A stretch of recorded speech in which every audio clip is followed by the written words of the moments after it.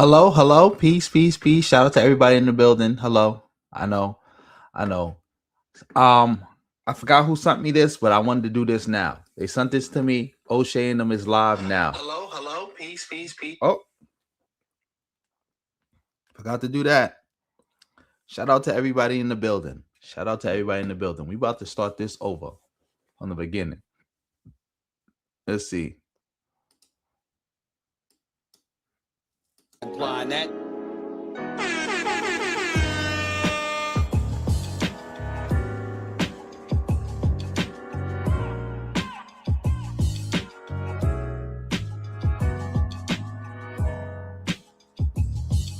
Can you hear the stream? Comment if you can hear the stream. This is a special stream, special event.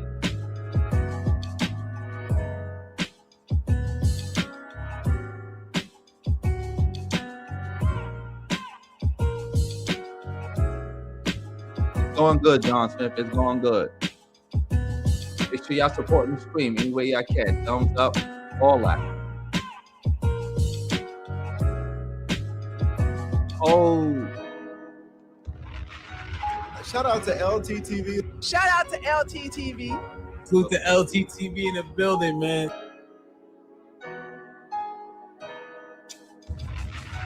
Shout out to brother LTTV. Shout out to LTTV. Nobody's LT, and I'm certainly not implying that. LT cooking your ass.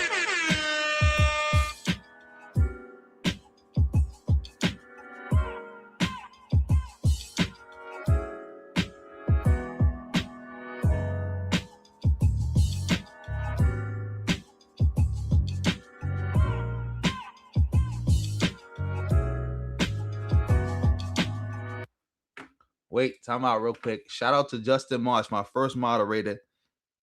He just came through and gifted people 20 memberships. Family, if Justin Marsh gifted you 20 memberships, make sure you thank him and make sure you keep it going.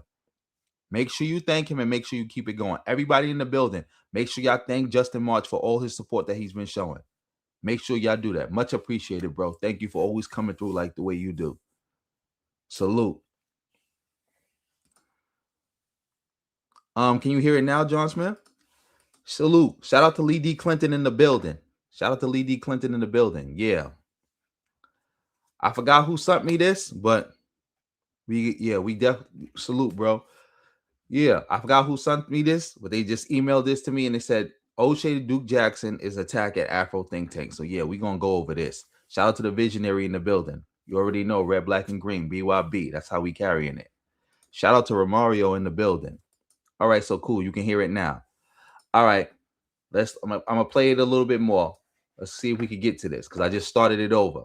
Like they say still live, but I just wanted to start it over because I wanted to see what's going on from the beginning.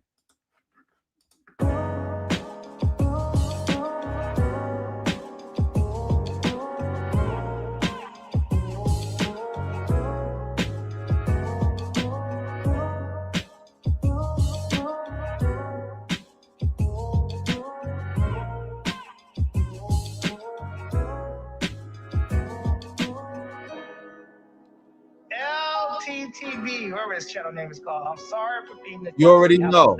We team Afro Think Tank over here. Shout out to the brother Afro Think Tank. Make sure y'all go subscribe to his Y'all channel. want to keep up with the news and just shit be going on, subscribe to LTTV. That nigga know everything about everything. I ain't gonna lie.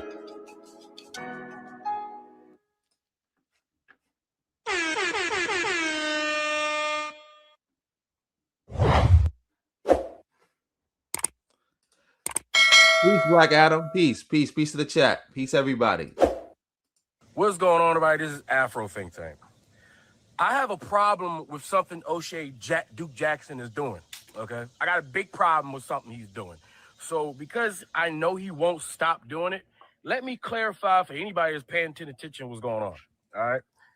Now, Oshay is currently at war, all right, with a bunch of what he likes to refer to as keyboard Pan-Africans, right?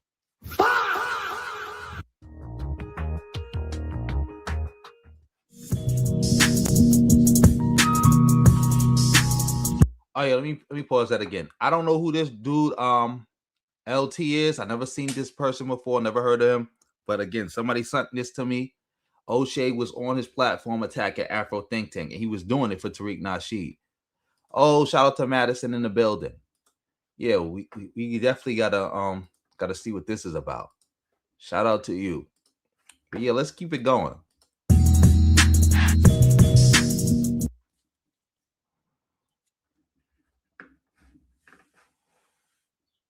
Did I mute him, or is he just mute himself? Right? Keyboard Pan-Africans. Now, I understand what he's saying, right? He's talking about those Africans who leave their country, come to America, the UK, various different places, and never go back ever unless they go to a vacation a couple weeks, right? And then they go back to their comforts of the West. Because once they get a taste of McDonald's and Taco Bell and goddamn comfortable pillows and shit, that is it. They never going back to Africa, right? And usually these are the ones in the workplace that will sit there and tell an African American how terrible their country is in real life. Terrible. I mean, absolutely terrible, right? But then they will get online when an African American regurgitates the exact same thing that they were just telling all of their freaking coworkers about their country, and because it's being said online, they're embarrassed. So then all of a sudden they act like they're for their country, right? And the problem is there's a lot of diasporan Africans, not all of them, obviously, but there's always a few of them, right? That they just got this thing to where they don't. I want to stop the brother real quick. Afro Think Tank, and I want to speak on that about Oshay claiming that there's people who go and talk about how terrible Africa is, and now they only mad because people who they told Africa was terrible are just repeating it online. I have not seen that. I don't know anything about that, but what I do know something about is Black Americans complaining about how bad the Black community is online and offline to everybody. And then now they complaining, and then now they try to complain when they say they heard an African say it. Mind you, a lot of the stuff that people be crying about, that, oh, look, this African said this, and this is anti-Black. This is somebody repeating something that they was taught by somebody who was a native Black American. Remember, Tariq and all those other bozos was the biggest attackers of native Black Americans. This is how I first got into smoke with them, because they was constantly attacking Black people in America to put them down, to big up Black immigrants. In fact, shout out to the sister, Dr. I think her name is Christina Gia. She talked about this in her book, Black Ethnics, about how Black people constantly put the Black community, the American Black community, down all the time, and how they big up and put other immigrant groups on a pedestal. So that's something that was going on in America. That's something that I know for a fact was Black people was doing, especially a lot of these FBA bozos. They was doing that. They was doing that big time. And then now they try to get performative and be like, oh, did you hear what that person said? Mind you, this is stuff that they say all the time. This is stuff that they was teaching people. Even when they be trying to attack Black immigrants while pointing to something that a Black immigrant conservative said. Who taught them that? Who taught them that? A native Black American conservative. That's who they taught. Who taught them that? That's who they repeating. Shout out to everybody in the building. Shout out to everybody in the building. Oh, shout out to East Coast Kev in the building. Yeah, I'm up, bro, early. Shout out to Benevolent. And oh yeah. Yeah, I still got you. Salute for all the job. Salute. 350, yo. Salute. Yeah, let's keep it going. Oh, you said 5 point star said that he's a bozo. I mean, he a goofball. Well, we gonna see. Shout out to everybody in the building. Yeah, I don't know. We gonna see. Well, let's keep it going. Don't want anybody to talk about the shit in their country, the whole literal reason why they're in another country, because nobody leaves the country that they love unless they have to. Nobody leaves a country that they're proud of unless they absolutely have to, and they have to for a reason. But here's my problem. So I don't have a problem about, you know, who's he's battling and why he's battling it, because he is not wrong. He may be an asshole, yeah, but he ain't wrong about nothing, not a word that he's saying, because everything he's saying about the. Okay, I'm not mute. That's LT. He muted himself, so he's talking and nobody can hear him. He muted himself.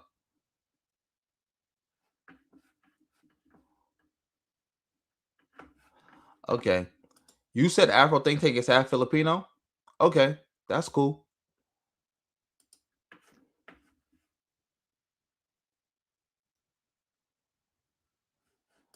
Exactly. But we about to speed this up because bro is on mute real quick. He on mute. So we got to see what's going on. You said no, he isn't. All right, cool. Like I said, either way, whether he is or he isn't, I don't care. I salute the brother. He putting in good work. That's it. All right, cool. So the boy got his mic mute, but he got the sound effects on. Come on now, this ain't it. This is not it. This is not it. This is not it. Salute, Jackie.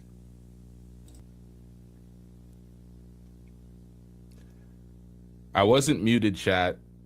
I was not muted. My mic, everything was on. I checked the levels. It was not muted. It was dumbass OBS.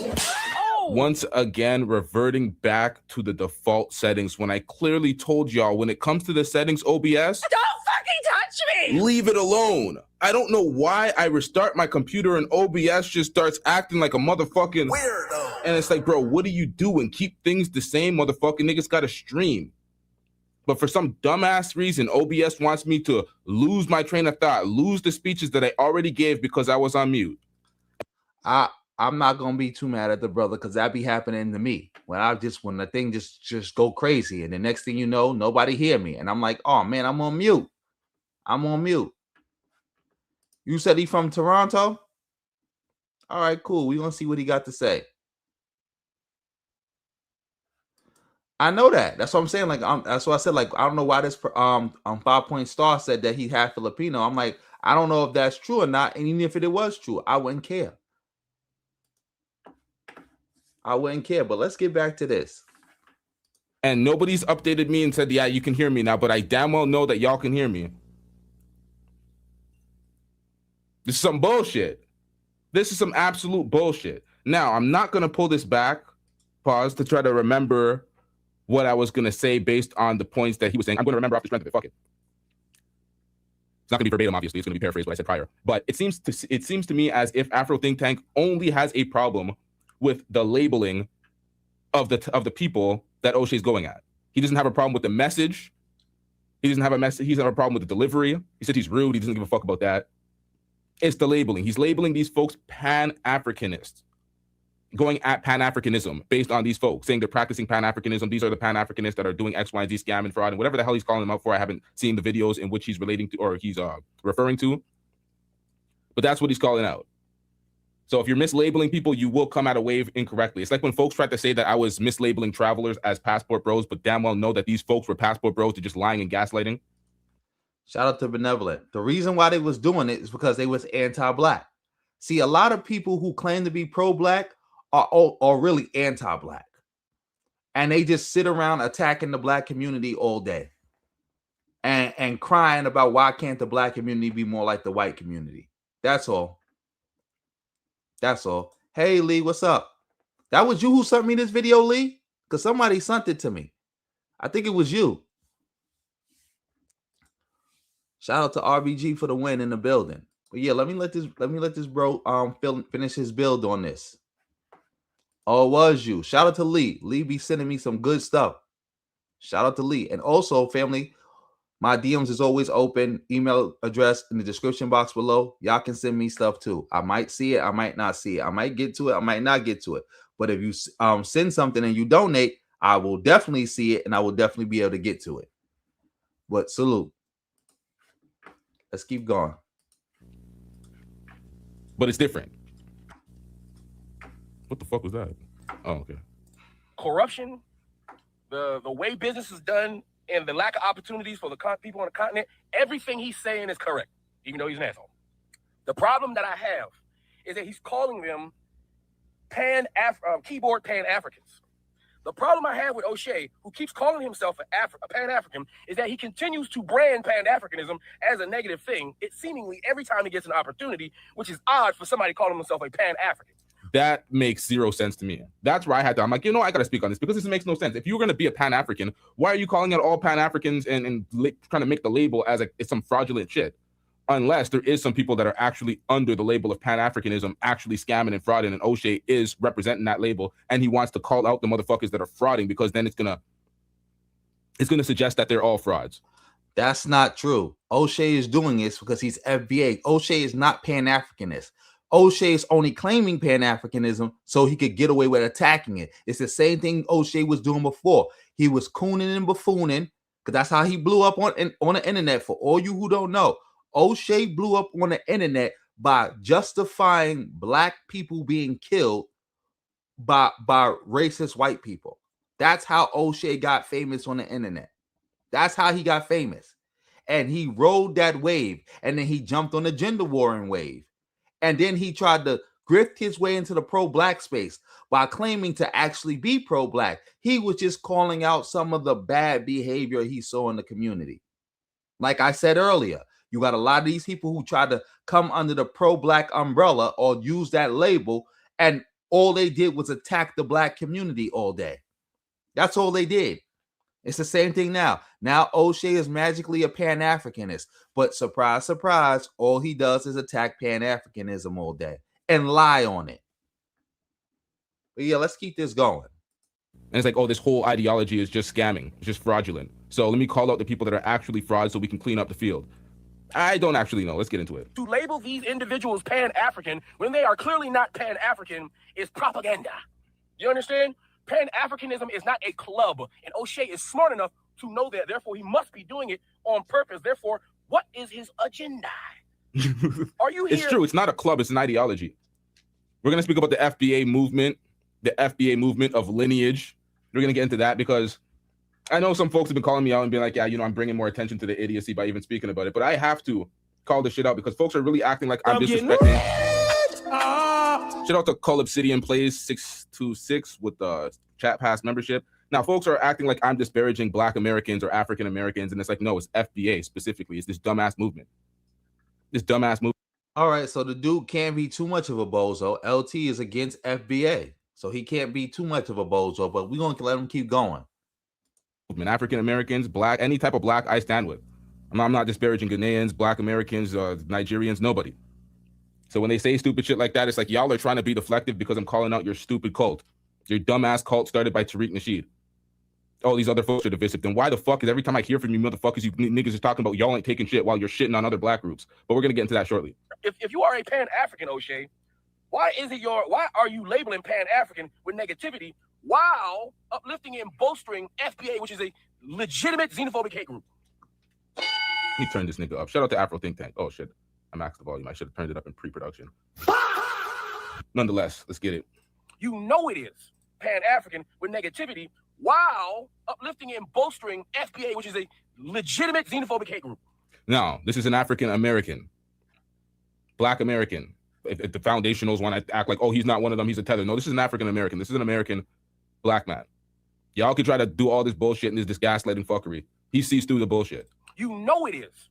But for monetary reasons, you don't go negative with FBA. But for some reason, the unifying force of Pan-Africanism, the ideology of Pan-African, you chose to attach to xenophobic diaspora Africans who take advantage of the benefits that other people have laid down before they got there. You are confusing the message for your subscribers who are already confused on what Pan-Africanism is. Pan-African, you can't be a Pan-African if you're not a Pan-African. None of these people that Oshay talks about are Pan-Africans. None of these people that Oshay talks about displays any Pan-African ideology. Now, shout out to Afro Think Tank and shout out to Oshay Duke Jackson. None of this is some sort of hit piece or let's tear these motherfuckers down. This is just a disagreement in ideas. None of these people even call themselves a Pan-African, and they do their fucking lying. All right, because the only way you can be a Pan-African is to be Pan-African. Pan-Africanism is an ascension. If you are in fact a Pan-African, you've already ascended past the ego. You already ascended. You already know how to conflict resolute. You've already done all these steps. To be a Pan-African is to be on the top of your unity.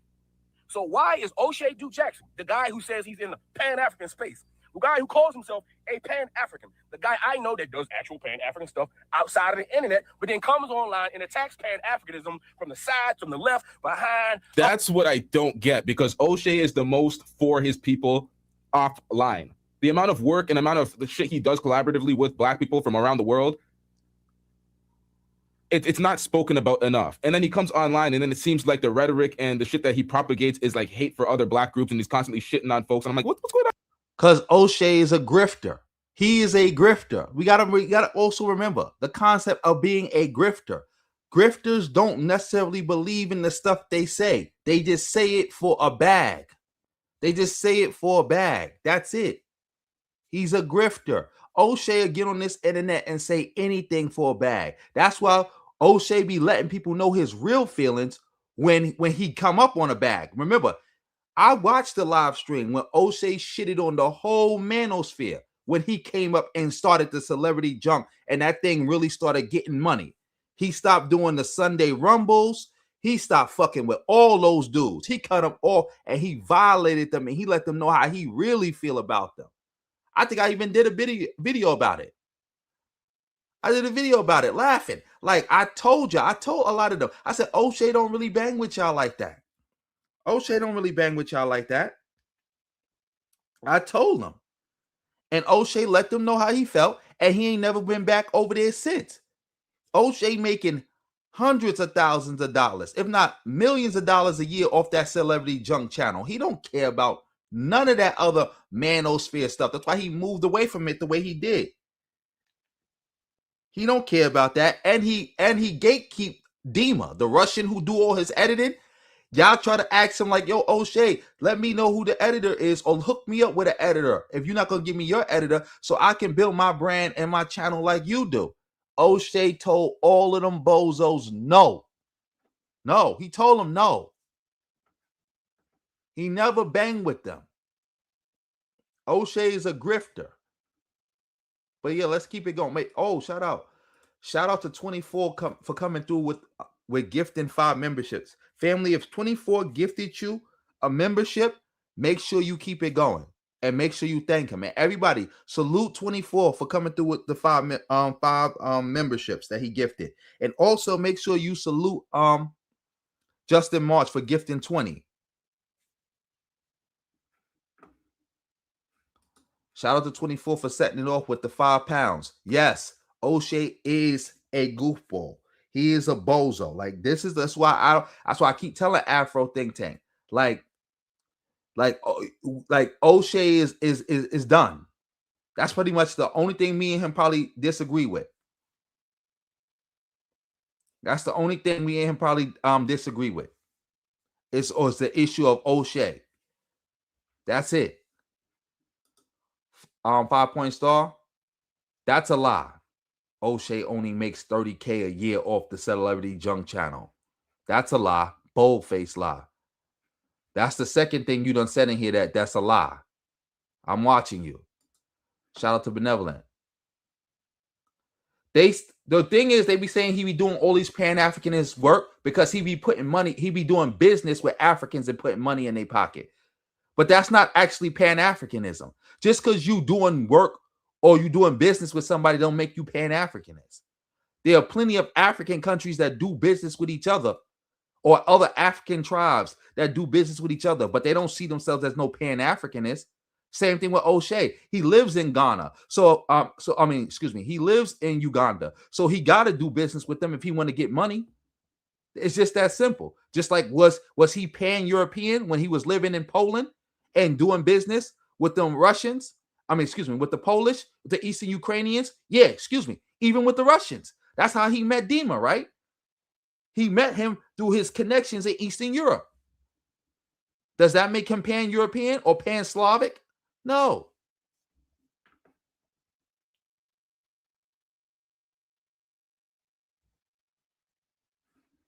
Okay, I'm about to put you on timeout because you said I'm lying. I done seen Oshay show his metrics and violate people. He showed how before. I remember he showed how he made, what was it, 90K in 1 month just off his Kevin Samuel videos alone. Oshay is a millionaire. Maybe you don't know that, but Oshay is a millionaire. Certified. YouTube pay out a lot of money.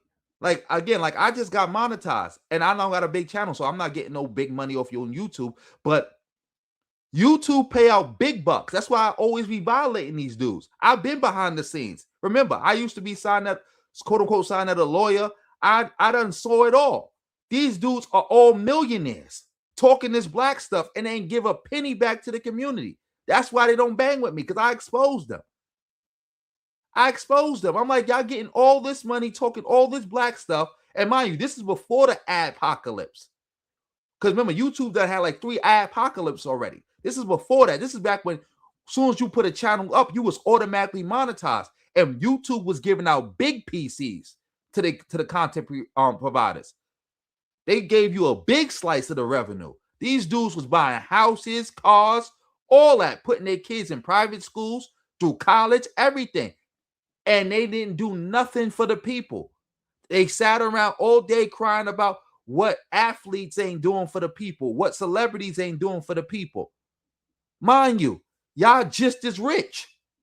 Y'all millionaires too. It wouldn't have cost y'all 1% of y'all, it would have cost y'all single digits of y'all income to actually do something for the community that you said you wanted to see done. It would have cost them that. These dudes make millions of dollars off this stuff. And not including the debates, the DVDs. They was raking in the big bucks. And they ain't never do nothing for nobody. Nobody. They never did nothing for nobody. Yes, Oshay is making $1 million. If Oshay told me right now that he not making at least $1 million a year off YouTube, I'll be like, you lying.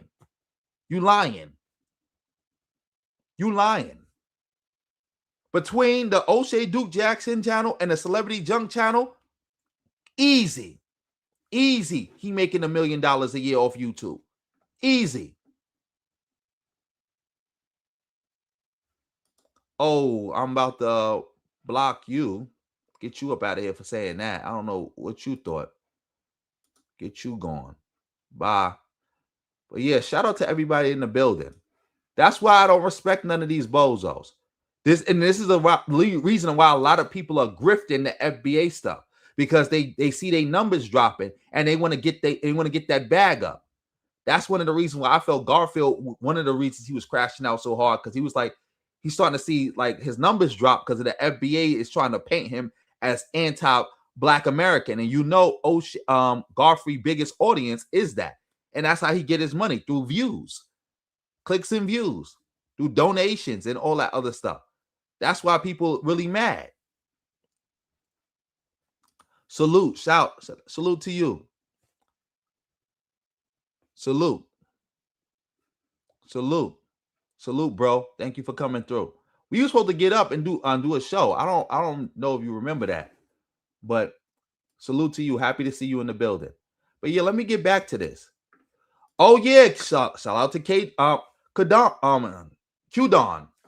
Shout out to Q-Don. You're right. Oshay also got the Kenyatta channel. Between those three channels alone, Oshay is making $1 million off YouTube easy.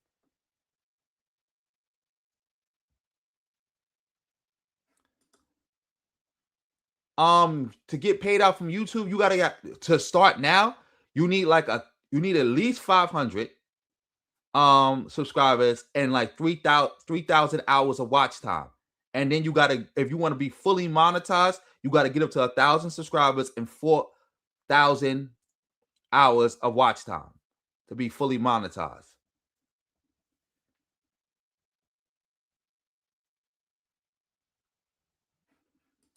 Shout out to Lee in the building. You said, yeah, shout out to Lee for this. He said he hasn't made less than $500,000.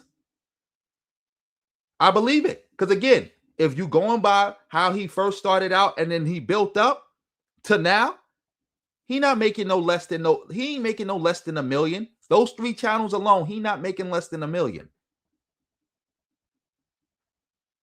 He not making less than $1 million a year. And he's sitting all the way in Africa, making in Uganda with American money. And he's only working with people because they get him paid. That's not Pan-Africanism. Because if you move Oshay from Africa today or tomorrow and he couldn't get another dollar with them, he wouldn't be giving them nothing. Let's say Oshay moved to China. Everything he doing in Uganda, he'll be doing in China. Just like everything he was doing in Poland. Shout out to CD No Handle. I ain't see you in a long time. Salute. Thank you for coming through with the 5. I guess the notifications the notifications be tripping a little bit. That's why I say subscribe to all my channels. You'll get the notification from one of them. But salute to you for that. Oh, salute, Tina. Shout out to you in the building. Okay, all right, cool. Hit me up on Instagram then. Yeah, we could talk about that. But yeah, let me get back to this stuff. Exactly. That's one of the reasons Phil, the Advised Show, jumped on the FBA trend. Because remember, that Africa diaspora channel was dying. So he had to get on. That's why he barely posts over there no more. He only posts on his Phil Scott channel. And all he do is talk about FBA stuff all day long. All day long. But yeah, let's keep it going. Let's keep it going. Because I went on for a little rant right there. But yeah, let's keep it going. Here, Oshay. Upwards, downwards, labeling other people who are clearly not Pan-African, so that his confused subscribers can associate Pan-Africanism. Wait, time out. Oh, I just saw that. You said you hit me on Instagram. I didn't see it. I'm going to go look back again for it. But shout out to you. Thank you. I'm going to go look for that. Definitely going to go look for that. Because again, I didn't know you hit me on it. I don't know how to use Instagram like that. That's why I stopped using it. But yeah, I haven't stopped using it. I'll be trying to still check it, but I don't really know how to use it. But yeah, I'm going to go check on that. With a bunch of ignorant-ass, xenophobic, hateful-ass continental Africans that's too afraid to go home and fix their own countries, and they rather sit in the West and they rather reap the benefits from those who fought before they got there. That's the problem I got with Oshay in his battle right now. Because he's confusing and he's riding lines. He's playing with the fence. You see, I know I'm not the only one who noticed this. I know that. There are not that many Pan-Africans on YouTube. There's not that many Pan-Africans. You can call yourself a Pan-African. There's a lot of people that call themselves Pan-African, but they don't pass the smell test. They don't pass the action test. You Pan-African. Yeah, like Dr. Umar Johnson, the prince of Pan-Africanism, that all he ever does is hustle and finesse and scam his own community. This motherfucker says blacks from... Oh, yeah. That's the funny part also. Oshay supposed to be so stormed down on cleaning up Pan-Africanism, but he ain't got nothing to say about Umar. The only time he was attacking Umar is when he was pushing... when he was out here gender warring. When Oshay was gender warring, then he was attacking Umar. But after that, he started being a Pan-Africanist. Now he's not attacking him no more. Salute to Nana. Salute to Nana for coming through. Yeah, shout out. Thank you, Justin March. Let me know. Yeah, you already know. Salute to Nana for coming through. Everybody shout him out. He came through with the $9.99. Much appreciated. Thank you. Thank you. Thank you for all your support. Family, make sure y'all shouting out everybody who's supporting the stream. Shout them out. It's much appreciated. Yeah, let's keep it going. Anywhere. Any African nation, any Caribbean nation, anywhere across the globe, blacks can donate. The second a white person tries to put their money in the pot, Don't fucking touch me! and I'm like, okay, so you're going to continue this perpetual finesse for the school, and you're going to target your entire community, the entire diaspora of your community, finesse all of us for one school in Delaware, bro? What are we doing out here? Africanism is an ideology. It's an ideology. There are groups who utilize and adopt the ideology of unification under the guise of Pan-Africanism. And I know Oshay is smart enough, so why is he utilizing Pan-Africanism as a verbal word to attach to obviously non-Pan-African, xenophobic, hateful Negroes? I don't understand. It don't make sense. He should come up with another name to distinguish them from actual Pan-Africans, because you disrespecting the fuck out of me, Oshay, calling these motherfuckers Pan-African, even if you calling them Pan-African keyboard warriors. Because we and these niggas, it's not the same. Anyway, I just want to say that. Is Oshay going to address that shit? Probably not, because he's probably making a whole bunch of bank talking shit about Pan-Africanism by attaching them to people who are clearly not Pan-African, because you know his FBA club members, his FBA who pays him because they watch his shows. Yeah, now we're gonna have a sit down with Oshay about this FBA bullshit. We're gonna have to Yeah, you might have to definitely do that because I'm about to fast after Afro thing taking pass go off. We're gonna fast forward to the part with Oshay Duke Jackson. You already know 24. You already know. Shout out to Stanley in the building. I think he's still making $1 million. He's still making millions because he always probably made the majority of his money through donations and subscriberships. So even though he probably not really making no money off YouTube like that, YouTube is still working for him as, like advertisement. Because a lot of these dudes who don't get paid on a lot of their other social media sites, but they still do them so that it brings people to the social media sites that they are getting paid off of. Salute to you, Stanley. Shout out to the boogeyman in the building. Nah, Oshay was attacking Umar, but he wasn't attacking him for being a fake Pan-Africanist or bringing the name of Pan-Africanism in disrepute. He wasn't attacking him for that. He was not attacking him like that. And when he was, and again, when he was attacking him, Oshay wasn't calling himself a Pan-Africanist back then. Now he is, and he's not doing nothing about it. You said he about to have a show at 11:30 tonight, attacking Nana who just donated to me. For what?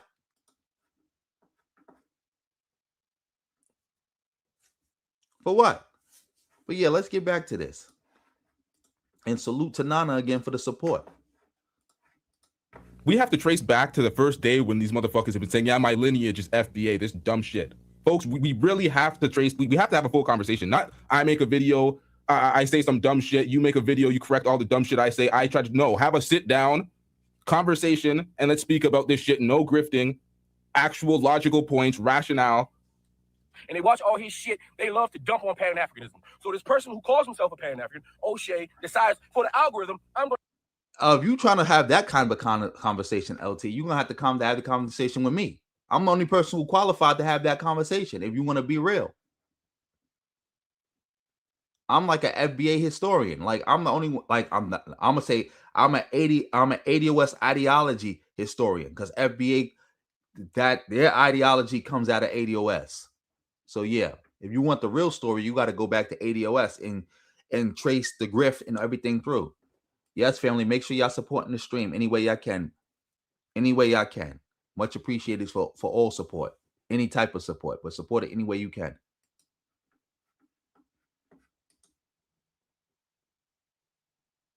Oh, okay. I'm probably going to have to tune into that. Yes, YouTube was crazy. Yes, the W. Make sure y'all shouting out everybody who donating. But yeah, let's keep it going.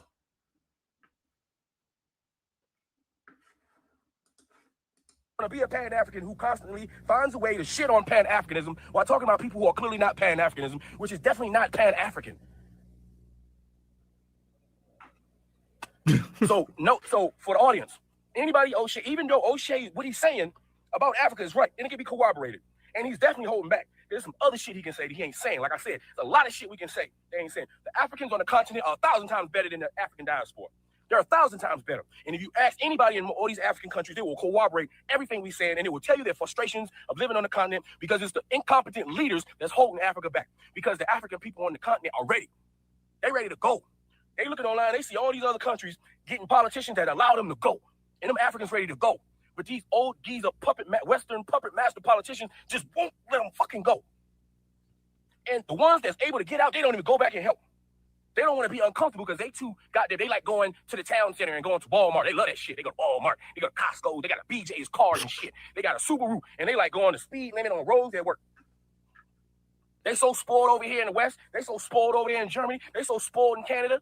They don't want to go and do the work and go home and help their brothers and sisters. Yet they get mad at black people who go when they got the nerve to do it. And then they act like they more African than the African. They act like they more African than us. As a matter of fact, a lot of the people he talk about believe that they're better in actual authentic Africans and we not African. How is that Pan-African? Why are you attaching Pan-Africanism to these people? That's not, yeah. That's a fact. That's a fact. Oh, I thought I blocked you. But anyway, let me address something you say real quick before I block you. I don't eat off FBA, bro. Like, FBA has cost me money. Do you know how many channels they have flagged down? Do you not know that this channel that I'm screaming from right now has strikes and stuff on it? That I'm completely out the algorithm? That's why I ask people for engagement, because engagement can force me back into the algorithm. I am out the algorithm. I am completely out the algorithm. I'm not going to come up unless you're searching for me. Why? Because FBA bozos are constantly flagging me. People who've been around long enough know that. How many people who know me since I've started YouTube and I had to keep changing channels? I done went through like 12 channels already because people keep flagging me down. Not because I'm lying, not because I can't prove what I'm saying, because they try to silence me. Again, I just recently got monetized. I just recently even started accepting donations. I wasn't doing this before. I wasn't getting no money. I was doing this just off the love for the people and that somebody had to do this. So you're mad. Let me block you real quick. There you go. Let me block you. Get you up out of here. But yeah, I've been doing this for the edification of the people. I've been doing it. Nobody was giving me nothing. I wasn't getting no bread. Remember, that was used to be the joke of the town, that I'm doing all this content, exposing FBA, but I'm not getting paid. And that's why I said to these bozos, y'all was grifters. The only reason y'all doing the FBA stuff is because y'all could get money from it. Y'all don't really believe in it. That's why I said a lot of the FBA content providers are just grifting. They're just grifting. But yeah, let's get back to this. Yes, thank you for always supporting the show. But yeah, let's keep it going. That's not Pan-African ideology at all. Yeah, he's calling out the wrong. He's putting the wrong label on the wrong folks. Is that, yeah, no, that's something Nana would say. Shout out to Nana. I have the live calling out some of the points that he speaks on, because he said some wild shit. Then I'm like, nigga, what the fuck? But he also, within the wild shit Nana says, he also makes some good points. So he will say some crazy shit that would be like seen as some coon shit, and then he'll say something I'll be like, you know what? From this perspective, I understand what the hell you're saying. Why do you attach FBA to all African Americans? He knows goddamn well. Oh, shout out to Rod Ardis for coming through with the 20. Much appreciated. Much appreciated, bro. Thank you for coming through with the 20. Much appreciated. Much appreciated. Much appreciated. Let's keep this going. That 99.99% of African Americans never even heard of that shit. FBA, Foundational Black American. Nobody knows that shit. I'm telling you, this is some bullshit. This FBA shit. Come on, bro. Like, people really got to keep it real. When Obama was elected, people weren't saying great day for FBA, the Foundational Black Americans came up, blah, blah, blah. No one was even questioning the fact that this nigga's from Kenya. He's not even foundationally black. People were just like, oh, my president black, my Lambo red. Like, what are we talking about, bro? This revisionist history of this foundational bullshit. You got it wrong. It's my president is black and my Lambo is blue. Jim Jones said my president is black and my Ferrari is red. Shout out to Jim Jones. Shout out to Young Jeezy. What a time to be alive. Let's keep it going. Made by Tariq Nasheed. Even somebody in the chat said, oh, Tariq Nasheed himself said it. Who gives a fuck what Tariq Nasheed said about shit, nigga? Is Tariq Nasheed the lord of niggas all of a sudden? Get this nigga the fuck out of here. Off YouTube and TikTok and Instagram. But oh, wait, time out. Shout out to Lee D. Clinton for coming through with the 10. Thank you, Lee D. You already know I always bring it to them. I always bring it to them. And oh, shout out to I think it's Reef for coming through with 2 gifts. Thank you for sending the jewels. Much appreciated. Everybody, make sure y'all shouting out all the people who supporting the stream. Make sure y'all shouting them out. Much appreciated. Let's keep this going. Pumps it, supposedly as a Pan-African. And attacking people who are clearly not Pan-African by calling them Pan-African and then adding them a name. Like you being slick or some shit. That don't make no god. Shout out to CJ with the $5 super chat. CJ says, diasporans must work hard in the West to make money to send home. They do get tired and have a lot of burdens, but must eventually build back home. This is the thing. When you look at like Jamaicans, Nigerians, Ghanaians, Guyanese, everybody, you look at the Caribbean and the African diaspora, like there's people send back money like crazy. the Western Unions and all these motherfuckers, they send money back like crazy. Oh, most eventually must. Okay, that's what you said, most, not must. I tried to spell correct, but I butchered the spell correct. Yeah, like we send money back like crazy. So I think he's talking to a specific subset of folks that Oshay's calling out and mislabeling. Because he's not talking about the ones that are trying to build back home. He's talking about the ones that are in Walmart with their Subaru and their Starbucks, just living it up in the West. Not saying that. He's talking about a specific subset of folks. I don't really hear those folks. They don't really touch my algorithm. Everybody that I know sends money back. Damn sense. Intelligent people can see right through all that shit. Whose side are you on? Because we're seeing two faces here. We got the propaganda that you lay down that the people who are not intelligent will never pick up, right? And then we got the actions that you do. Which one is it? Because one is about to cancel the other one, I swear. And how can anybody be on your side? A real Pan-African, it's hard for a real Pan-African to try to be on his side when he's clearly throwing shit out, attacking Pan-Africans and attacking xenophobia. That's why I said what I said, Afro Think Tank. That's why I said what I said about not supporting Oshay Duke Jackson. Can't support him. Shout out to Yellen for coming through with the €2. Whole lot of ones beat a whole lot of nuns any day of the week. Thank you for the €2. Make sure y'all shouting out Yellen. Thank you for the support. So you can attack these guys, but you can't attack the real enemy that's right in your face called Tariq Nasheed. You can't attack, you let Tariq Nasheed and his ignorance spew every goddamn... Nah, because I heard, I'm going to play this and let Afro Think Tank cook. But I heard Oshay Duke Jackson calling out Flacco for a scam that Flacco did on his page, which some dumbass course that Flacco's trying to sell to try to, like, Point and Shoot called it out as well. It's facts. These YouTube courses, they all scamming out here. He called out Flacco. But I'm like, you sat back and watched your buddy Austin Holloman for years scamming it up, switching scam, trying to maneuver into a different clever scam that's even dumber than the last. And he hasn't uttered a word about that. I'm just like, come on, bro. Like, what are we doing here? If we're going to keep it real and we're going to hold people accountable and call out scammers, we got to keep it a stack. Like, how long have we been calling for this motherfucker to call out Austin Holloman and keep it all the way a stack? It's like when we're calling out folks to call out ABBA when they know ABBA was fucking around with these women. One of his exes recently put out a video that I'm going to react to soon as well. Another one. But like, folks don't want to talk about it. We put pressure on them because they know it's biased. They know there's certain factions that they don't want to speak out against because they're grifting a wave. We know what's going on out here. A lot of the FBA folks, they're bots. They're faceless YouTube channels. No profile picture. Same dudes angry in every comment section trying to dominate shit. It's like, get the fuck out of here, nigga. You mad at everything. Bunch of dusty motherfuckers. Yay. Obvious shit. Obvious, xenophobic, hateful rhetoric. You ain't got no fucking smoke for that nigga. Mm-hmm. But somehow you can rap Pan-Africanism and make that look negative and disunifying with other people who are clearly not Pan-African. That shit makes no fucking sense in real life. Anyway, you guys tell me what you think in the comment sections. Afro Think Tank. Learn something. Shout out to Afro Think Tank, and that's a fact. Like I said, that's why I try to tell Afro Think Tank before. Like, yo, Oshay is talking that Pan-Africanist talk, and he's using the fact that he does actually do business in real life with Africans as a way to try to, as a shield. But he's really about pushing that FBA stuff. He's like, and again, he's grifting. Again, also shout out to Artist. Make sure y'all go subscribe to the bro channel. Oh, look. Shout out to Focus World TV 1 for coming through with the $4.99. Much appreciated. Thank you. Let me see. Yes, I have. Thank you. Thank you for recognizing that. I have. Like I said, like, how many scams have I destroyed? I destroyed the Morris scam. Because remember, around like, what was it? Like 2015, 16, that Morris scam was whipping everybody ass. I had to clear that up. That's why you don't see that too much. The Aboriginal thing, that Aboriginal thing was dominating everything. Like, y'all think that the Aboriginals are annoying and big now. They was huge until I crushed Dan Calloway.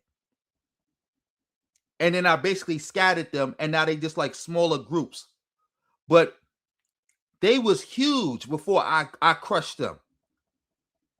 Like FBA, even FBA now. Y'all think FBA is big now. Y'all should have seen them in 2020 and 2019. They was huge. FBA ADOS, they was huge.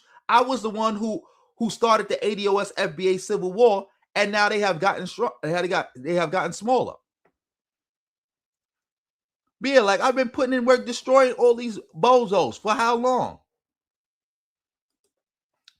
That's a fact, Reef, that they are run by, a lot of them are. I done exposed a couple accounts on Twitter being run by white people. That's a fact. Yes, the sovereign citizen thingy, the Moorish paperwork. I had to clear that up. I had to clean that up. Shout out to Lee. And again, shout out to everybody sending the super chat. Thank you. All the support. Remember, family, if you want to support the stream and you don't want to be seen, you can hit the PayPal, the Cash App, or the Venmo. Also, you let me know whether you want a shout out from it or not.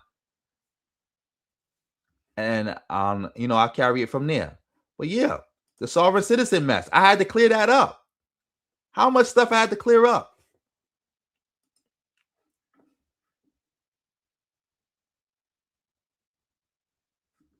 How much? How much stuff I had to clear up? I did that. I didn't get paid for that. I didn't get no money for that. I lost opportunities on YouTube behind that. How many channels I lost behind that? Everything. I could have been talking about other stuff, but I was clearing that up.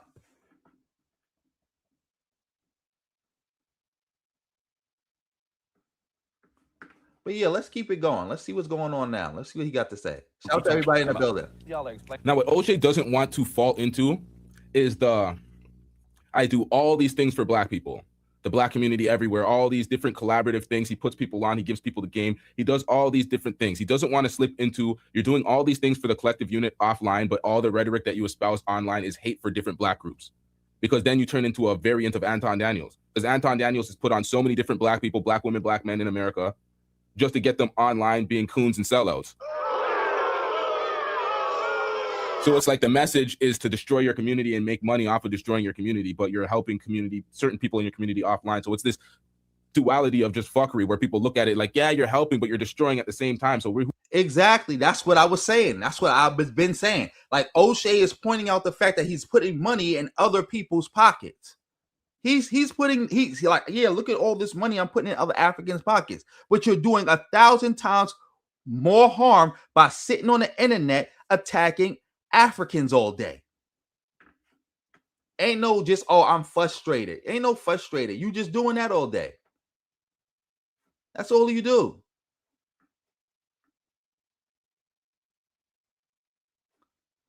All you do. Exactly. He definitely is. I don't know. Maybe I could do some sports talk. I don't know. Sports talk and some other things. Maybe I'll just start branching out and do some other things. But yeah. But salute to everybody in the building. We got a lot of people in the building. Let me see. I'm new to the channel. Oh, my work is to destroy all these anti-African, anti-black, anti-our people stuff on YouTube. Like anything that's meant to attack black people or destroy black people from within, I'm here to clean that up. I take care of all the fifth columns: FBA, the indigenous, the sovereign citizen, Moorish movement. I clean all that up. I clean all that up. I clean up all that. Shout out to you, Nano. Shout out to you. But yeah, let's keep it going. Let's keep it going. Shout out to everybody in the building. Who you're really helping, you're just grifting. It becomes a mess. So you don't want to step into that lane. Now, this is a compilation from Afro Think Tank. This is his video where they explained the definition of Pan-Africanism. I want to get into this video by Nana because Nana responded to Afro Think Tank's video. He had some issues with some of the things that Afro Think Tank said, and he made some points. Let's get into it. Wait, y'all want to see this, or y'all want me to fast forward to the part with Oshay? Maybe we could. Let me see. Should I fast forward to the part with Oshay talking? Because Oshay did come on this live, or y'all want to see that part where he go over this video? Put 1 in the chat to go to Oshay. Put 2 in the chat to stay here and see what he got to say about Nana.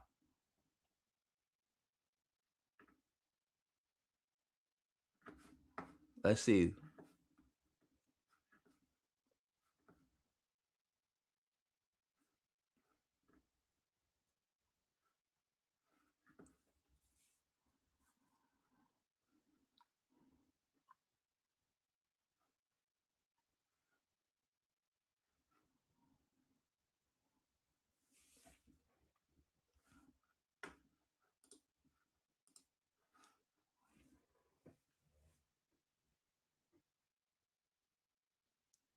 Okay, the 2s have it. What did I say was 2? What was option 2?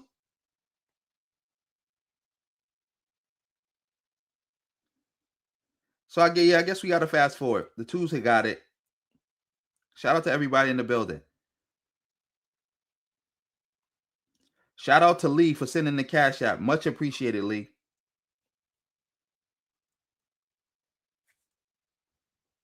Shout out to everybody who came through. I think the fast forwards have it. The fast forwards have it. So let's see what's going on with the Oshay situation. Because again, if he's talking about Nano, maybe we could come back and watch that tonight. What he got to say about Nano. But let's see what he got to say with Oshay. In Africa, folks came for him, and it's like, that's why Afro think tank says it's fucked up. He might be rude, but it's the truth. He's not lying about these things. May ascribe a wrong. And they said that they looked him. I'll finally get a chance to get on one of my. Oh, yo, holy shit, this is my fault. Yo, oh shit. Hello? I hear you now. Can you hear okay, me? yeah, man, this is my fault, man. Everything restarted when I started this damn OBS. That's why I didn't realize this wasn't connected. Okay. All right, so yeah, we going to the part with Oshay right here. What do you mean by this, James? What's your name? James Parker. What do you mean? Like what link? It's the only link I got to drop. Let me see. What link? What link? You mean like link like this?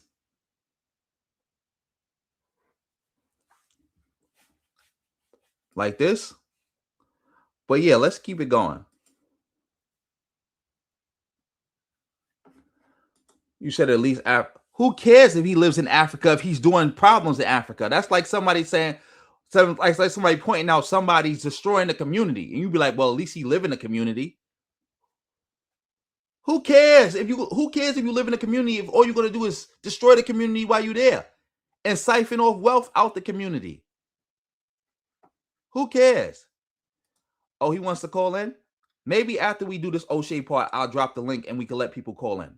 How about that? How'd that sound? That sound good? That sound good. So yeah, let's let Oshay explain himself, and then we could go on to that and drop the link. Yeah, man. What's going on, bro? Nothing much, man. I'm just struggle streaming right now. I don't know what happened. This is what happens sometimes when you take like a day or two and you reset stuff. For some reason, the OBS trips out, and all of a sudden I'm struggle streaming with all of my settings that are not in coordination the way they're supposed to be. I have to redo everything on the fly right now. As you can see, it's pretty rough. But yeah, we're here. All right, we got you on the screen. I'll finally get a chance to get on one of my favorite streams, man. You know, I've been a big fan for a long time. You, my brother. You always call it down the middle. I hate that you had beef with the one Nigerian dude, man, that was crazy. What was his name? The one in Wisconsin? Duke the Don. What happened to that nigga? He was funny, yo. He disappeared right after that beef because he was threatening lawsuits against. I think he was saying he was threatening to sue Tree, and then there was word about Fresh potentially suing him because he was saying he was a super spreader and spreading all sorts of STDs or whatever. He took down that video. It got real complicated around that Daisy time, and it got messy. There's a lot of defamatory comments being made. So I don't know if he ran from what was going on the platform, or I have no idea. Living? I have no idea. There's people in the comments that were trying to find out what's going on with him in his Discord or whatnot. And they said that they looked him up and he's still alive and he's still doing his thing, but he's not on the internet. And I'm like, no explanation, disappearing from your platform. That's crazy. I don't even know who they talking about. Shout out to Baka in the building. Shout out to everybody in the building. Make sure y'all hitting that thumbs up, family. Make sure y'all supporting the stream any way y'all can. And I'm almost halfway to my goal. Help make that happen.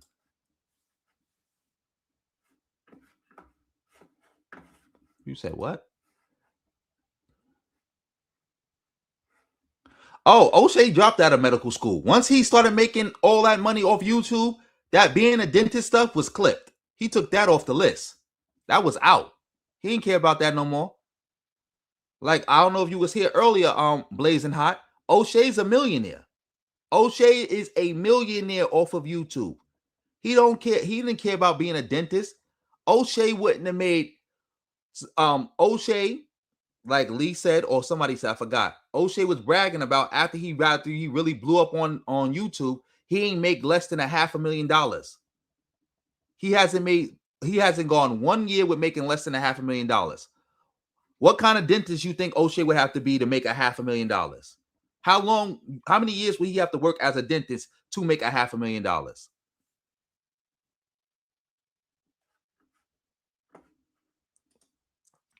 Oh, yeah, Lee, you're right. They definitely right. Try to ask those hard questions in the super chat, y'all. Shout out to AZ in the building.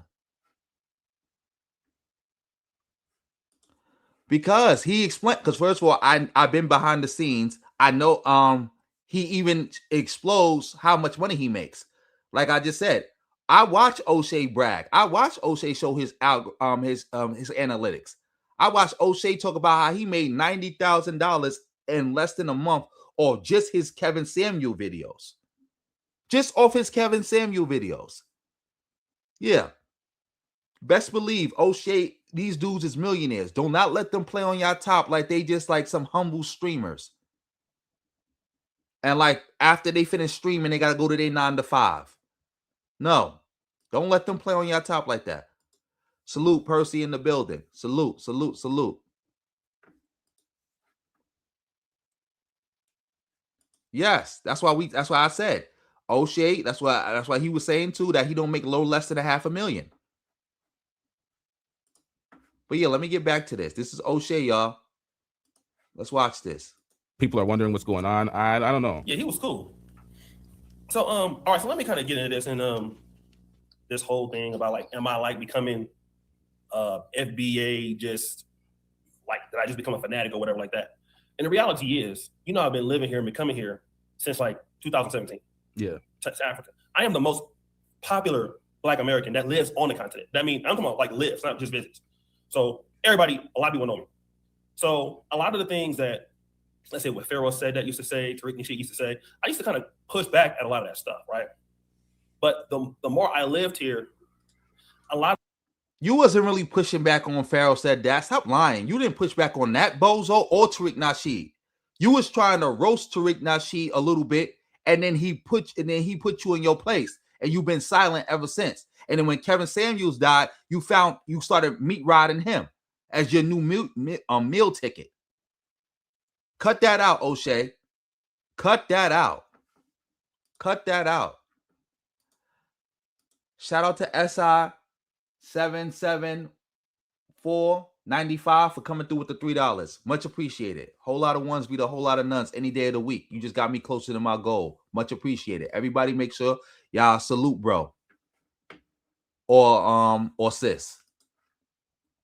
One of the things that they were saying, it becomes undeniable. Now, this does not mean that, you know, Africans hate Black Americans or anything like that.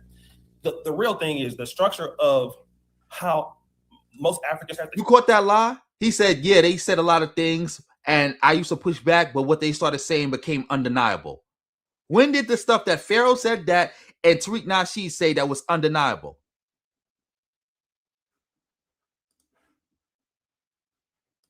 You already know, Lee. I don't read, like I said. Oh, I read your message. Let me see. Let me see. Oh, tell me.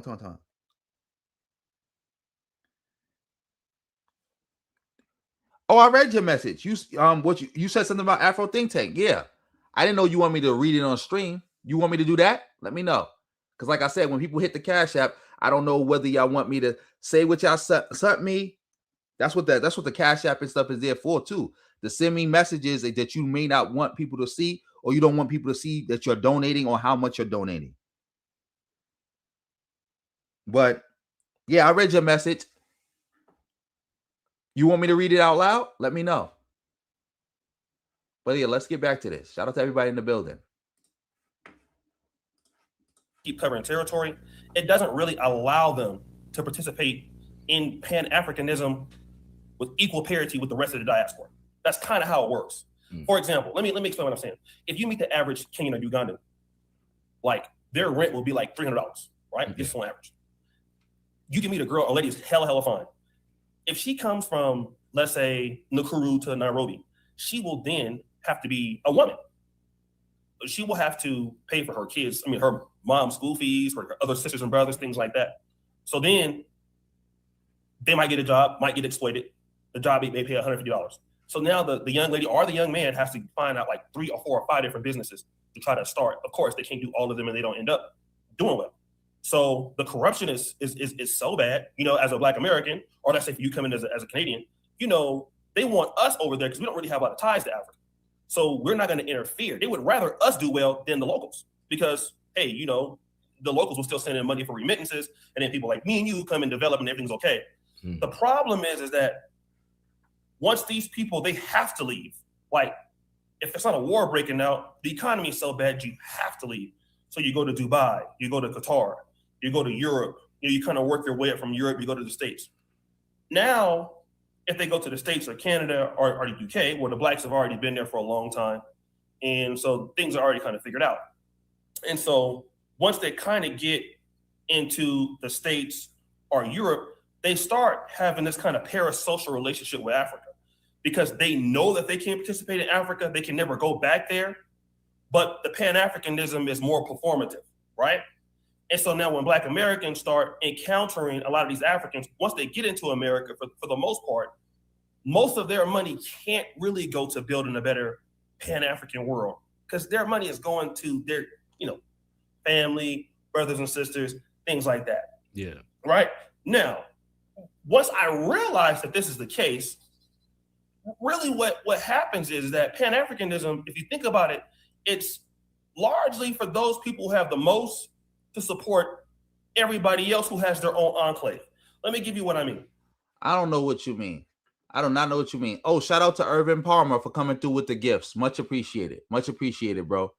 Oh, Lee, you said you want me to read it? What you wrote, what you sent me, it says that Afro think tank needs to learn like he did with Guy in Europe. I don't know what that means. That's what you sent me. It says Afro think tank need to learn like he did with Guy in Europe. Who's the guy in Europe that he need to learn from? Who is that? And you said, when did... I'm not talking about a gender war. I'm talking about the stuff he be saying about Pan-Africanism. That's what I'm talking about. But yeah, let's keep this going. Let's keep this going. The Somalis have been destroyed in many cases because of what's happened in Somaliland and Somalia, you know, French Somalia, then you have English. So what happened with the Somali people is that they're forced to cover territory all over the world. They're in Uganda, they're in Kenya, they're in Minnesota, they're in Canada. Yeah. So the only way they can really survive is they have these insular communities. And it kind of comes like if the refugees, it kind of comes in. So they get their money because they got to be off the radar because that's how they formulate it. It's really impossible to infiltrate Eritrean communities, Somalian, Djibouti. They're kind of to themselves Ethiopians, right? Now, if something happens that fits them in Canada, they will attach themselves to it for the betterment of their group. And then once they get what that is, they will go back to their insular communities.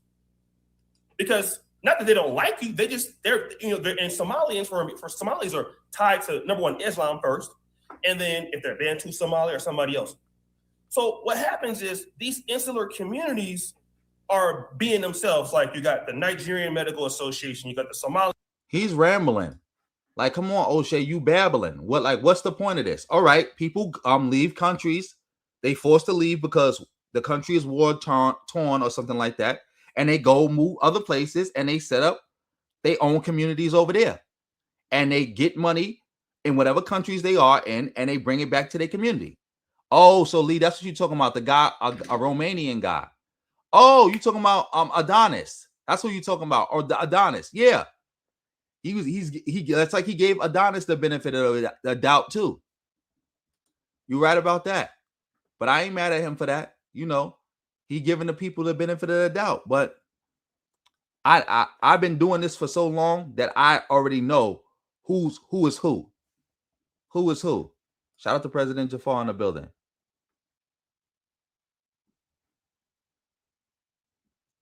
Exactly. Inquiring minds want to know. But yeah, let's keep it going. The American Association, you got all these things that, let's say you or me could not get into. But if it's the NAACP, everybody can get into it. If it's the black journalists, everybody can get into it. So now the price of Pan-Africanism typically comes to, number one, the African diaspora who makes the most money, whether it's somebody. You're not making any points. It's the same thing with black people. How many black people are a part of journalist groups in general, journalist guilds, but they also are part of a black guild, and it goes down like that. How many black immigrants are a part of black groups, but they also are part of their own little immigrant group? It's not an either or. It's not them using. Like I think that's the point he's trying to get to, that they somehow using us. How is that using? They were invited in. They didn't sneak in. People know that they there. People know that they got their own little groups too. And people are okay with that because guess what? Their own little groups got issues that we may not see. That's how it's supposed to work. See, that's the reason why I'm from New York. We got like a Chinese newspaper in New York. For Chinese people, you know why? Because Chinese people in New York got issues that will not be in the mainstream, but that is important to them. So them as a community, they got to address their own issues. That don't take away from nobody. That don't mean they using nobody. Like the Somali community got issues that the broader Native Black American community don't got. So they need to talk amongst themselves and raise their own issues. What's wrong with that? What's the problem with that? What is the problem with that? How are they stealing? How are they grifting? What's the issue? What is the issue? Shout out to Red Pill Zulu for coming through with the 20. Make sure y'all shout out Red Pill Zulu. Thank you, bro. You helped me get closer to my mark, helping me reach that goal.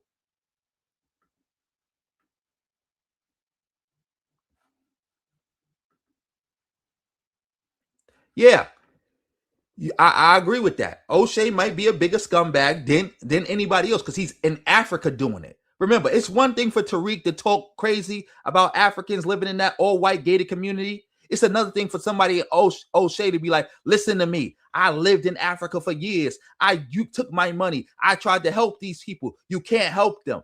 You can't help them. They bad. Africa's a lost cause. Blah, blah, blah, blah, blah, blah, blah, blah, blah. Yes, I agree with that. Thank you for bringing that to my attention. That yes, because like I always point out that Oshay is bad, but the way you phrased it, he might be worse. He might be worse. He might be worse than Tariq. He might be worse than Tariq. Can't make this up. You can't. Else are Black Americans, and then you must be open, but they stay insular. I see it all the time. So when Tariq talks about it from that perspective, that's right. That's not. I mean, the names. What do you mean? That's right. Again, this is not like a trick bag. This is again, they have their own issues that they got to address, and everybody does it.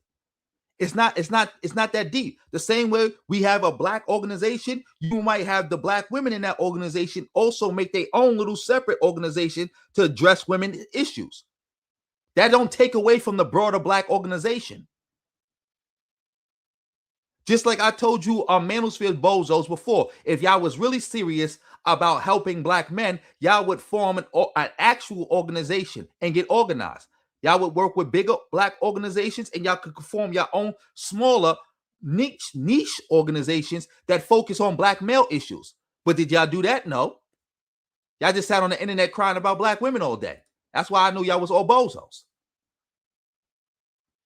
That's how I knew y'all was all bozos. Like this whole nonsense, like that don't even make sense.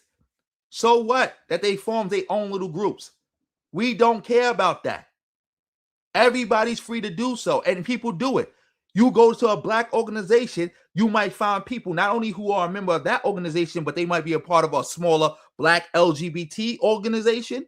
They might be a part of a smaller black dentist association, black dentist association group, a smaller black military vet organization. That's how it works. This is why if y'all actually were serious about helping black people and y'all was serious about organization and stuff like that, you would know this. This is not a secret. and they not doing no harm. Like, explain to me what they are doing that is harmful to the black community by doing that. I want to know. All that, I get it. But that's correct. And I'll give you another example before I'll be quiet. Look at what's going on right now in South Africa. South Africa, you got little Somalia already, little Ethiopia. You got these shops. It's all them. They do not collaborate. Most people who do performative Pan-Africanism, they don't collaborate. Like, let's say for me, like when I saw you, I know you from Canada or whatever. I'm like, I'm not gonna mess with you from Canada. You know me, I don't care. I come and support you like that. And you're like the same way. Yeah. But most brothers and sisters are not like that. That's the truth. And so when we call people call that, but they not Pan-Africanists though, Oshay. That's another thing. That's what Afro Think Tank was talking about. Why are you demonizing Pan-Africanism for the actions of people who are not Pan-Africanists? They not little PAs, they not big PAs, they not no PAs at all. So why are you demonizing Pan-Africanism? Those people you talking about are not Pan-Africanists. They probably never even heard the term before. So why are you demonizing all of us? Can't make this up. Can't make this up. You can't.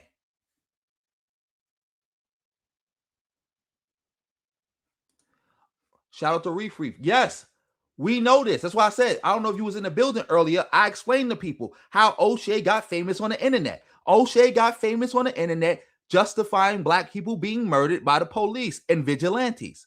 That's how he blew up. That's how he got that big channel through doing that. And then he moved on to being a gender warrior. That's what he did. He blew up justifying black people being killed. Then he started rocking with Tommy. That was the intermediary period. That's how he got from just demonizing black people and black people being killed by the police to just gender warring on black women. Because when he linked with Tommy, he was doing both. First, it was just justifying the death of black people. Then he got with Tommy. It was justifying the death of black people and gender warring against black women. Then he moved away from just justifying the death of black women. That's when he stopped banging with Tommy. And then he just went on to gender warring. We know Oshay history. We know his history. His history. Shout out to everybody in the building. I'm sorry, y'all. My throat a little raspy. Y'all know what's going on in New York with all this smoke coming down from Canada. But yeah, we're going to work through it. now people want to get mad, but that's the truth. But when that's how it works. You're speaking about certain communities, and it's like the Ethiopians, the Somalians. We know they kind of keep to themselves. But I'm like, is that a problem if they keep to themselves? Because a lot of these countries, the African countries you're speaking about, they're homogenous countries. When you speak about America, Canada, they're new world countries, they're melting pots, everybody's there. So to build with other blacks in Canada, there's no sense, like Canada is a perfect example because there's no central governing body of blacks. There's no, we're the main blacks, we're from here. There is none of that. Yep, that's a fact. My teacher taught me about Canada too. It was like, New York, we a melting pot. Canada is a salad. And what he meant by that was that in a melting pot, when things melt together, it's hard to pick out. You can see main ingredients, but everything also just blend together, where it's hard to pull things apart. You can't, for the most part, you can't. But with a salad, everything is rubbing up against each other, but you can clearly pluck out the salad here, the tomato here, this there, this, that there. You can easily do that. Well, yeah, let's keep it going. We're all immigrant blacks. So I'm a first generation immigrant. So I don't have the same relationship to Jamaica or Guyana as my mother and my father do because they're actually born there. I'm born in Canada.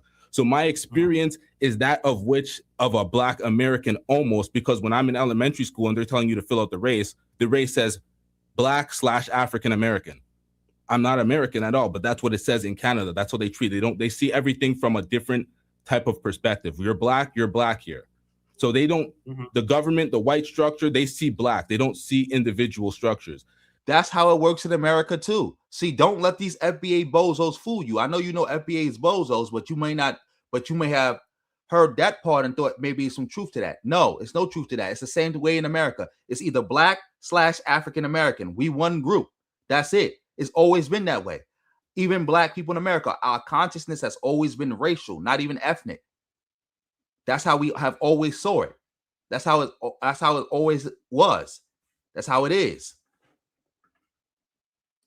Certain groups, they build by themselves. They don't really interact. They don't intertwine. A lot of Nigerians, some of them will interact. Some of them will kind of, get into the main group of what's going on, Central Black. But other groups, the Somalians, if they're in the hood, a lot of them they're kind of with us. And then some of them kind of build in their own community.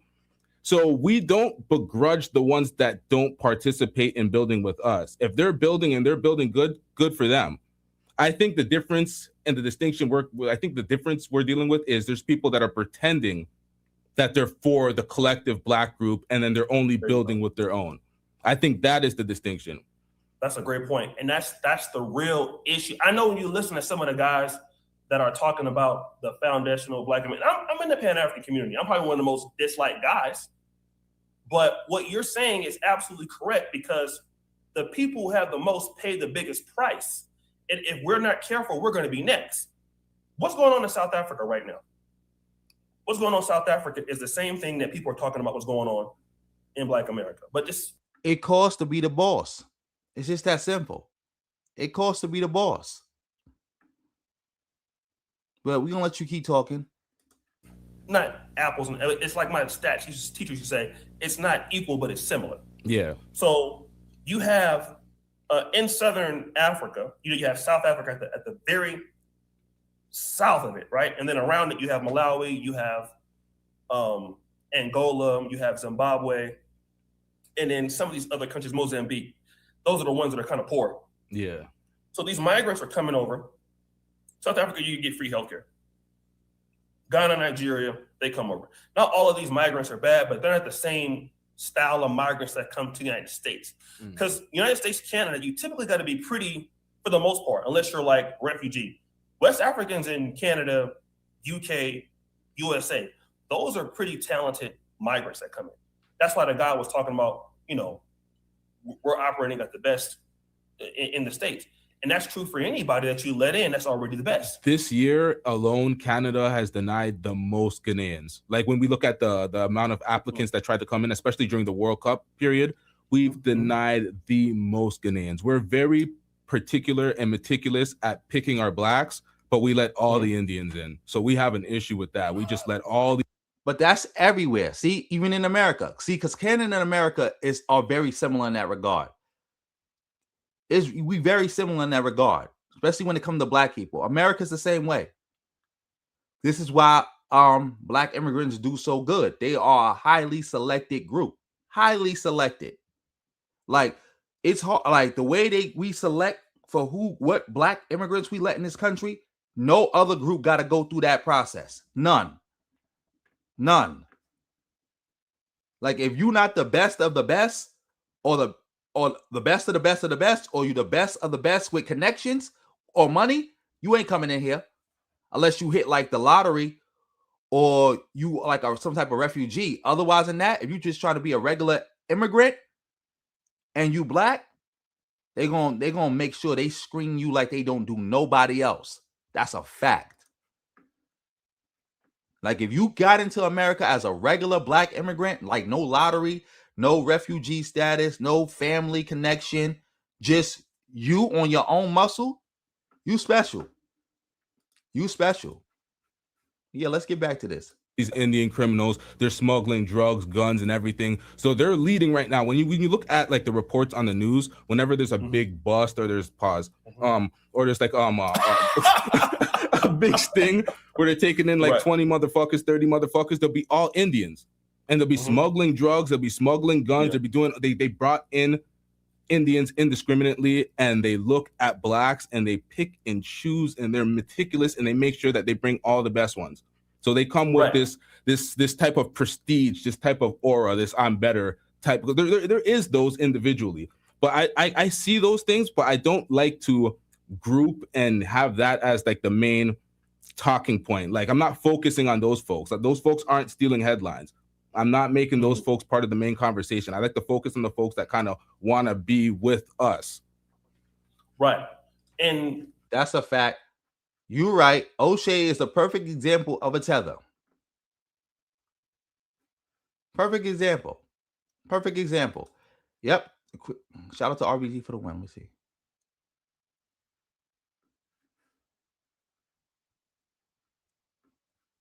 Yes, that's also true. Yes, I know that too. That's why my other teacher, they said that they used to call the Indians our little brown cousins. They used to call Indians our little brown cousins.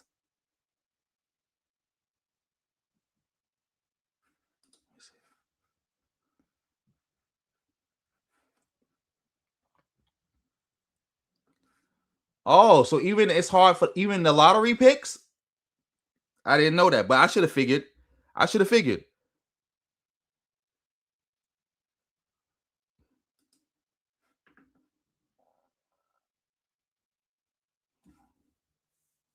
I should have figured. Why you say he a clown for? Caribbeans are not doing all the shootings, and that's a fact that the Indians be shooting up in and Canada too. I just saw. I'll be watching Canadian news. I saw about how the Indians killed that guy, and then you had the Indian gang pull up to the police station or somebody or like the governors, not the governors, a politician or the police or judge talking about how he got 100 shooters. I saw that. Them Indians is doing they drilling for real out there. They really with it. I don't know why you said that. I don't know why you said that. And like I said, when he talks about the blacks are doing very good, no disrespect to some of these countries because I've been to some of them, right? I would argue that the Nigerians and the Ghanaians that go to the United States are not the same ones all over the world.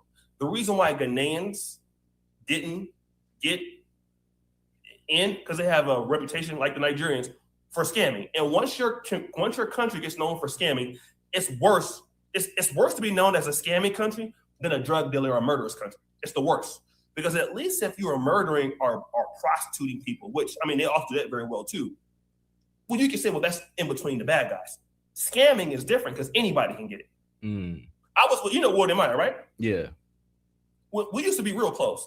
I remember I'm in Kenya right now. When we were in Kenya, he couldn't even get a SIM card at M-Pesa because he had a Ghanaian passport. Nobody would do it. That was in 2019, and 2018. He was largely popular then.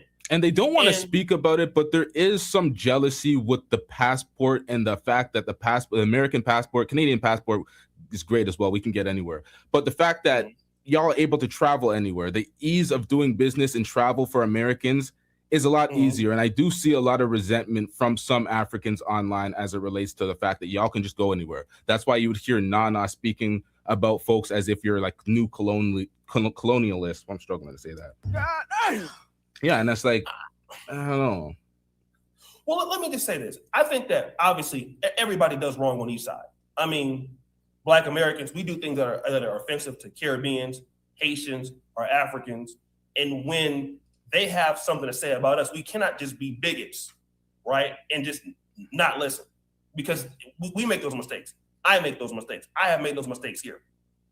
The issue that you have to understand, I think that the FBA people have with Africans, it's not that I don't think FBAs are the people in the FBA online community hate Africans, because if they did, they just probably wouldn't even talk about them.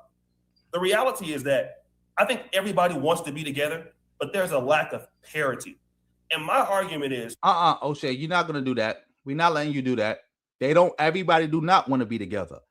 Again, a lot of these people do hate Africans. They always hated Africans. Mind you, a lot of these people were always anti-Black. Africans are just the newest target. Because like I said, before Tariq and them was attacking Black immigrants, they was attacking native Black Americans about, oh, y'all on welfare, ghetto names, oh, criminal, oh, y'all not like these white people. We not this and we not that. We not like the Nigerians. We don't got our stuff together. We just sitting around with Bo Shikwa, bastard baby maker, hair-hatted hyena. Cut it out. They always been anti-Black. This is just a new target. They new target. That's it. You still going? You 5-point star. You must be Indian. You must be Indian. You must be Indian. Matter of fact, A matter of fact, we're gonna do this for the edification of the people because he must be Indian. He must be Indian. Here we go. For all you don't know, this is an Indian gang right here. They pulled up to the police station and told him that he got 1,000 soldiers. Remember, this is after the Indians done killed that guy because the Indian gangs in Canada be doing hits for the Indian government. Like, I don't understand. Of course, all right, so black people shot up at an event. It happens. I'm pretty sure there's white people shooting up events. There's Indians shooting up events. Let's just watch this clip. A chilling claim made to the Afro Police Department last year is now coming to light. The Indian-based Bishnoi gang allegedly boasting it has up to 1,000-foot soldiers ready to carry out shootings across Canada. I can acknowledge that the Afro Police Department did receive a letter back in August of 2025. That letter was shared with our law enforcement partners, not only in the Lower Mainland, but across Canada. The letter disclosed during an immigration hearing Thursday in Edmonton. According to a police investigator who testified, the letter also alluded to how every business needs to pay their tax. Unfortunately, I just can't get into the specifics of what that letter said. That forms part of an ongoing investigation and the extortion crisis as a whole.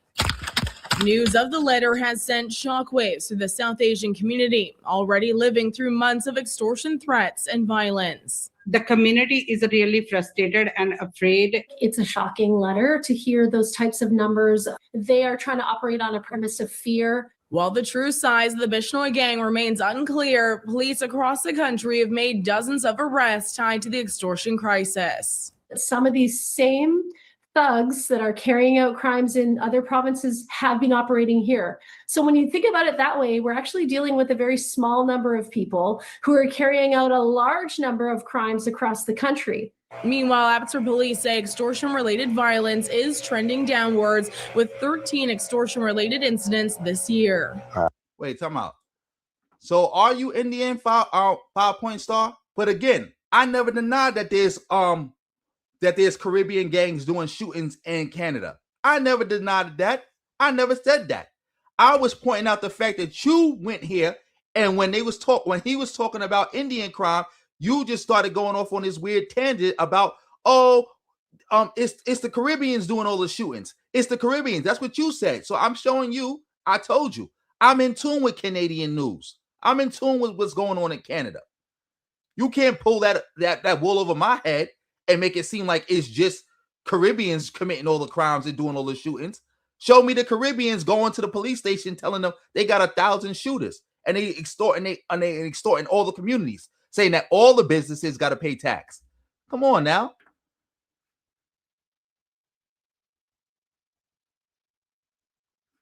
Okay, that doesn't mean anything. But yeah, I'm not. You said you're not Indian, but like I said, I don't know what you are, but you got mighty highly offended when the guy brought up crime that the Indians are committing and how they just let anybody who's of Indian descent into Canada with no regard, which is true. That's a fact. But like I said, I never once said all the crime is being committed by Indians. I never once said that Indians are bad people. You are the ones who just came in here and made it seem like no, Indians are not doing any crime. It's really just the Caribbean people. That's out. I know there are black gangs in Toronto. That was never my issue. That was never in dispute about whether there are black gangs in Toronto or whether black people commit crime in Toronto. You were the ones making it seem like it was just black people committing crimes and that there was no Indian crime and that he was lying. Like I said, I didn't get this wrong. This is me proving my point. I don't gotta prove that, there's also black crime in there. I never said there wasn't. Never said that there wasn't. Shout out to the Snowman for being a member of the channel for 2 months. Shout out to you, Snowman. Thank you for being he's level 1 member of the channel for 2 months.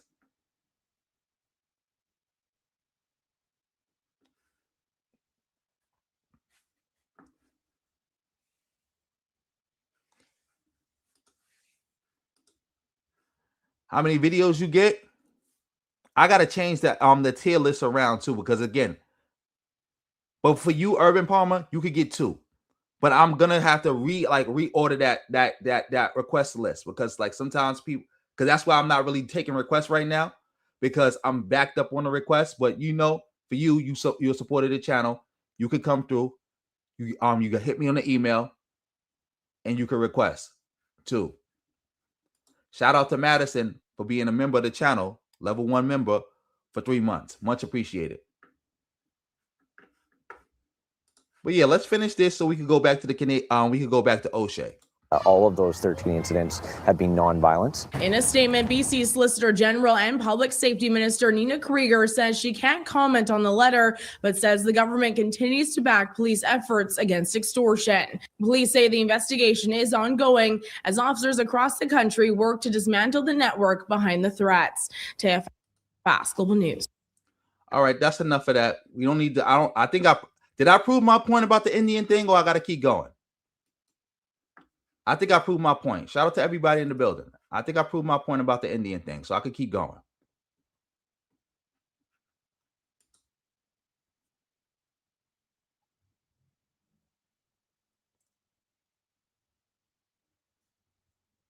Exactly. Like, that's why I said that was also something dumb to say, like, oh, black immigrants commit the most crime in America. Like, bro, anybody who been to jail before would tell you that ain't true. That ain't true at all. And salute to you again for being a member of the channel for 2 months. But yeah, let's get back to this.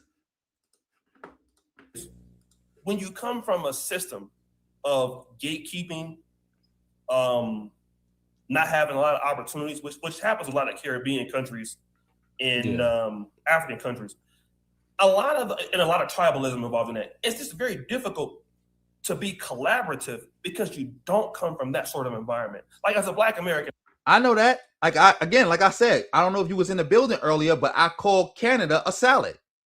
I said us in New York, especially in New York, we a melting pot. Y'all in Canada, y'all salad. Y'all little, as you know, in a salad, you can pick out the pieces. Like, y'all stay to yourself mostly. Y'all don't have like no unified Black identity. The same way in the UK.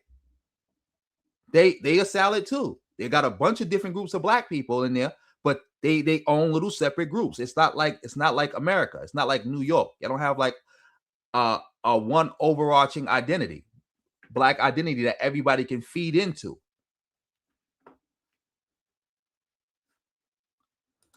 Shout out to you. I'm yelling for coming through with 11 euros.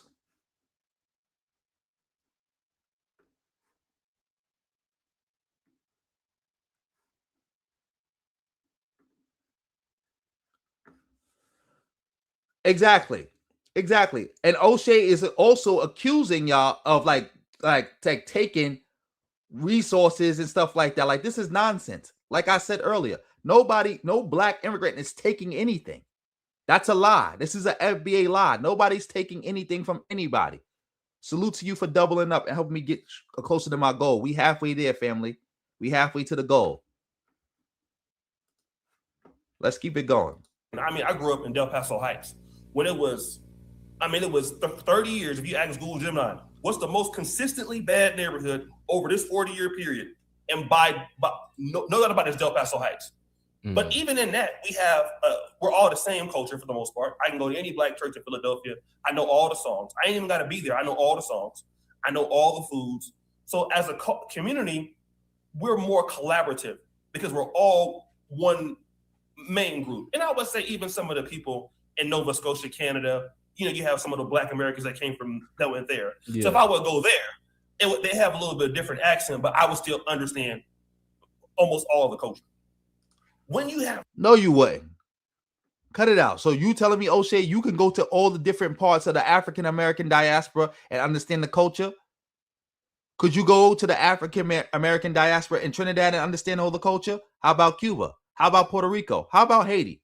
How about the Dominican Republic? What about in Sierra Leone? What about in Liberia? What about Mexico? What about the UK? Because there's still a little bit of Black people still there that come from that's a part of our diaspora. What about them? What about our Black diaspora in Germany? Because I think we got one in I'll put those as second tier diasporas, like Germany, the Philippines, Vietnam, and stuff like that. Thailand, those are like second tier diaspora. No disrespect to nobody who's a part of the diaspora, but it's not really like a diaspora.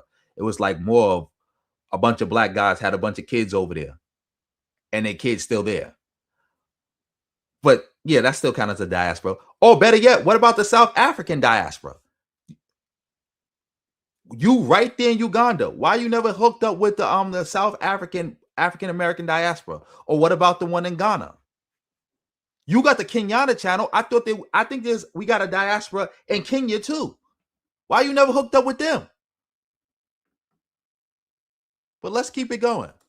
You know, a lot of tribalism pins in. It's hard for them to kind of work with people, and at the same time, these people want to be in the Pan-African world, but they gatekeep all the time.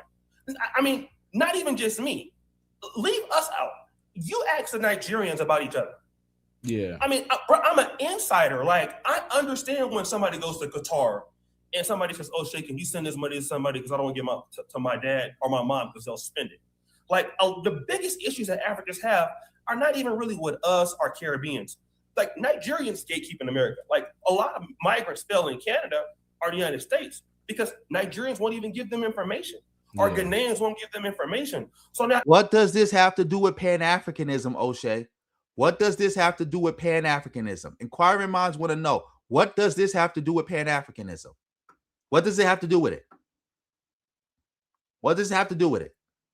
if this happens in between you, then it's going to happen with us. Now, and when it happens with us, the problem with Africans is they're more passive aggressive than we are. Yeah. Black Americans are very much tell it like it is. Yeah, but let me just say one thing. I think there is a difference between that's incorrect. Africans are more direct. Ain't nobody more direct in they speaking than Africans. Nobody more direct than them. Yes, Oshay is just filibuster. Like, what is he even talking about? I'm starting to think Oshay don't even know what Pan-Africanism is. I'm starting to think that. Yes, FBA babble. FBA babble.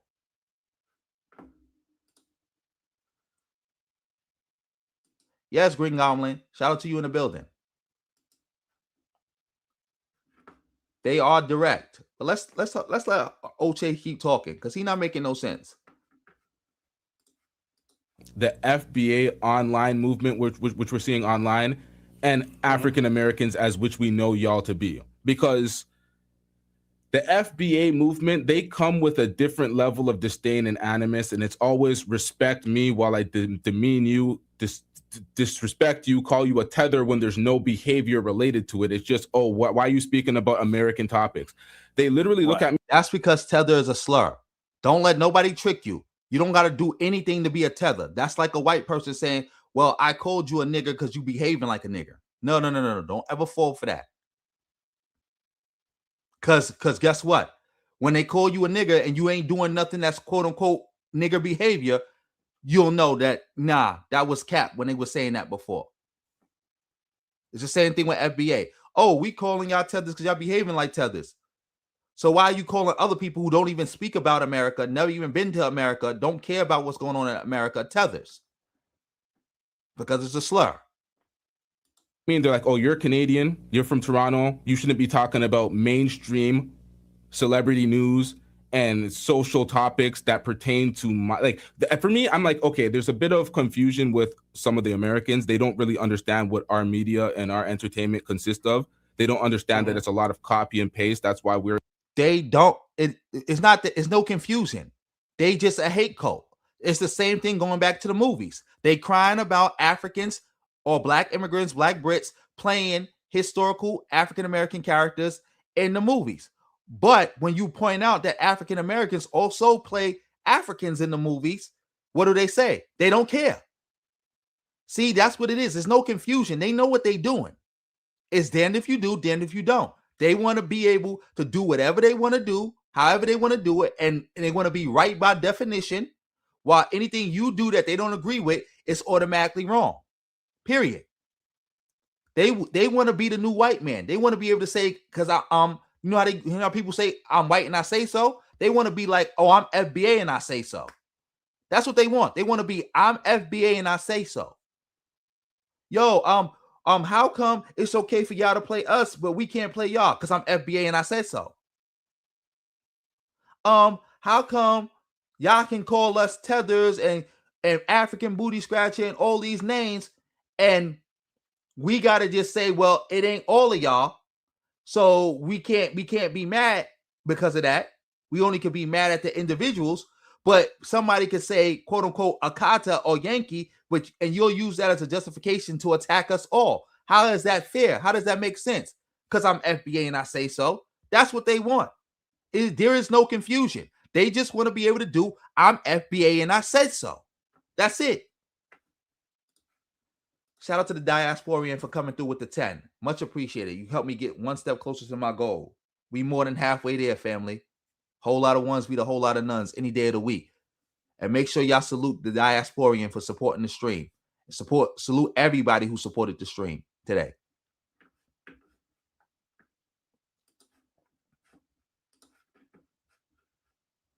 Mario, you are correct. That's it. That's it.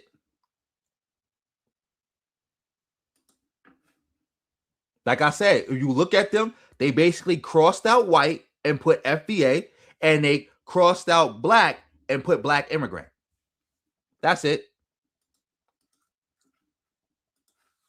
In the NBA, the MLB, the NHL, we're all in the major league. We're in this. We share the same shit. So when they say that, it's like there's this disconnect. And because of the FBA movement, it kind of just ostracized a whole region of blacks in Canada. Same with it started with the Kendrick song when he did the Not Like Us shit. It really started with that, with the Not Like Us. And then people are like, oh, they're different. They're not. No, it didn't start with that. They've been doing it. See, you confused. FBA didn't just FBA was meat riding that song to try to boost to boost the signal boost themselves, but no, it didn't start like that. Did not start like that, because even before that song even came out, you had Tariq saying that the black people who fled to Canada to get away from slavery are not FBA. They not FBA because they fled. The black people who fled with Harriet Tubman, he said they not FBA. So they've been throwing shots at Canada way before that song came out. Way before that song came out. Foundational black. They don't get it. They put Drake in that label, but Drake is foundationally black American because his father is African. He's from Memphis. Yes. He's not Caribbean. Yes. No, Oshay. No. Matter of fact, we about to play that clip of Tariq saying that Drake is not FBA. We got to play the clip. They just said Drake is FBA. We got to play that clip. Shout out to everybody in the building. Make sure y'all liking the stream. Make sure y'all liking the stream. Let's keep it going. Let's see. We're gonna find that clip. We're gonna find that clip. Where is that? Where is that? Of them saying Drake is not FBA. Of Drake not being FBA. Let me see. Let's see. Where's that clip? Here we go. Wait, I'm not sharing my screen. Am I? I'm sharing it now. Shout out to everybody in the building. I'm sharing it now. Y'all can see? Y'all can see? Let's go. Yeah. Well, the part that I don't understand, though, and correct me, is you're telling me that being a foundational Black American isn't a choice, it's a lineage. Right.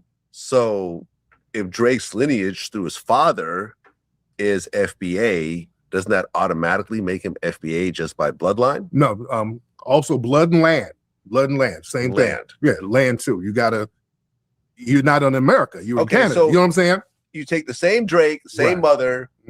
He grows up, let's say in Memphis. He would be FBA? Right. If he was born here, yes. If he was born on this land, experiencing Memphis, because Memphis has a very unique history. Yes, Memphis ain't no goddamn Canada. You know what I'm saying? So, like that, you know? Well, the part that y'all heard him, right? Y'all heard it. Y'all heard it from the beginning. Shout out to Lord of Slaughter for coming through with the 199. They definitely do want that. They definitely do want that. Shout out to y'all. Thank you again, bro, for coming through with the 199 and for all your support. He's also a member of the channel. Family, you can hit that join button and become a member of the channel. Whole lot of ones beat a whole lot of nuns. Make sure y'all shouting out Lord of Slaughter for coming through with that. Oh, shout out Lee D. Clinton for coming through with the 5. We know Kendrick was not talking about no damn FBA. He was not talking about no damn FBA. We know that. Shout out to you for coming through with the 5. Make sure y'all shouting out everybody who's supporting the stream, family. Make sure y'all shouting them out. They're helping to keep this stream going. But yeah, let's keep it going. Let me get back to this. Let me get back to this. So it's like there is this divide now. It's like because of the movement, if you are born in America, you're first generation, but your parents are from Ghana, or your parents are from Jamaica or something. For some reason, now you're not black. That's wrong. Shout out to let me see, what's bro name? Deuces of Growth. Shout out to you. I see you came through with a gift too. You came through with a gift, and you came through with a $4.99 super chat. Much appreciated. Make sure y'all shouting out, bro. Make sure y'all shout bro out. Thank you for coming through, helping me reach my goal. Salute. Much appreciated. Much appreciated. But that's not true. If your parents weren't born here, but they came here, they are the first generation immigrants. Their kids are second generation immigrants. Their grandkids is third generation immigrants. They may be first generation born in America, if that's what you mean, but overall, they're second generation immigrants. If you're born here, you're a second generation immigrant. And they got this other concept called like 1.5 immigrant. That means you wasn't born here, but you came here when you were super young. They say you came here when you were super young. It's like some people say it's like 13 and younger. 13 and younger. But yeah, let's get back to this. Oh, shout out to Blazing Hot for coming through with the 10.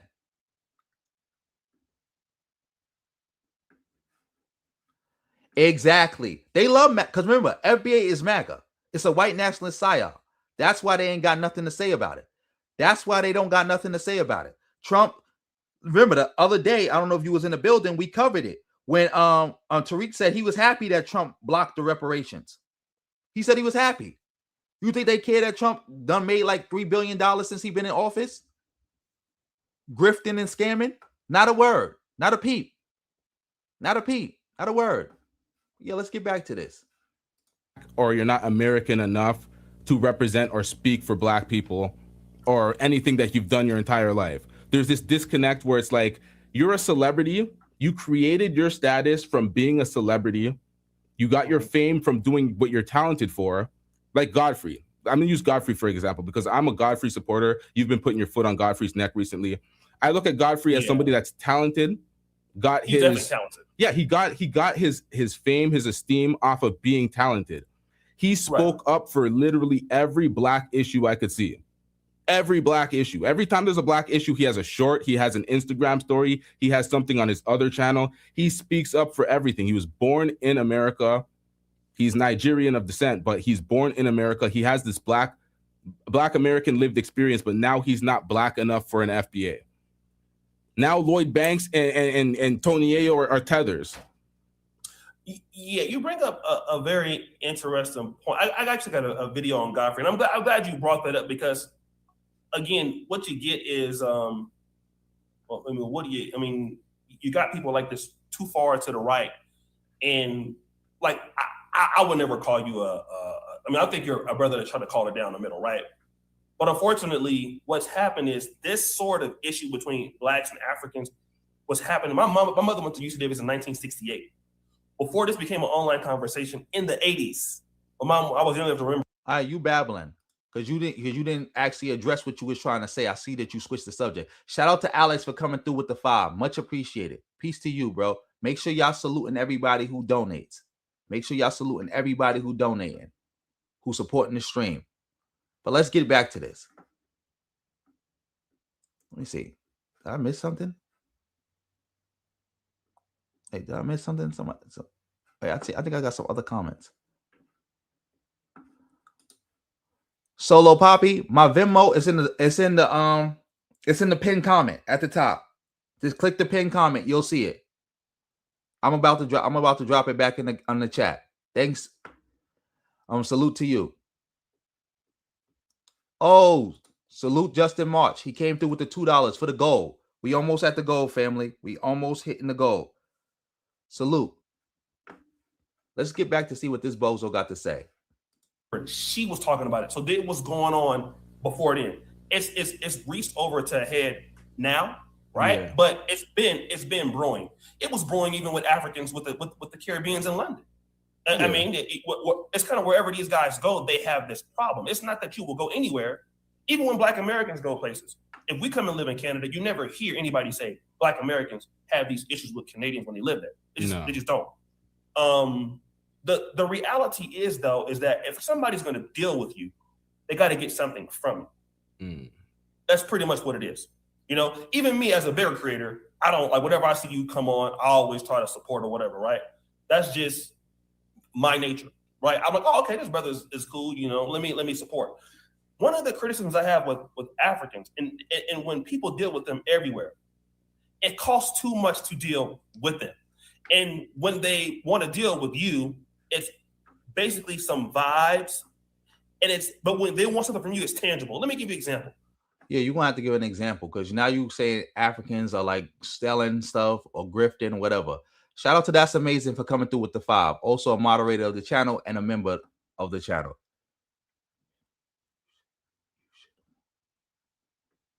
You said I should go on some of these shows. That's what you meant? I should go on some of these shows? I will go on shows. Like, again, I don't duck no smoke. I will go on shows. Even right now, somebody gave the idea, and I'm saying I'm gonna rock with it. I'm gonna drop the link after we finish with the Oshay thingy. I'm probably gonna drop the link. Maybe, matter of fact, we got to do one more thing before I do that. It's got to do with Afro Think Tank, so it's all a part of the same thing. And I'm gonna drop the link, and we're gonna see what is what. But shout out to you for that. But yeah, let's keep it going. Wait, somebody commented to me. Let me see. I see orange. Let me see.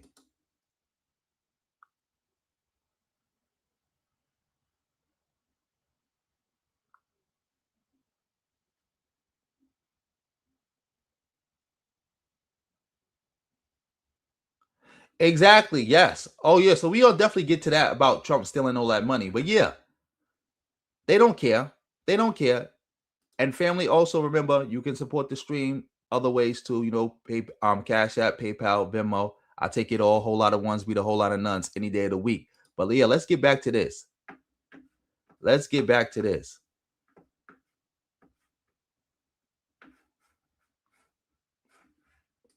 You was? Well, I didn't see it. I didn't see it, but I'm happy you were saying it though. Happy you were saying it.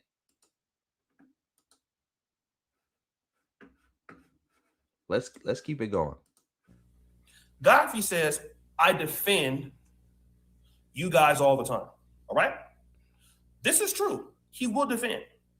Once it came time for Nolan Wells' funeral and the fundraising, he wasn't there. Okay? Now, when Godfrey's comedy special came. Are you serious?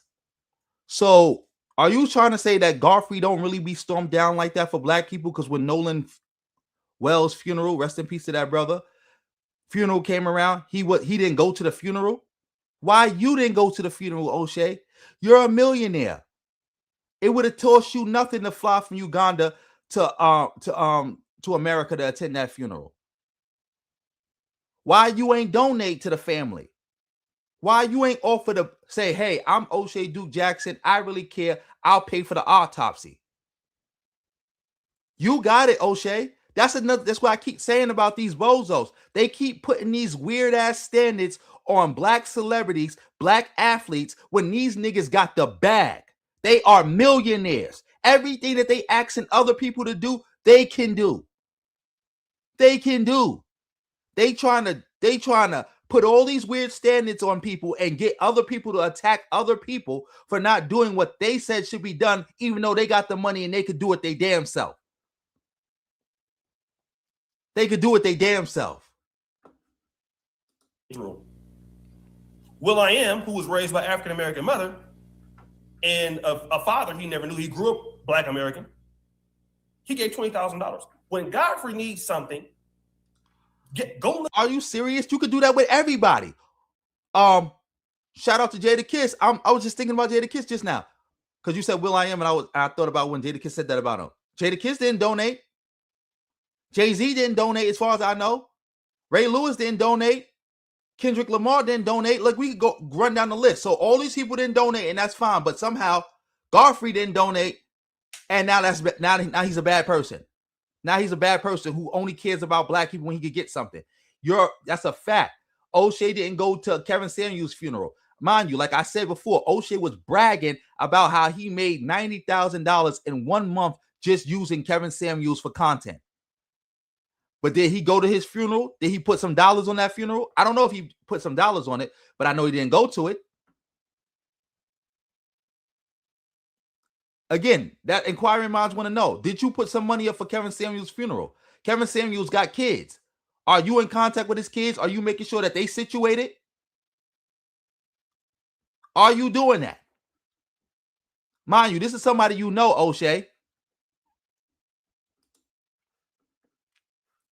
This is somebody you know. Disgusting. Beyond disgusting. You can't make this up, bro. You can't. Look at that. You see all these names, Tariq, Lashante, all these black Americans is given to you, right? Africans will not deal with black Americans only on vibes. When you deal with Africans, you got to give them something. You can't deal with them for nothing. I think let me finish this. Okay. Because I've been living here for like a long time, right? I'm gonna tell you because you're my brother. So what was Godfrey getting when he stood 10 toes down with Lord Jamal against Vlad TV for talking against the Honorable Minister Louis Farrakhan? What did he get out of that? I would say Godfrey lost by doing that. Godfrey could have still been the man on Vlad, getting the bag, getting exposure, doing all that. But he chose to walk away from it. He walked away from it. That wasn't easy. That wasn't easy. To sit up and talk to Vlad all day and get, like, what? Because Vlad was probably giving Godfrey, like, what? $10,000? $5,000, something? Just to sit to talk to Vlad? And you know Vlad is always going to keep calling you every week because he's using you to talk about current topics? Like, come on now. He stood on business. He stood on business.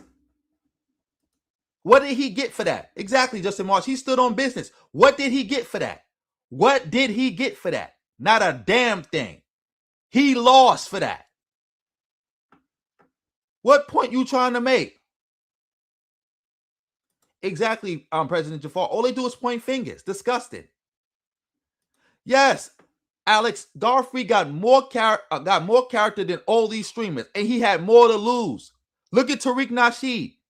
He ran back to Vlad after Vlad done said all those things. Vlad brought people on the platform to disrespect FBA. He violated FBA out of his own mouth. He banned Tariq from his show, everything. But as soon as he reached the hand, Tariq came back like a little hoe. Remember, Tariq was the main one talking down on Adam 22, talking down on Vlad. But as soon as they reached the hand, he came like a little bitch. He came to them like a little bitch.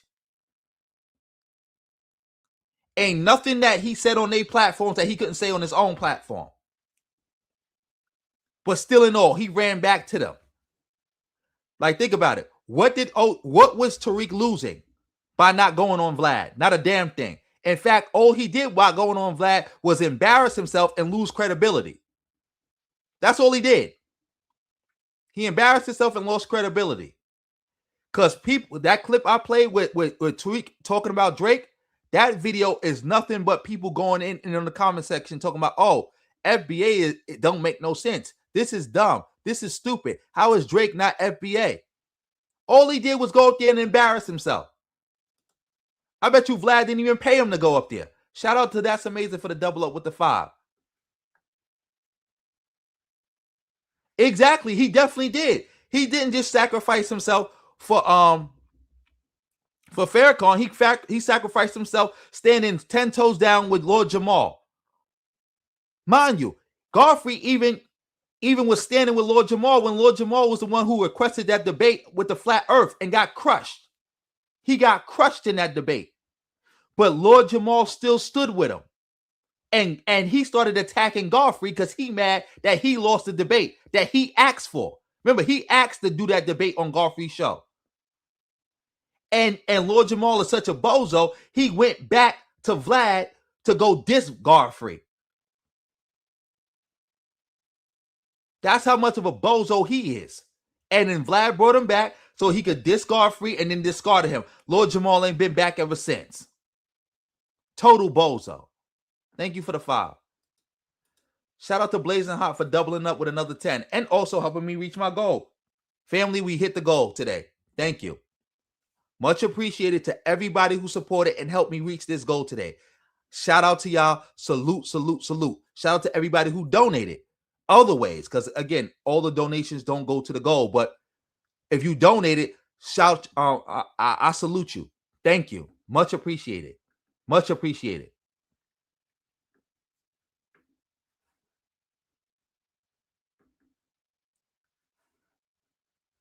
Exactly. That's the Satan the sinner, right? Another FBA grifter. Another FBA grifter. Another FBA grifter. Satan the sinner. Another one. Another one. You can't make that up. Like, again, nobody said nothing about them. Always bragging about how much money they got, how successful they are. Where any of this money going to go to the community? When is any of this money going to go to a cause that they say they believe in? It don't even got to go to the community. Just send it to a cause you say you believe in. Send it to a cause that you say other people should send their money to. Like, that's the one thing I could even say about Tariq. Tariq even knows to tactically send money here and there for legitimacy, so he can hide behind that. Even he's smart enough to do that. Even he's smart enough to do that. Yes, family, make sure y'all hit the like button and make sure y'all share the stream. The stream. Yes, we hit it. Goal. You already know. We hit the goal. We hit the goal. But yeah, let me take this moment real quick to make sure I shout out everybody properly for helping me hit that goal. 24th. Shout out. Oh, dang, my computer's messing up. I can't even do it. I guess I gotta wait to the end. I guess that's a sign to wait to the end. But shout out to everybody who donated to help me reach this goal. Much appreciated. Let's get back to this. Dag, I think the comments is coming in too fast because the comment section is really slowing down and stuff. Crazy. Like, I'm missing mad comments. But if you don't want me to miss your comment, the best way to do that is to send a super chat. That's the only way I'm going to be guaranteed to see it, because the comments is flowing too fast now. Bro, do you remember this nigga I had on my podcast? My name was Agaba. Remember that nigga? Yeah. On my King Ghana podcast? That nigga beat me for I don't know how much money. I swear to God, if he was here right now, he'd touch every wall in this motherfucking place. I'm talking about, he came to me. This is, I'm talking about, like, this is what people do. They align, they emphasize, then they recommend. And when they recommend, they align. Oh, okay, I'm from Cali too. I'm from Canada too. Empathize. Oh, I'm going through the same thing. Recommend. Their friend or you. They're all in their backdooring you. This is not all Africans, but most Africans, when dealing with Black Americans, whether it's on the continent or in America, many Black Americans will say there's a predatory relationship between us and them. And it's never the same value that we give. And because you're Black Americans, you're supposed to look out for everybody else, just like South Africa is supposed to look out for all of its migrants. They're supposed to come in and get free health care and use up their resources. And a lot of Black Americans feel like, well, we got to be this open group, and then being open while you contain your insular stuff away from us. That's how Pan-Africanism has to work with us. Now, the moment that the Black Americans want to do the same thing the Jamaicans are doing with their own communities, the Haitians want to do with their own communities, now all of a sudden we're dividing. The reality is that Africans taught us how to be divisive, because ain't nobody more divisive than Africans. No one. There's no group of Blacks on planet Earth more divisive. You cannot tell me, name a group of people more divisive, and it's Africans. The most divisive people on the planet Earth. I don't think. O'Shea, what you saying is not making no sense at all. I think you trying to make a point that ain't got nothing to do with Pan-Africanism. The point you trying to make ain't got nothing to do with Pan-Africanism. Shout out to Naps in the building. My Gmail, I dropped it in the comment section. I dropped the Gmail in the comment section. Shout out to you. It's also in the description box below. Shout out to you.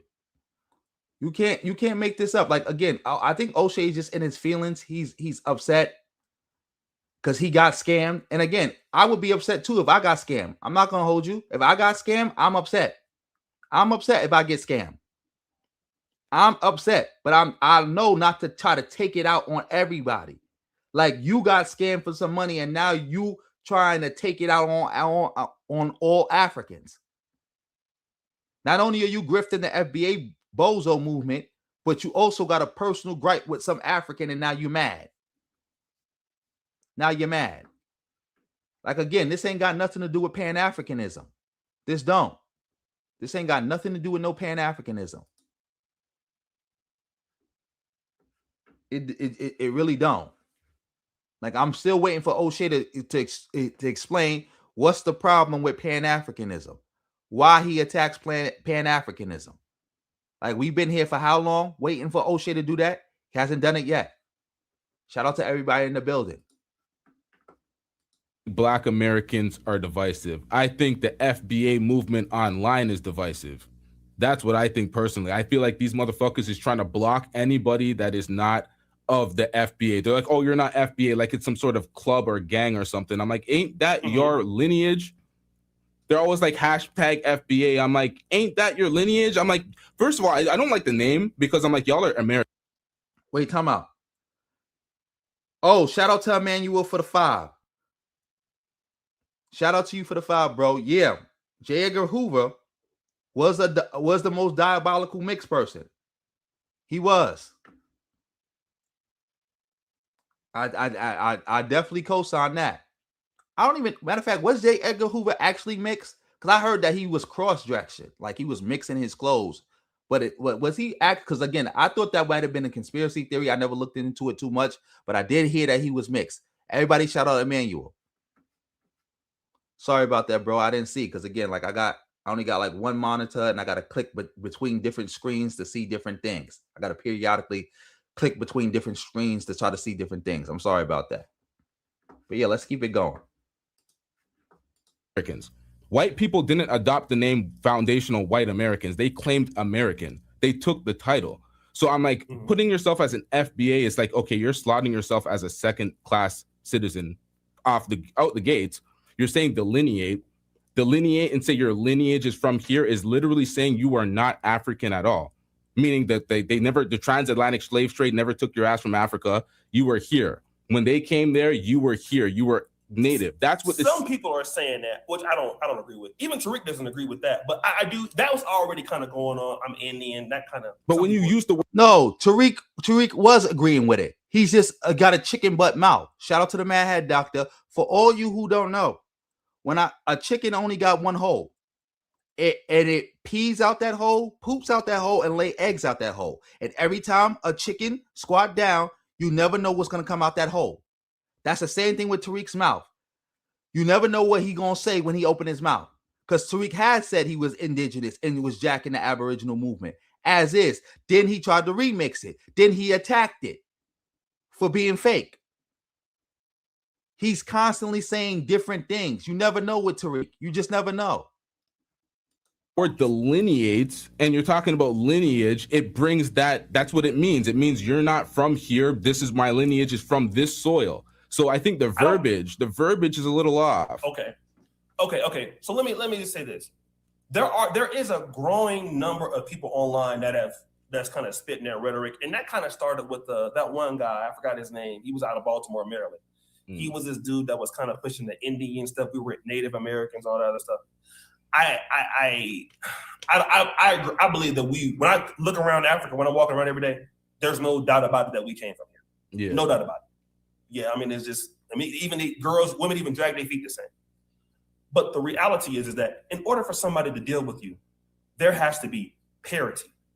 That means whatever I bring to the relationship, you bring to the relationship. And I think that that's like a millionaire. That's like a millionaire trying to talk about, oh, we splitting rent, and you're just talking to a minimum wage worker. It's like, oh, we need parity. Wait, I'm glad you said that. let me say that. So the thing is, like in the scriptures, Jesus talks about who gave the most out of these talents. Like a person has 100 talents, he gave 10, but the person had 1 talent and he gave it all. Who gave the most? So it's not about giving money.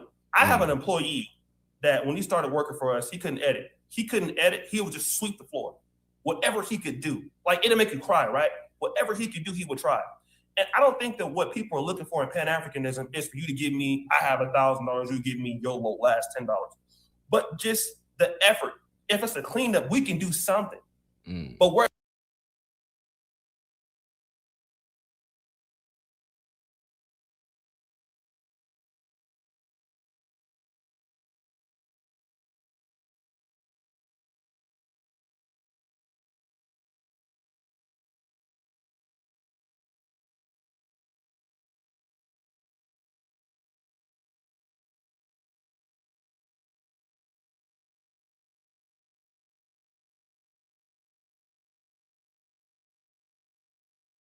where's the effort, right?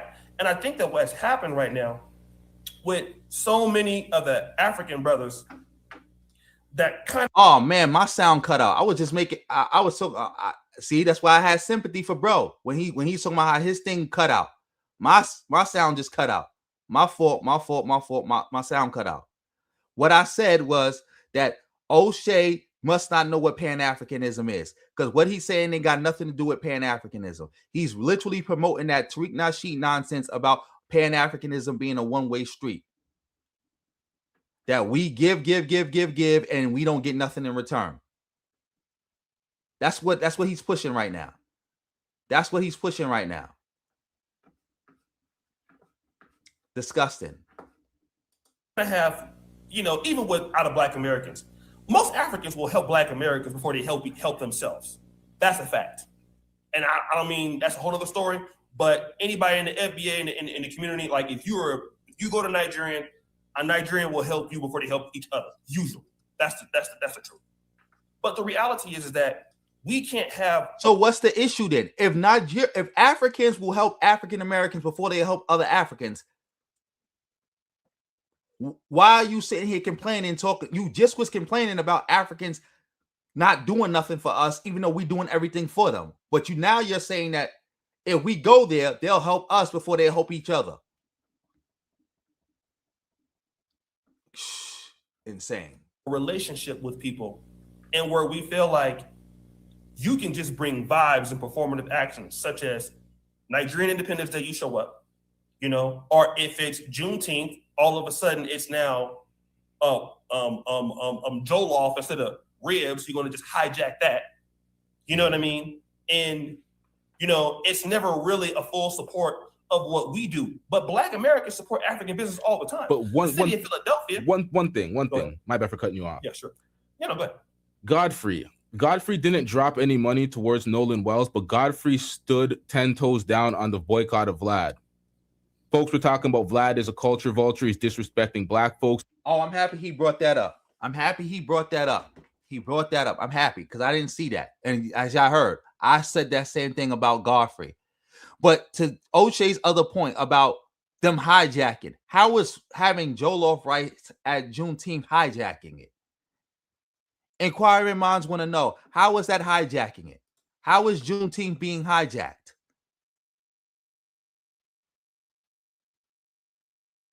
In fact, people want them to bring Jollof rights. Like, remember, like all this stuff that Oshay and the FBA Bozo group keep saying, they never answer the question. Are these people being invited here? And is anybody who's there having a problem with it? No, it's always y'all bozos on the internet who are not at these events, who don't be out here showing love to the community or nothing like that, complaining. Y'all the only ones complaining. Let's really put our thinking caps on. They're the only ones complaining. I've been to plenty of events. I'm from New York. Ain't nothing more Caribbean than New York except the Caribbean. I've been to plenty of events. In fact, I know how I found out about the African American Day Parade from my friend who was from Grenada.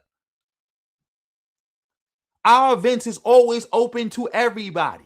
That's how they work. No, and nobody say, oh, if you come to the event, you got to behave this way or that way. You can't bring this. You can't eat this. You can't celebrate this. You can't do that. Nobody does that. Shout out to Lee D. Clinton for tripling up with this 5. Yes, Juneteenth is a federal holiday. But what Oshay is trying to say is that, oh, when we have a Juneteenth celebration as Native Black Americans, y'all come and try to hijack it amongst us, which is cap. That's the same lie they try to push with the Essence Fest. Same lie. Same lie. Same lie. Or with the Africa Takeover Day at Howard. Same lie. Same lie.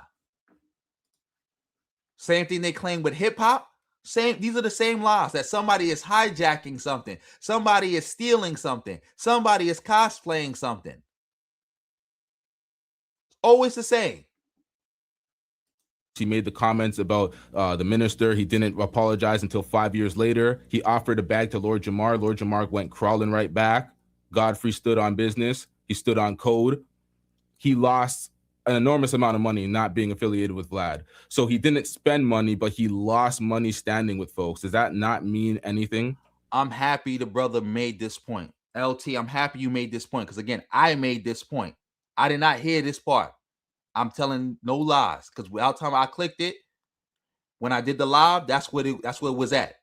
Because I had just started it, because shout out to Lise. She sent me this, so I clicked it.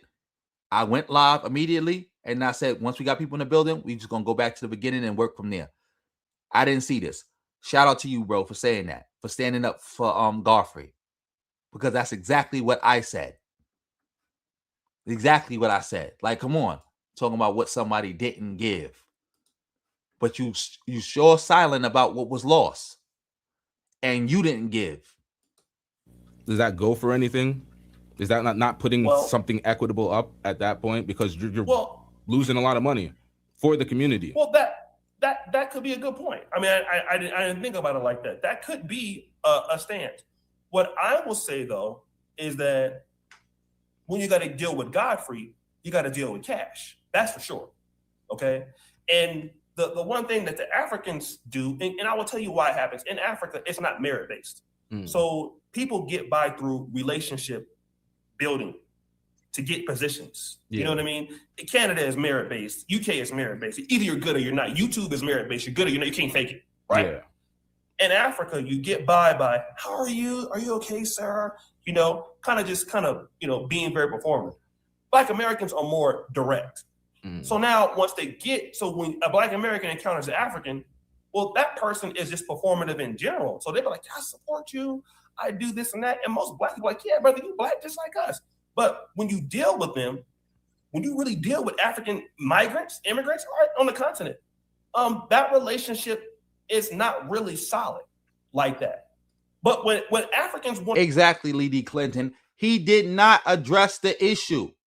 Oshay didn't address it. He didn't address it. He didn't address it. He said only thing the closest he came to addressing it is saying, well, I didn't think of it like that. I didn't think of it like that. I didn't think of it like that. You didn't think at all.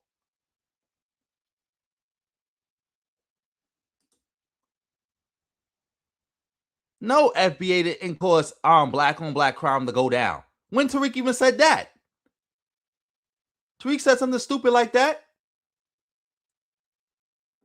I know he said stuff like black immigrants are the ones who raising the crime. Matter of fact, I do remember him saying something like that, because he said now that we have delineated, all the black immigrant crime is separated from us. So now our crime rate went down. Yes, he did say something like that, but was stupid and a lie when he said it. Shout out to a pimp named Slickback for coming through with the $9.99. Family, make sure you shouting out Lee D. Clinton. He donated, and make sure you shout out a pimp named Slickback. He donated, and make sure you shout out everybody who donated. Shout them out.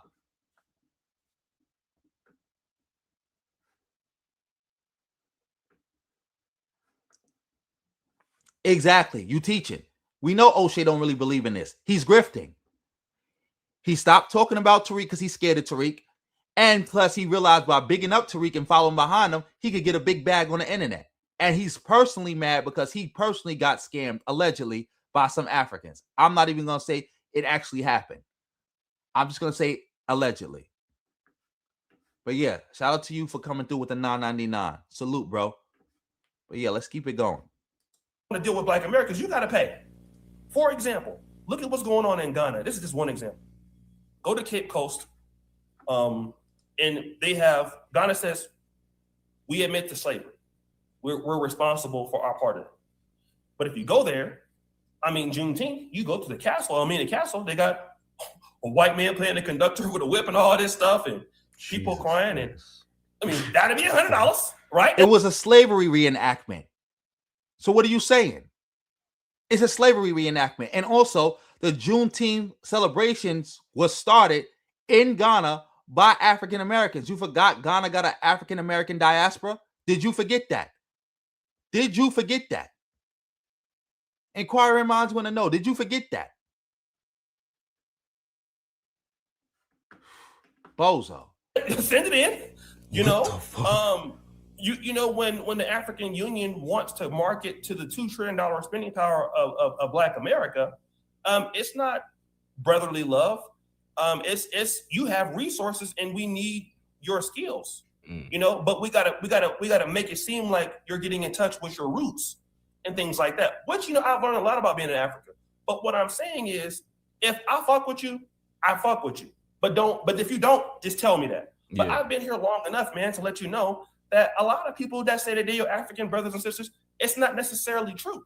Because a lot of the people attacking me are in France, Pan-African Keyboard Warrior Syndrome. They're in Beverly Hills on the bus stop.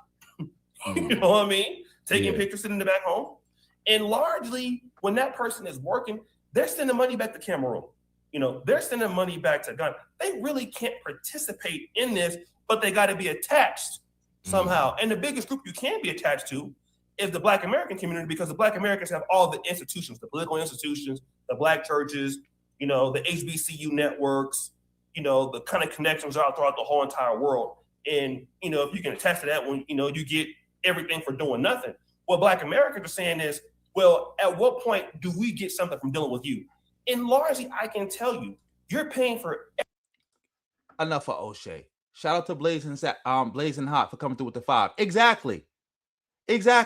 So, like again, they get real silent and they get real ignorant when Africans are doing things and reaching their hand and actually putting resources and actually working with the community. They get real silent with that.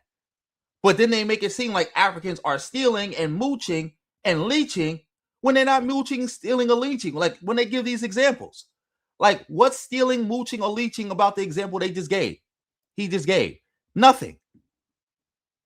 O'Shea's a total weirdo. A total weirdo. Can't make this up. Make sure y'all shouting out Blazing Hot for coming through with that information, because I didn't even know that. Again, he was just claiming that nobody giving nothing back. Now he done switched it all up.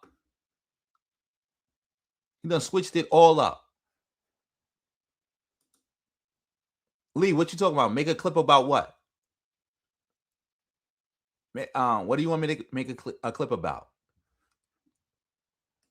Yeah, this is disgusting, bro. I'm about to I feel like I gotta just get off this. I'm gonna let him finish, but this is crazy. Shout out to Lord of Slaughter for coming through with the $4.99.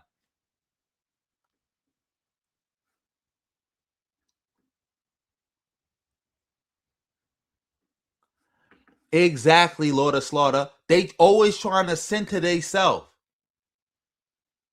They always trying to speak for communities they ain't got nothing to do with, and they always trying to center themselves. Like, come on now. Like, stop it, Oshay. Stop it. Shout out to you, bro. Make sure y'all shouting out Lord of Slaughter for coming through with the $4.99.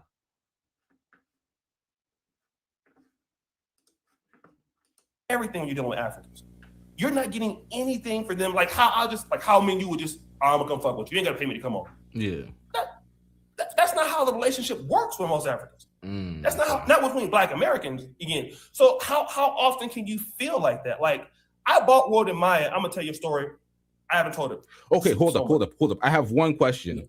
For the Africans that are acting the way that aren't really reciprocal when it comes to value and it's not give and take, are they close to your tax bracket financially? Are they living anywhere near to the level that you're living? Is that why it's not really equitable? Because that I look at that and that comes into play a lot when I look at these type of things.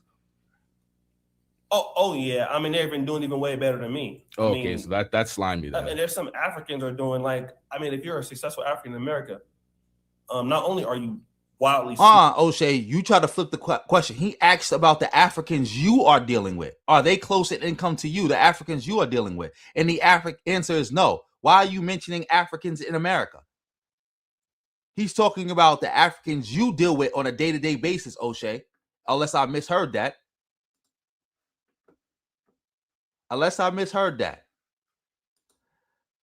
Shout out to Pre-Sale in the building. Pre-Sale, I saw you.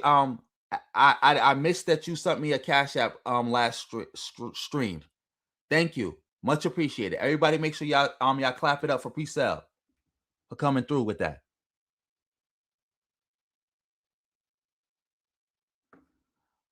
I'm pretty sure he said something stupid like that too. I'm not gonna hold you. I'm pretty sure he said something stupid like that. That somehow FBA is the reason he's getting a new trial when FBA ain't had nothing to do with it. Like, come on now.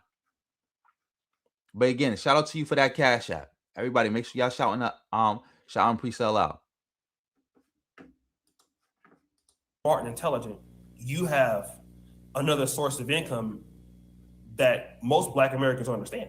You know, whether it's farming. I mean, people make fun of bushmeat. I mean, I look at bushmeat is a business. You can make $1 million a year in Ghana and Nigeria. It's a real business. So that's even makes it worse because you have so many successful Africans. Even Godfrey couldn't get any money from them for his project. You know, like even Godfrey. So now when you look at Africans, go and look at the Nolan Wells GoFundMe. You might see individual Africans giving, but where's the Nigerian associations? Where's the Caribbean associations? But they'll be there. We support you. We stand with you. But why aren't you giving? Why aren't you giving? Why aren't you getting?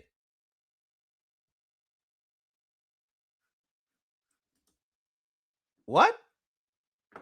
I don't know what you mean by that. I'm gonna put you. I gotta put this person on timeout.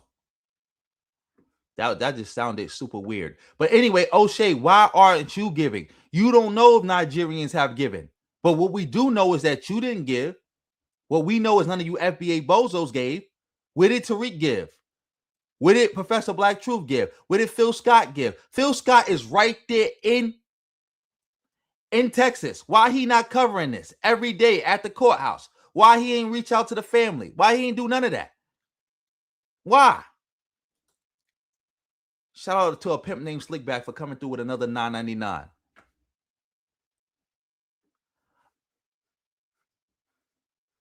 Exactly. You teach it. And that's what I keep saying to y'all. FBA is a white nationalist psyop. They literally argue like white nationalists. Everything that they say is something you done heard white nationalists say about Black people. Oh, they trying to replace us. Everything you ever heard, they leeching everything. They bring in crime, this and that. They don't want to assimilate. Everything you ever heard, anything you ever heard, that's where it come from. Like I said, they basically took white, crossed it out, put FBA, and then they took Black and just added the word immigrant to it. That's it. And it reads exactly the same. This is why I did that video with what's her name? Tabitha Speaks. Like everything you saying here, somebody could have did a white nationalist could have made the same argument about Black people being criminals and stuff like that. But yeah, let's keep it going. Shout out to you again for that $9.99. Family, make sure y'all shouting out the pimp named Slickback for supporting the stream. Let's get to this. Stand with you when they can get something from it. And we should just call that out for what it is. And if that's what it is, then that means that, okay, well, then we should start treating you like how you treat us. And when we start talking like that, then people start to say you're divisive. The reality is that most of these groups, and like I said, when they came to America, they kind of wanted to get over there, the UK. A lot of these brothers are divisive. Take America out. When Africans went to the UK, they had a big beef with the Caribbeans for many years. They were divisive. I believe Africans had a problem in Canada. Am I not lying? I don't know, man. I look at, if you look at your history, go you can document it. Africans have always been divisive with other black groups wherever they go. South Africa, they're having the same problem. 1983, Ghana, Nigeria says Ghana must go. All right, the 70s. It's very broad. I don't know which Africans you're speaking about. And then I look at things more individualistic. Yes, that's how you're supposed to look at things individually. And also, what does that have to do with Pan-Africanism? And what does that have to do with FBA hate? Remember, FBA is only concerned about what goes on in America. What does it matter to an FBA if Nigerians and Ghanaians don't like each other? What does that matter to an FBA? What does that matter? How does that justify FBA behavior? How does it justify their behavior? Explain. Like you talking, but you're not saying nothing, Oshay. How is that justifying their behavior? What are you trying to say? Like, oh, because they not working together perfectly, that proves Pan-Africanism is fake and it don't work? Is that what you're trying to say? Like this is a nonsensical conversation. Nonsense. Let me see if I could. Yeah, let's speed this up a little bit. Shout out to everybody in the building. Look at it. Okay, I dealt with a bunch of folks from fuck it, you name an African country, and they slime me. Now all of a sudden I'm looking at them fucked up, and I'm like, nah, that's just a group of motherfuckers. I don't look at it the same way. Like I don't know, man. Because at that point, I've been fucked over by Jamaicans. I'm not gonna have a self-hatred campaign towards my own group. Like I don't know, man. That's a good point. Exactly. And I mean, I agree with what you're saying because, like I said, you're Jamaican and Guyanese. Guyanese. Like as individuals, if I fuck with you, I fuck with you, right? But what I'm saying is, if we have these associations, you know, and these associations are saying that they stand with the black community, then as an association, when something like this happens, here you should come with something. In my honest opinion, my whole thing is when it comes to standing with the community. If it was them, we would give. You know, I'm saying this. You know, black Americans give 25% of our income in charitable donations every year. We're the most giving people per capita for other people's issues on the planet. Nigerians give too on their issues. But black Americans give the most money out of everybody. They don't. Certain groups don't agree with certain perspectives that black Americans take. Like when it came to defending Carmelo Anthony, a lot of people are like, yeah, no, he stabbed the motherfucker. We're not defending him. Oh, we're not. And then they get looked at as if they're not on code or they're being a tether or something if they simply don't agree. But you said something like there's no flat blackness. We're all different. And the thing that confuses me about the FBA movement is they're trying to delineate, separate for reparations. You are not us. You're not getting our reparations. You're tethering onto reparations. But the African Union and CARICOM put in their own what did they put in? They put in their own proposal to Britain for reparations because they're plies with the British and the French. What was that? Is someone hold on? Oh, I think I heard about that. CARICOM, that's like the Caribbean, Jamaica, Haiti, those people, right? Yeah, it's the Union for the Caribbean, and then the African Union. They put in their proposals to the English and the French, but they're not. It's a different reparations. Like the Black Americans are going to America for reparations. The Caribbean, we're all going to the UK and France for reparations. In Africa, France, the UK, a little bit of Portugal. So it's different. I think a lot of that is unnecessary, and it creates this online turmoil when no one's actually. Exactly. It's because, again, this is not about reparations. Again, nothing that Oshay said trying to justify FBA hatred has anything to do with reparations. None of it. Nothing. Nothing he said. Because it's not about reparations. Again, like the brother said, yeah, they talking about, somebody about reparations, but you got CARICOM. They attack CARICOM. Remember, it's damned if you do, damned if you don't. It don't matter what people do, they're going to attack it. That's it. Because that's what FBA does. It's an anti-Black immigrant hate group. It's an anti-Black diaspora hate group. It's an anti-African, anti-Black Caribbean, anti-Black Afro-Latino. It's an Afrophobic hate group. That's it. That's it. There's nothing more to it. Actually fighting for reparations when it comes to the paperwork. They're all filed to different people, different nations, different processes. So I'm like, a lot of that is redundant. Well, no, I like for me, when I'm even making my videos, I'm not calling anybody like names. if I make a video on somebody, I have a certain level of evidence that I'm going to use in the video, and I try to make it where it's undeniable. I mean, if you watch any of my video and the point that I'm trying to prove, what I'm trying to prove is pretty much undeniable. That's kind of how I make my videos. And everybody plays a role in our faults in, trying to be collaborative. Are there things I can do better here in Uganda? Sure. And there are things I have to be mindful of. And I love being a part of this community. However,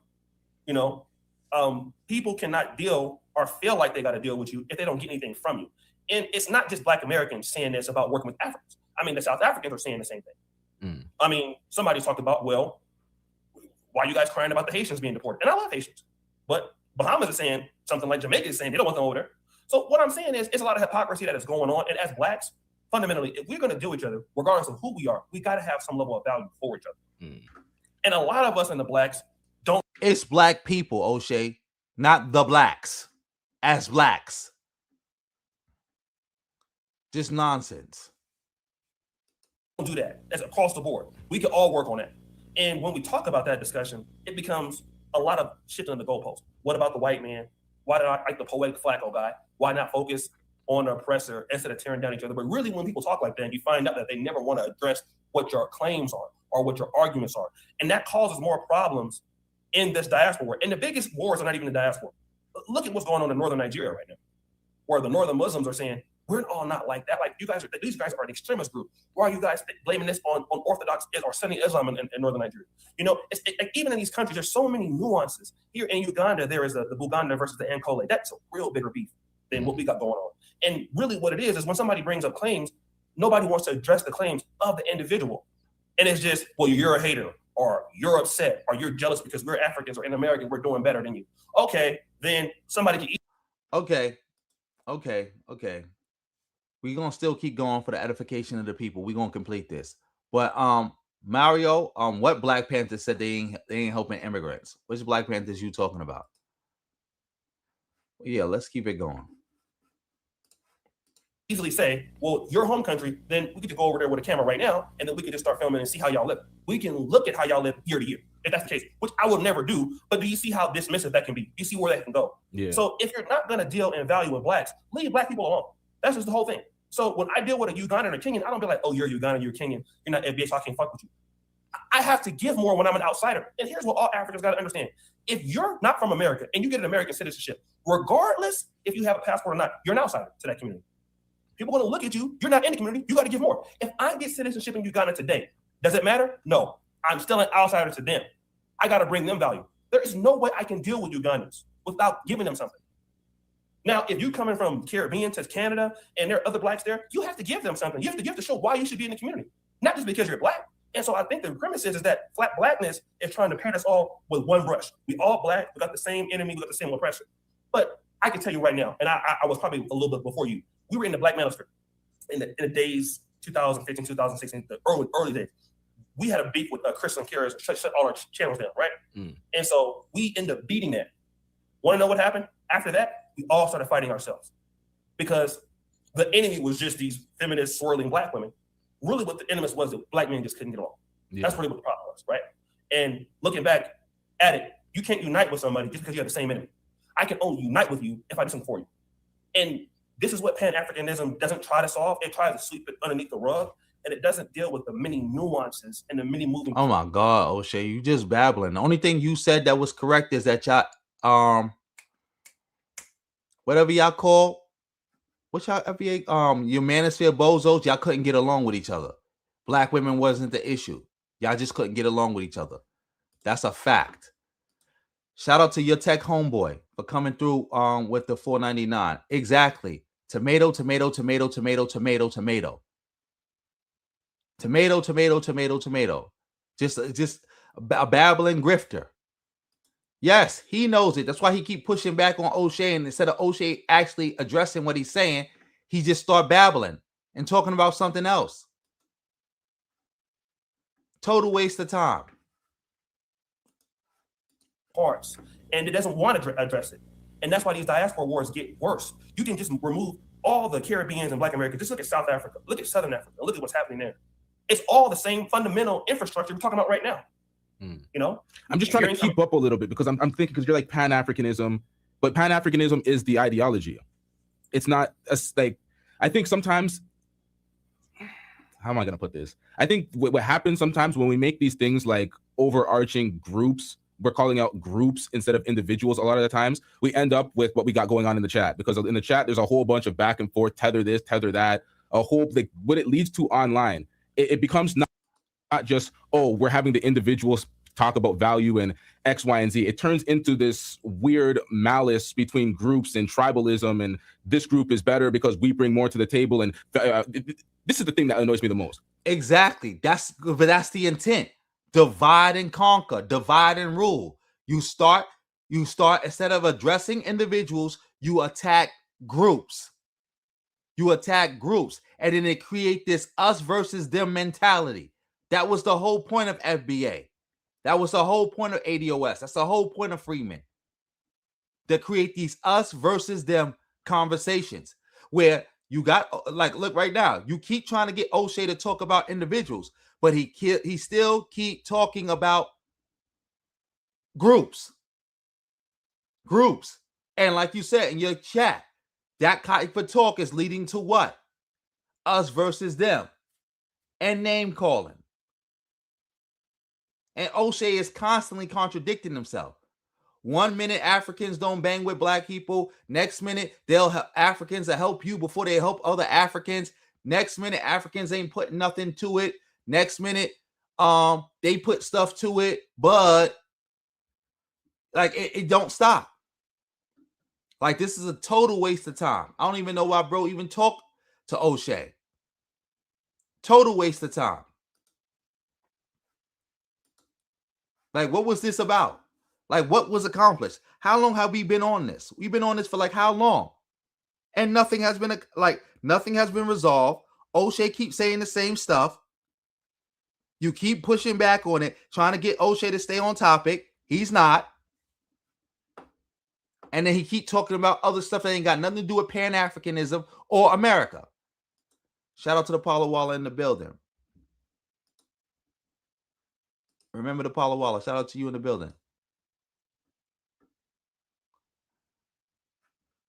You said shout out to Tariq Nasheed, shout out to FBA all day. Well, you got to shout that out somewhere else, player. Bozo. Get up out of here. Exactly. Double-minded. Double-minded. Speaking out of both sides of his mouth. But let's keep it going. If somebody is Black American, because of this FBA movement, they feel like they have this participation trophy that they're automatically better and they give more, they bring more to the table instead of somebody like Oshay Duke Jackson, who's an individual who's a Black American who's done X, Y, and Z. They think because they're running under the same flag now that, oh yeah, we're team this, so we can call you X, Y, and Z and you're beneath us because you're not American. So that's what's going on with this weird movement right now. That is what's happening, Oshay. Now, are you going to address it? Let's see if Oshay address it, because that's exactly what's happening. This is some weirdo fake nationalism where you got a bunch of accomplished people trying to brag on the accomplishments of people who would never fuck with them a day in their life. That's what you got going on right now. That's what you got going on. Like, do you actually think Martin Luther King would ever be cool with anybody calling themselves FBA? Malcolm X, even though, the FBA said Malcolm X is not FBA. So Harriet Tubman, Frederick Douglass. We don't even got to go with people who died. We could go with people who still alive, passed away. We could go with people who still alive. I don't see Jay-Z shouting y'all out. I don't see Beyonce shouting y'all out, even though, Beyonce got her father's lineage is from the Bahamas, and her mother's lineage is Creole. So y'all said she not FBA. But who else? Who else is important? James Clyburn, I don't see him shouting y'all out. Nothing. Only time I ever heard y'all get shouted out about somebody was Ryan Coogler, and he had to take that shout out back. Because he was like, oh, I didn't know what FBA was about. I thought that was just our new name. Take that back. I think that's just some of the negative pitfalls of any kind of ethno-nationalism, if you want to call that nationalistic mentality. That's what it is. But the same can be said for Jamaicans, Haitians, anybody white supremacists. Everybody kind of has that kind of that belongs to a certain level. Not really, because there's Asians. You're gonna have extremists. There's Asians in Jamaica and they're born in Jamaica. They've been there. Exactly. I'm happy you push back on that. Like, oh, you can say that about other groups too. No, you can't. No, you can't. No, you can't, Oshay. You're looking real stupid right now in this picture. Let me see if I can take a picture of that. Get a picture of that. Of you looking real stupid. There we go. Yeah. Like, come on now. Cut it out. Cut it out. But let's keep it going. For generations, they're Jamaican. We don't look at them like, oh, you're less than. Oh, you're Chinese of descent, so we don't call you Jamaican. No, you're Jamaican. In Guyana, half of the population is Indian because in the 1800s, the whites brought over the Indians as indentured servants, and they did their shit too. And 48% of this population is Indian, and like 47 is black, and the rest is like Indo-American, whatever the fuck you call the natives. Right. We're all Guyanese. We're not black Guyanese, brown. We're Guyanese. So it's like we don't do this. Even if you're an immigrant and you move there and your child is now Guyanese, first generation, you're Guyanese. There's this weird thing when it comes to smaller countries too. I mean, smaller. those are really smaller countries. That's what you're saying. But the reality is that this division that's happening has been happening all over the black world at the same time. The real problem, I think, is because of FBA, because they are a part of the Black American lineage, or they are the Black American lineage. Their voice is a lot louder. But worldwide. Okay, so this is okay. I'm starting to now pick it up. All right, now you gotta stop that. I saw something in the comments just now. Let me see if I can find the comment. You said Malcolm X is African American. Of course he is. But let's see what Tariq got to say. Let me see if I can find this clip real quick. Shout out to everybody in the building. Let's see what Tariq got to say. Let me make sure my audio is good. All right, the audio is not good. Shout out to everybody in the building. Give me a minute.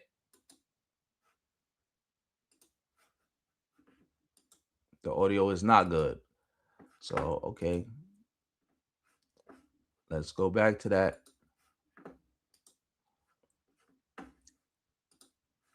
Now, let me know if the audio is good, y'all. Put a 1 in the chat if you can hear it. Meaning foundational Black Americans. Black Americans who are the foundation of this country. That's the group. And that group includes Dr. Martin Luther King and many other foundational Black Americans who are prominent. You dig? Because people who got a problem with American descendants of slaves, then you got a problem with Harriet Tubman, you got a problem with Malcolm X, not Malcolm, with Martin Luther King. Meaning foundational Black Americans. Black Americans who are the foundation of this country. That's the group. And that group includes Dr. Martin Luther King and many other foundational Black Americans who are prominent. You dig? Because people who got a problem with American descendants of slaves, then you got a problem with Harriet Tubman, you got a problem with Malcolm X, not Malcolm, with Martin Luther King. As y'all heard, Tariq said Malcolm X is not FBA. So I wasn't making that up. You're right, Blazing Hot. Did Dr. Umar Johnson give any money to Nolan Wells' family? Did he give any money to them? Did he even go over there to show support? Nothing. You're right, Justin March. A whole lot of whataboutisms. But yeah, we're going to keep it going. Shout out to everybody in the building. Let me see something.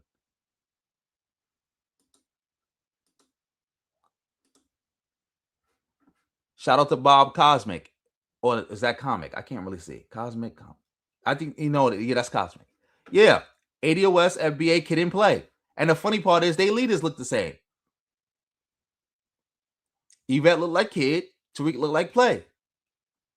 I heard somebody say that before. But yeah, let's get back to this.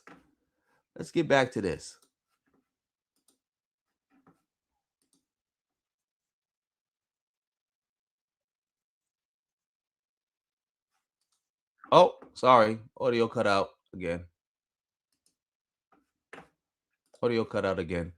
Now I'm having audio problems. Oh, I guess the computer's getting pissed off. They don't want to hear this nonsense no more neither.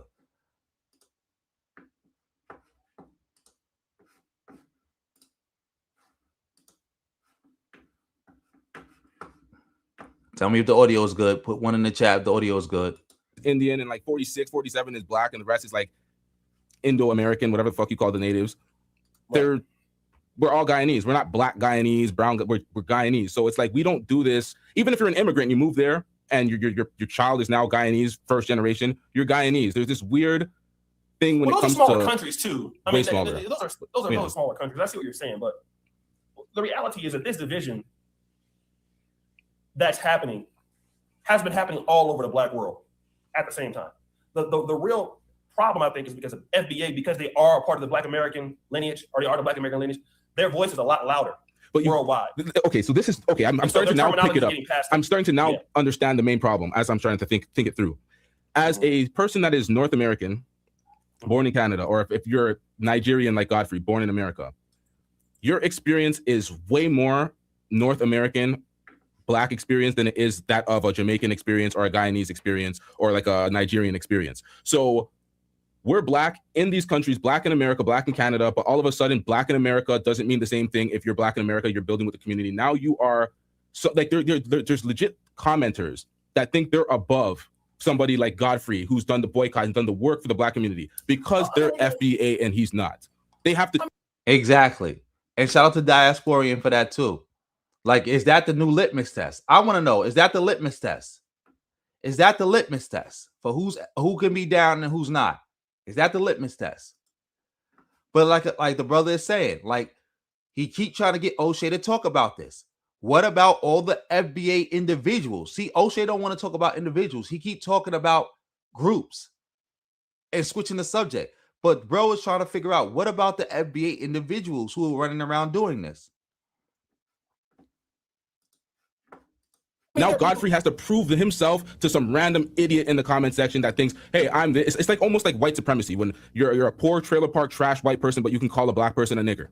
Now these Americans can just call us tethers. I stand up for the most black causes, and you have a bunch of idiots. Oh, you're a tether babble. You're trying to get our shine and our light. And I'm like, nigga, I'm from Toronto. Do you guys know geography to save your lives? Like, I don't know, man. It's just I saw. Let me say this. I saw the same thing with Kevin Samuels. If you remember, were you streaming when Kevin Samuels was live? Yeah. Do you remember when Kevin Samuels put out the high value man thing? Yep. And everybody in their mama was going around kind of just misusing the high value thing, and kind of just like maybe misunderstanding what he was saying and kind of making it kind of like, in a way, bastardizing. They were remixing it. They were remixing it to their own thought. They were putting morals and all this other shit in it. I'm like, bro, he listed out 5 direct things. He talked about network of men, value of X, Y, and Z. I can't remember the particulars, but I mean, I think that in any kind of popular thing. Now Oshay is about to make excuses and say that FB, because again, the brother keep trying to get Oshay to answer for what those FBAs is doing, and Oshay keep deflecting. Now Oshay is about to say, because again, I didn't watch this, but I'm pretty sure that what he's about to say is that, well, those people don't really know what FBA means, or those people have remixed FBA, or what they're saying is not really FBA is about, which is a lie. All the people pushing hate are the real FBA. They the real FBA. That's what FBA is about. That can happen. Not here to say that those actions are right for somebody to just call you tether for no reason. It's not, right? But people are going to go to the extremes with anything.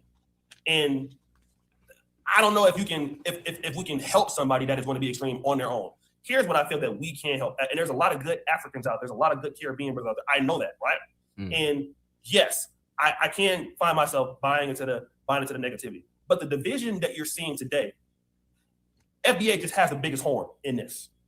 That's because they got the connection to the media, they got the connection to the blogs, they got the connection to the whole world. They can make people cover territory like Roland Martin, like when Tariq Nasheed and the grassroots and the commentators and people that weigh in like me, when we say stuff, really it's really him. But when other people start saying stuff like me, it does carry, people respond to it, right? And then now people start talking about it. It's other commentators better than me talking about this stuff. But it's based off of what, though? It's based off of your merit. It's based off of the things that you've established and built. It's not based off of the fact that you're simply Black American. Well, yeah, no. What I'm saying is, let me just get to the argument, because I think the other stuff, I don't know if we can really deal with that. But I think that the division that we're seeing in the Black world, this is the least of the issues.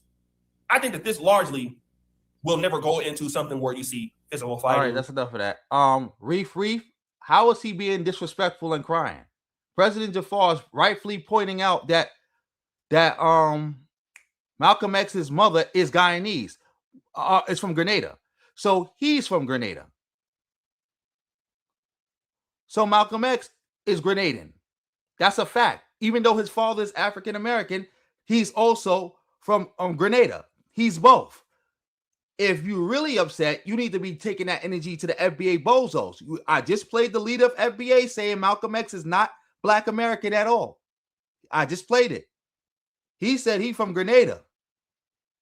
See, this is another thing that I would like to talk about and address. People are responding to what FBA say, and then people say that other people are being disrespectful. How is somebody being disrespectful by responding to what FBA said?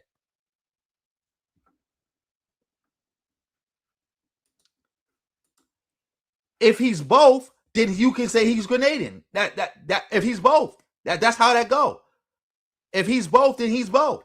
Just like what you call it. Who's both? Governor Westmore. He's both. I'm not attacking you. I'm just letting it be known. Because again, I'm bringing some correction here. He is both. You said he attacked you first. Well, oh my goodness. I'm gonna stop commenting on this issue then, because I don't know. I didn't see all that in the comment section. All I saw was what you said. But again, you saying he attacked you first. I'm pretty sure y'all adults, y'all can work that out. I'm just bringing some. I'm bringing some. All right. I don't know what's going on. I didn't see all that. I'm just bringing some clarity. I'm just saying this. Malcolm X is both. We all on the same side here. He's both. Malcolm X is African American and he is Grenadian. He is both. We're not doing the FBA thing over here. We're not doing the FBA thing. He not one or the other. He's both. And he claimed both in life. So we're not doing that. But shout out to you, Reed. Shout out to you. Shout out to President Jafar. I'ma just, because again, I don't know what's going on with that. Y'all adults, y'all handle that. Shout out to both of y'all. I'll bang with both of y'all. Y'all adults, y'all can handle that. Y'all can handle that.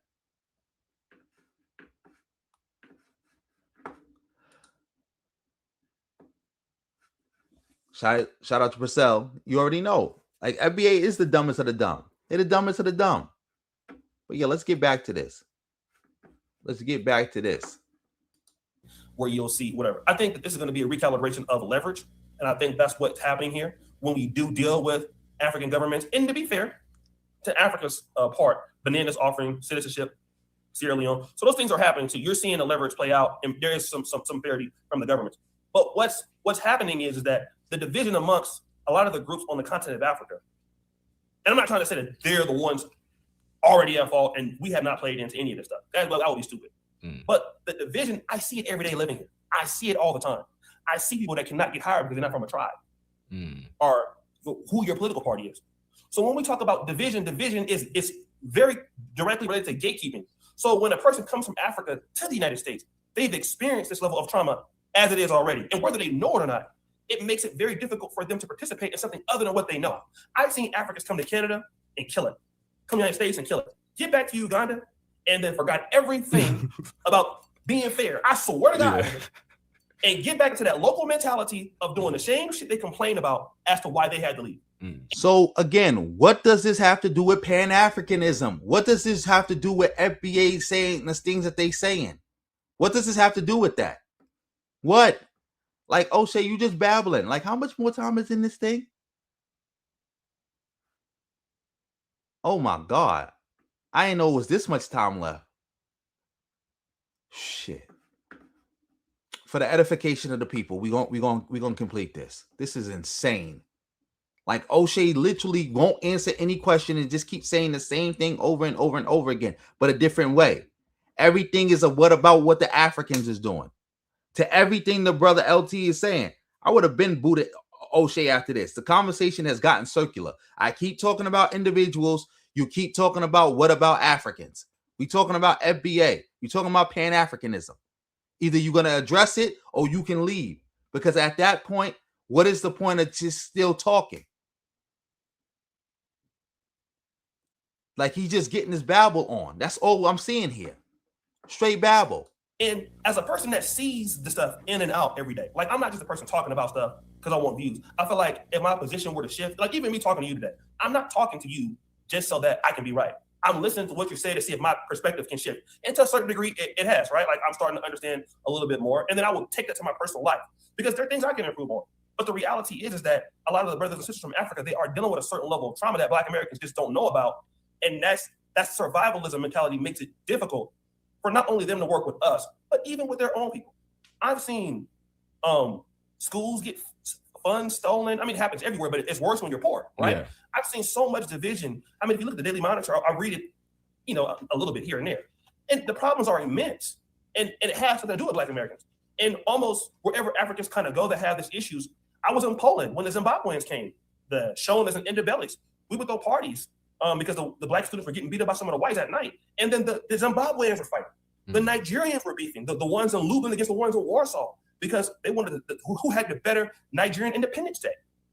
I've seen some of this stuff as an African insider to see like, oh shit, this is some real problems that get swept underneath the rug that nobody really knows about. So when you think like that, it's just difficult for you to come and work with somebody else because you have all these underlying, whether it's survivalism issues, like gatekeeping issues. And so now when you come to like the United States or you come to another community, it just becomes difficult for you to be valuable to that community because you can be valuable maybe in your career, but that's largely the problem that I think that FBA is trying to explain.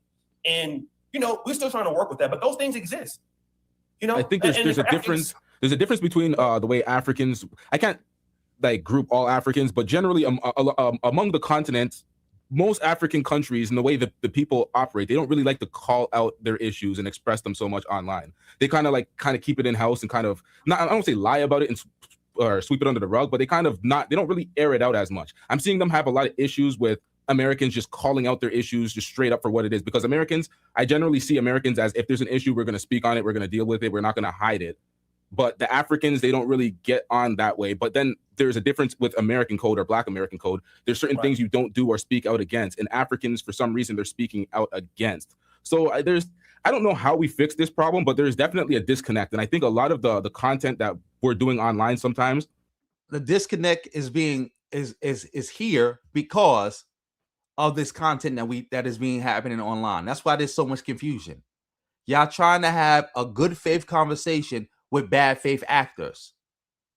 Like trying to have this conversation with Oshay like he's a good faith actor is a problem. It's a problem. Like when people try to have this conversation with Tariq, he's not a part of the solution. He's a part of the problem. That's it. And one of the things you got to do to solve this problem is subtract the people who are part of the problem. The negative influence. You got to subtract Oshay Duke Jackson. You got to subtract Tariq Nasheed. You got to subtract the new black media. You got to subtract all those bozos and then have a conversation with the people who are left. And then we could get somewhere. The new Negro media. I mean, the bozo Negro media. Can lead to a further disconnect and people trying to become super tribal against each other. Well, let me just say this. I mean, I'm seeing some of the comments, I didn't read the super chats. Yeah, and I'm thankful for the comments. Like I said, this is my brother. I've been wanting to come on the show for a long time. But here's the situation that we have. If we just say we're all Black, we all got the same oppressor, stop the division. Okay?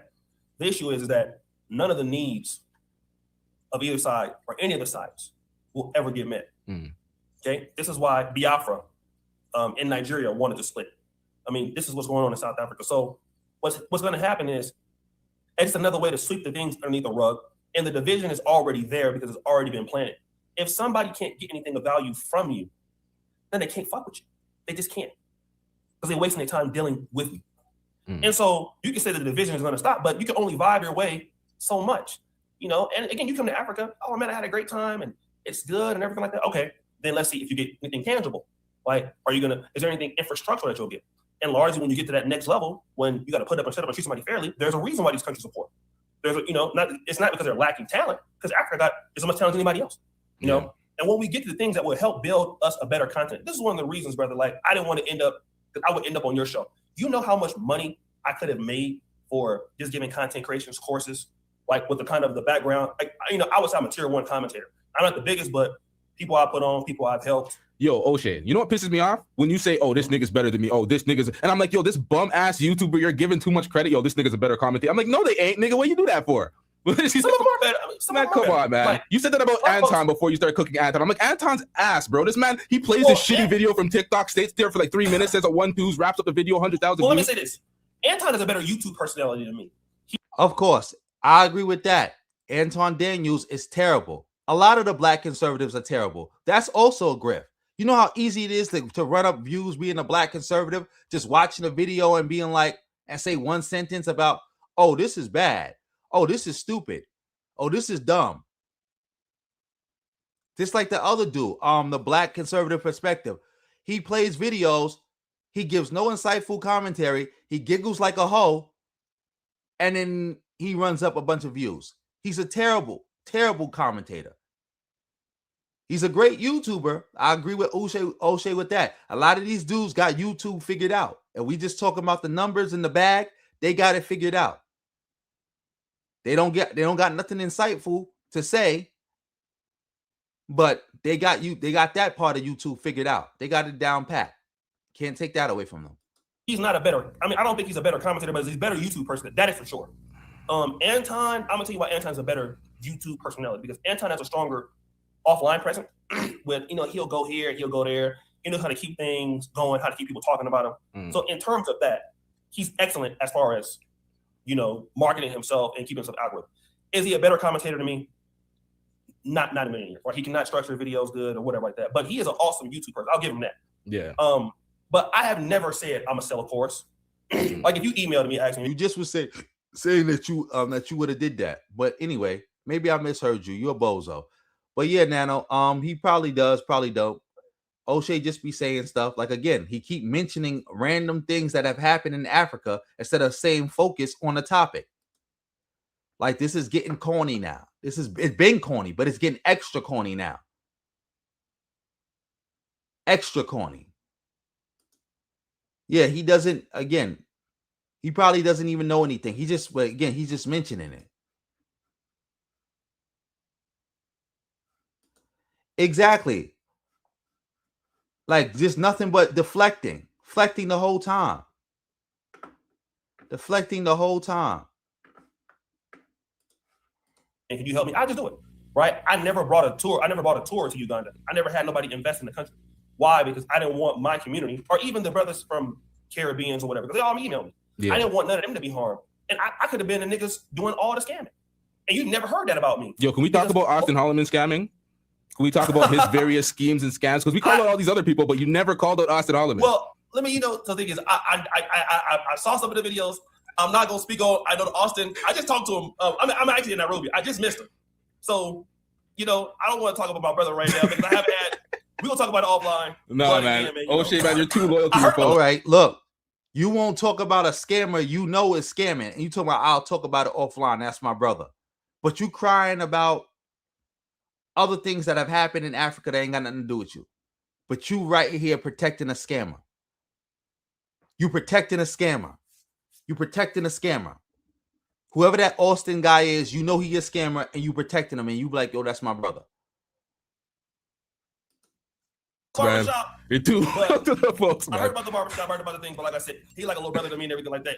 God is not through with him yet. The brother's still coming up. Okay, we're gonna do, we still praying for the brother. You know what I mean? But I heard he had certain things and all that. But as far as me, I love my community. My community did a lot for me, and I will not harm a brother from Guyana or a Ugandan American. I'm not gonna put my community out there to be harmed because they work. I know Ugandans work hard for the man that diaspora. I know that. I know they work hard. I don't want you to have a negative label or a negative stigma when it comes to being divisive or anything, because there's, how much times I've defended you on my platform. Half of my chat is against you when they think you're divisive and you're doing X, Y, and Z. And I'm like, some of them don't understand YouTube. So I'm like, it's okay. They're not content creators. But then other times I'm like, I get how they can get that impression. So you kind of, I don't know. But I think you're doing a good job. I think sometimes people reach and then they kind of extend certain things. But yeah, man. Oshay is not doing a good job. You need to cut this out. Cut it out. Oshay is not doing a good job. Cut that out. Cut that out. Like, this is coming off as some glaze right now. This man just refused to call out a scammer. And you was talking about that earlier, about that bozo I'm not even gonna call him a bozo because I don't know him enough to call him a bozo. But that dude Austin being a scammer and how people not calling him out. You was just talking about that earlier, and now you got Oshay on your channel being and you asked him about it, and Oshay didn't deny that he's a scammer. He just said he ain't gonna call him out because that's his brother. Just your audience, like I said, I'm not a person that came on to YouTube necessarily to like be liked or be understood. You know what I mean? And I can see if somebody sees what I'm doing, because I honestly believe that a lot of people that watch your channel and most of us want to see Black people win, right? And because of the depiction of most of us in the Western world has been negative, and they feel like people with my platform, like, yo, you have the power to be like uniting people. Like, why are you talking about the negativity? And I get their point. But if we act like these underlying problems are not there, the issue is that it's going to get worse. And I am seeing it get worse. What you're seeing right now is you're going to have a bunch of Africans that don't even live in Africa anymore. And the closest thing they get to Africa is if what city is what town is Amber Rose from in Africa? Amber Rose? Where's the place her mother's from? I don't know. They almost beat Argentina in the World Cup. Egypt. Cameroon. No, not Egypt. No, not Cameroon. Every team almost Cape Verdean. Cape Verdean. From everything. What's that one small team? It's a small island. What is it called? Cape Verdean. Oh, Cape Verde? Cape Verde. Okay, yeah. You know, the thing is, we have so many talented Africans in the diaspora. We have, and we need a lot of help here, by the way. We have so little infrastructural development. Like the average age of Uganda is like 16. The majority of talented people leave, and then what the role they play is the funding of the diaspora in remittances. But on the ground, you know, we don't have a lot of people. The amount of talent pool is too raw and it's too deep. And so these divisions within Africa itself are going to push these people out even more. And you're going to have less talent, and you can only build on what your talent is. And as a person that sees this every day, see a lot of people, when I'm walking around Uganda or Kenya, really Uganda, Kenya's a lot better. I don't go around showing the stuff that I see or the stuff that I talk about that really, really happens, but I see it in real time. Like, I see the problems in real time. And the rate that it's going, if we want to act like it's not going to happen, well, I mean, the single motherhood rate is rising. So you're not going to have the average age of people going to be 16. It's going to be now 12, right? In Uganda, we just had 107 people yesterday crashing the bus 2 days ago. Yeah. The bus was too many people. It swerved out of control, hit a boulder, flipped over, and like 30 people died. This happens a lot in Uganda, like all the time. You know what I mean? Yeah. Bad roads. I mean, you see. So now these are the problems that happen, and people act like these are things you can't really talk about. So if we continue to go that way, that's fine. But these problems will just get worse. And I'm going to tell you what happened. I had a young lady that I used to know. She got killed. She got killed actually while I was in Kenya. And because there are no opportunities, the things that you start to see is women getting robbed, women getting killed. My editor was driving one night, and just somebody threw a brick through the window. My car. Boom. Yes. You know? And just like these are the things that happen as a result of these things happening. And so now imagine the diaspora coming back and trying to step into that. Are you sure that bad stuff ain't happening to them because of you? That people know that they affiliated with you? Maybe that's the situation. And don't know what's going on, then guess who the targets become? We don't know what we're stepping into. So we can continue to deal with it as we can, but the writing will be on the wall. And a lot of the people that are, you know, have an issue with how I'm saying it, well, you don't live in Uganda. You're living in Texas somewhere. You're living in wherever, you know, you're in Asia, you're somewhere else, you're in Canada. You're safe.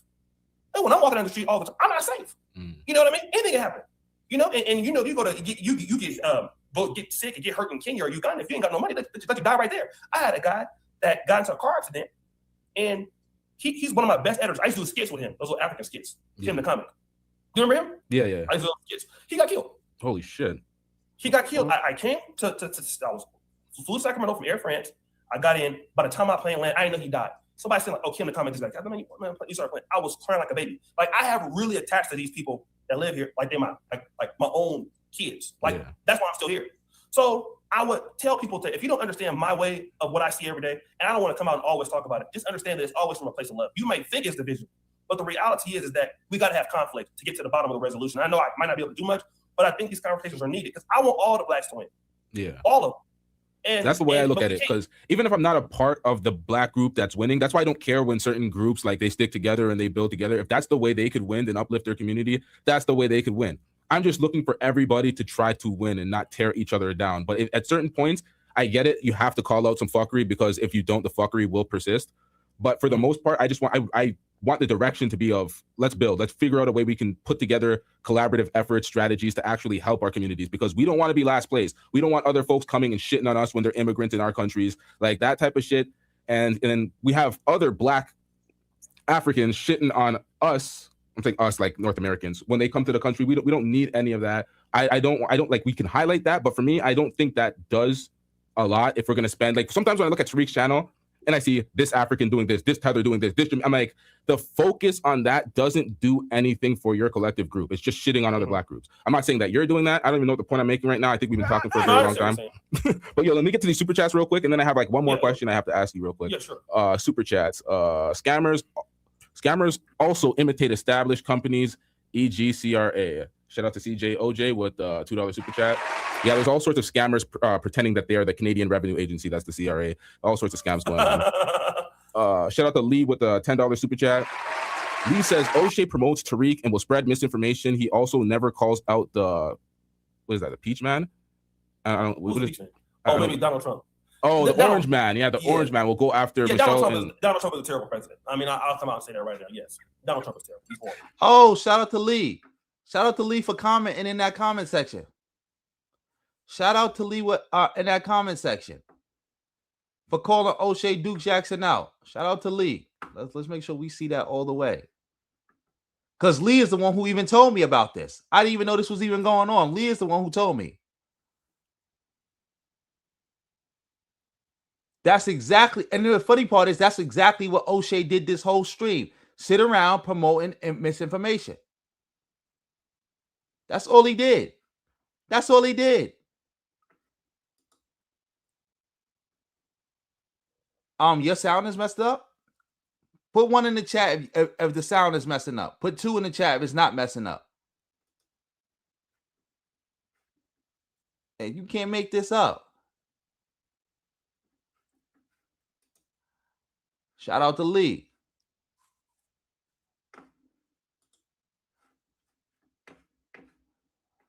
Yeah. Let's get back to that. Let's see what Oshay got to say. Right. He said we'll go after Michelle Obama and Obama for no reason. Release the e-files. Oshay liked calling people Canadian people a tether. Sorry, the grammar's a little off there, but Oshay likes calling people a Canadian tether. I don't.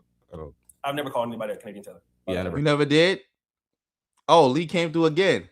Heard that either. Shout out to Lee with the $2 super chat. Lee says still promotes Haitians are eating cats and dogs. I don't never promote that. Yeah, I don't know what. I never met a Haitian I didn't like. By the way, let's talk about like tethers. The Poetic Flacco came out and said, "I'm the one that helped Poetic Flacco with his strategy that blew him up." I didn't tell anybody that. He came out and said, he didn't speak about that after. He made that video. He made that accusation on you. You responded, and then he went silent. What the fuck was that about? Why is he not saying? And why is he not following up? It was just a lie. Like, I mean, Poetic Flacco was a liar. You know, he was trying to act like I wouldn't help him if he was not African. It was like, you know, at first I was gonna let it go, but again, like he just being. I don't dislike the guy, but you know, when I see stuff about him, I talk about his ass. Yeah, because he's being disingenuous. But ultimately, you know, like I said, somebody said, "Oh, Oshay, you went to Uganda because it was poor." Bro, here's the reality, man. When I was living in Europe, I was making the most money that I ever made, and still doing well. I can live anywhere in the world. All right, I'm top 1% creators, hands down. Not to brag. All right, if you look at my track record, that's what I am in the Black sector. I've helped probably the most creators. I have over 500 million lifetime views. I can live anywhere. There's no place in the world that I can live and not be successful. So exactly. We know that, Oshay. That's the only truth and direct answer you gave today. That you can make money anywhere. But I do believe you did move to Uganda because they do have less money there. I'm not going to hold you. I'm not going to hold you. You didn't move there to help the people. You ain't moved there because you love the people. Shout out to CD No Handle for coming through with the 5. Make sure y'all shouting out CD No Handle. And y'all shout out Lee for lighting fire to Oshay butt.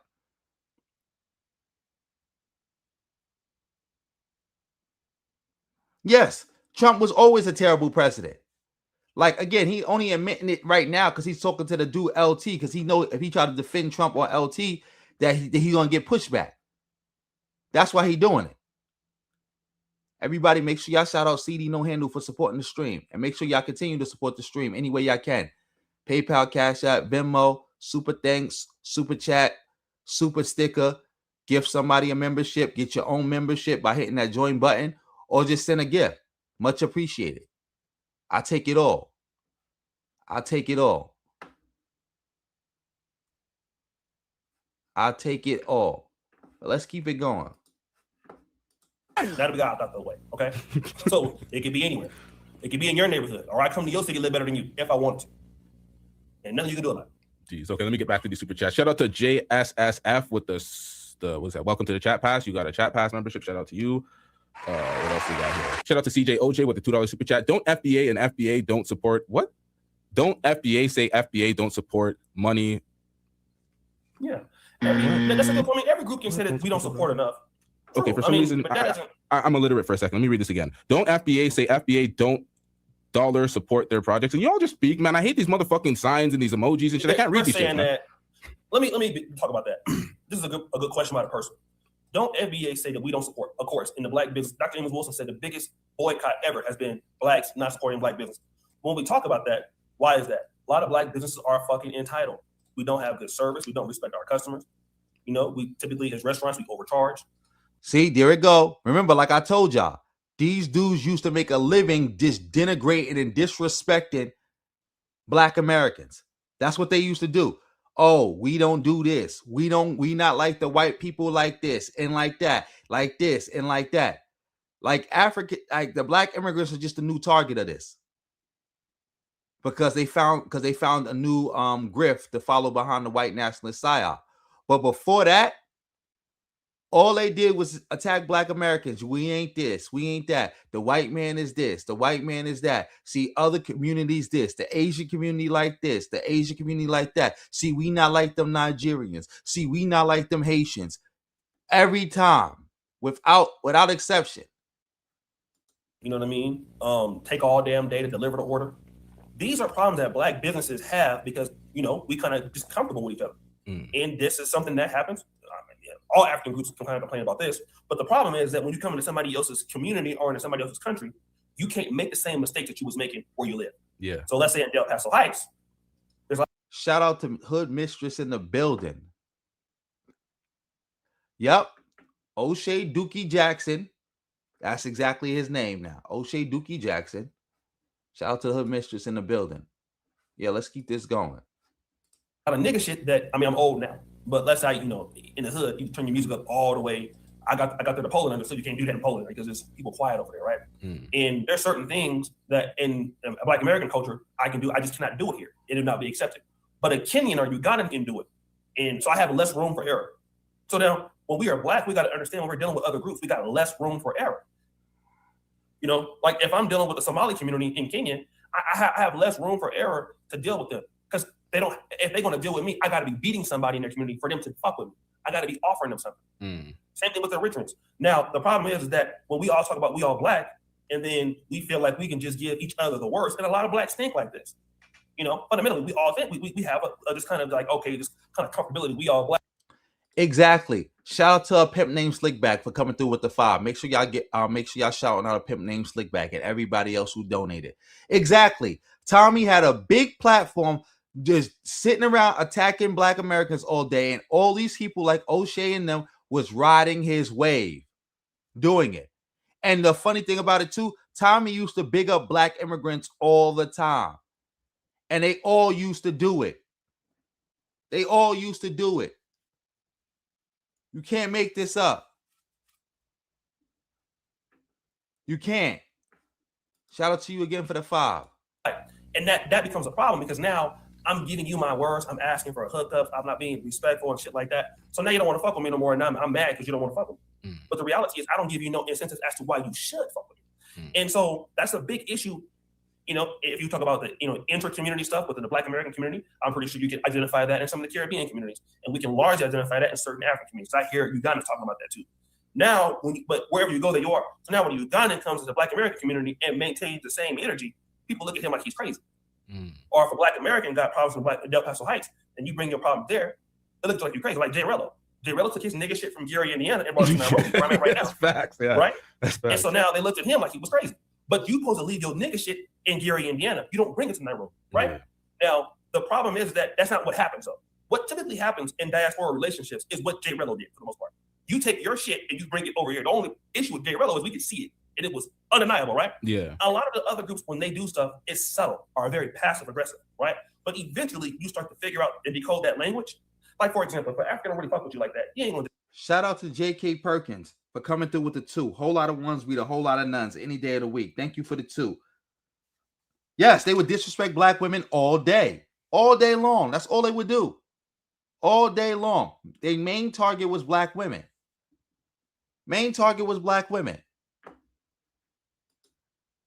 Shout out to Reed David in the building. Thank you for the fire emojis.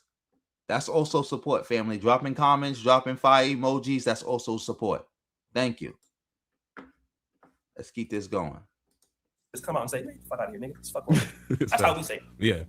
Africans, oh, that's great. That's nice. Especially like East Africans. Yeah, I'm gonna get on that. And then, but they never no follow up. And then they see the next time, like ain't nothing happened, right? Now, Black American motherfucker, if we know you're doing that, we're gonna get the fuck away from me. Yeah. But now, if you do that to African, they're gonna say, "What? How rude are you?" So, like I said, there's no accountability for the fact that you said you're gonna deliver something and then you didn't.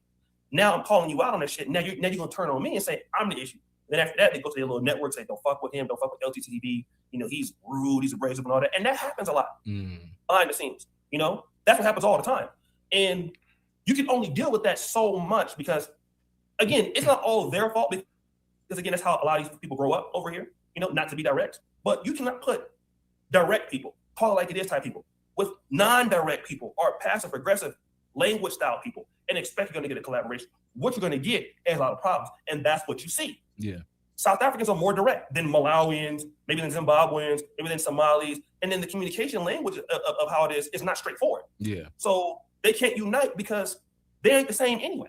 It's like being in a workplace and you see the corporate people that are in the corporate structure, and then you go to the back of the warehouse and it's logistics and it's warehouse people. On the warehouse, on the dock, these motherfuckers speak raw, and in the corporate side, it's passive aggressive. It's 2 different languages. It's same company, 2 different languages, 2 different communication styles. So I fully understand that. There's a disconnect in that because there's cultural differences almost.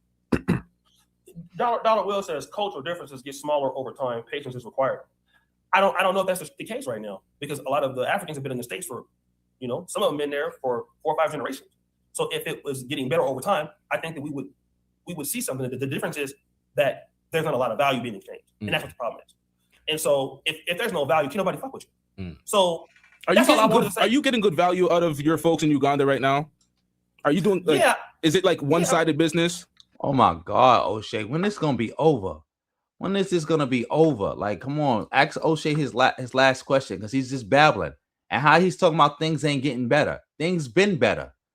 Things are getting better. Things are getting better. You FBA bozos are the ones who trying to make things worse. Shout out to a pimp named Slickback for coming through again with another 5.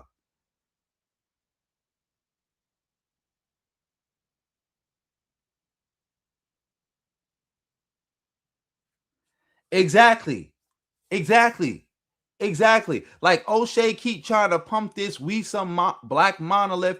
We all the same, and we communicate with each other so good. We know each other like the back of our hand. We don't really got problems like that. It's these Africans coming over here doing this, doing that. This nonsense. Like, you can't make this stuff up, bro. Can't. It's just insane. Shout out to you again for coming through with another 5. Much appreciated.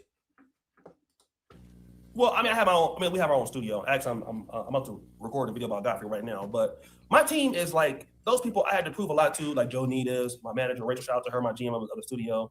You know, we're like it's not even race, right? Like we're so close, like it's just like, hey, I'm just one of them, and we all the same, which is how it is. But as we've been through, like me and Joe Nita, we didn't have people die in our business. Like we didn't been through hell and back, like not having no money in the business to blowing up to suffering in, and you know what I mean, and going through the changes and stuff like this. So you kind of go to battle with these guys every day, and it's beyond like, oh, that person's Ugandan or that person's from the north or from the central. So with our studio, yeah, we're good. The problem is like when you try to work with like the private sector, which is how I ended up exposing the Gaba. Yeah. When I lost like that $50,000 or whatever, and I'm saying I lost it because I didn't get formalized with Diageo. Because of him, he scammed me. So you know, when you talk about people like that, and this is to throw all Ugandans underneath the bus or African governments, but largely I have talked to African officials, and I heard one guy tell me like, hey, you know, I know you want to talk to me about that, but right now we're talking about my personal project. So if you want to talk to me about that, make an appointment and come back. Wow. But like I didn't want to reveal that, but when people talk about doing stuff for Africa, I used to be at one point the largest producer of agricultural content in Uganda, the King Ghana channel. We was doing it during COVID. We used to produce a lot for tourism, things like that. And then there's certain people that you can talk to that just don't care, right?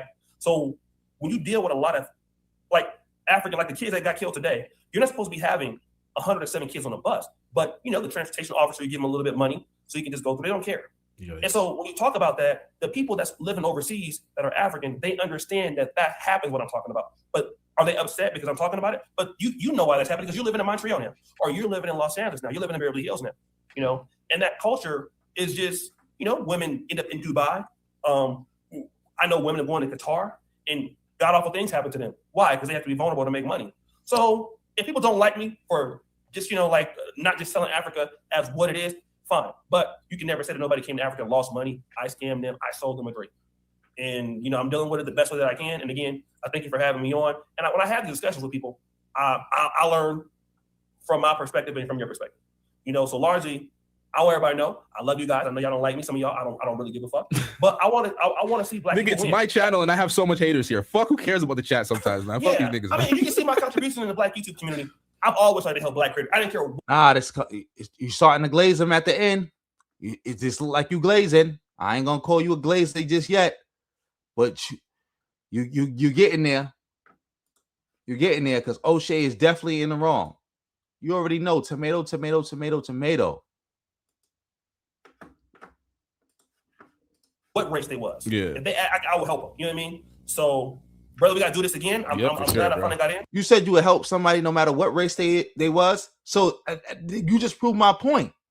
That you're helping and all this stuff you doing with the Africans has nothing to do with no Pan-Africanist and you want to see them win. Because I said that you did the same, everything you doing in Africa right now. If you was in Poland, you would be doing because you did it in Poland. And if you was in China, you'll be doing it there. This ain't got nothing to do with helping no Africans. Let me bring that back a little bit. Let's see. You're not clicking it, so they don't understand that. Right. But you know, if you listen to the framework, and again, black people are going to continue to keep having this division amongst themselves because there is no incentivization. And when black people feel that, I think I fast forwarded, but everybody already heard what he said. We heard what he said, so it doesn't matter. One side or the other, whether it's the diaspora, intercultural, or intercultural, which is tribalism, if they feel like there's no value, you're going to have beefs. Yep. And the biggest groups that have the most division are amongst the African community. Do you think a lot of those folks? Do you think a problem with a lot of African nations is the government structurally kind of trickling down to the citizens? Because a lot of the way they speak about corruption at the top a lot in Africa. A lot of Africans speak about it's corruption. It's corrupt at the top. We can't do X, Y, and Z. That's why we're in America sending money home. The corrupt systems of Africa. Yeah. So I think another super chat. Hold on. Oh, that's THPP Network. That's my brother, man. It's a duo. They be killing. They have some good videos. I missed a bunch of these. Hold on. What are these? This guy Lee said, Oshay said Haitians eat cats and dogs. I've never said Oshay Haitians eat cats and dogs. This guy here, I don't know who he's talking about. I reacted to a video that said that Haitians were eating cats and dogs. That was the allegation. Okay. But bro, if you pull that video up, all my videos up there, you go find the video. I watch a lot of your videos. I never heard that, so I don't know where that's coming from. But yeah, I'm struggling to scroll up and down these. Okay, so which ones did I not read? Let me just get to the. Are you making a move now? Okay, let me just read this. So Lee. Super chats. Lee says, Oshay, you talking about SA, South Africa, but you don't talk about Orange Man. He is stealing billions and works with Ed Blum. Never addresses anything. Donald Trump, even calling Michelle a monkey. Okay. Shout out to THPP Network with the $10 super chat. THPP Network says, this was a good conversation. Glad I caught it. Shout out to LT and Oshay. This definitely was not a good conversation. And shout out to Lee again for coming through. I believe you Lee. I believe you. Oshay been lying this whole time. So who else am I supposed to believe? Who am I supposed to believe? Northern Cali, love my G. Shout out to you. I don't know why my brain did autofill and went straight to LTTV instead of LT, but where else? Let me grab this one too. Shout out to Lee with another $5 super chat. Lee says, Oshay did say that Haitians eat cats and dogs. You promoted it with Tariq's videos, and he said it about 2 months ago. You don't like orange, but voted 3 times, laughing face. I said, wait, you promoted? Wait, what? I'm so lost. No. that would have been clipped all over Black YouTube. If I'd have took the video down, it would already be up. Yeah, if I said that Haitians eat black and dogs, yeah, it'd been already. Yeah, Nana would have been on that or something. Like someone would have said something about that. Shout out to Bebe with the $5 super chat. Bebe says, leave my nephew Oshay alone. His mom is from my hometown, Bastrop, LA. FBA, Bastrop. Yeah, I pronounced that wrong. My grandma went to Morehouse High School.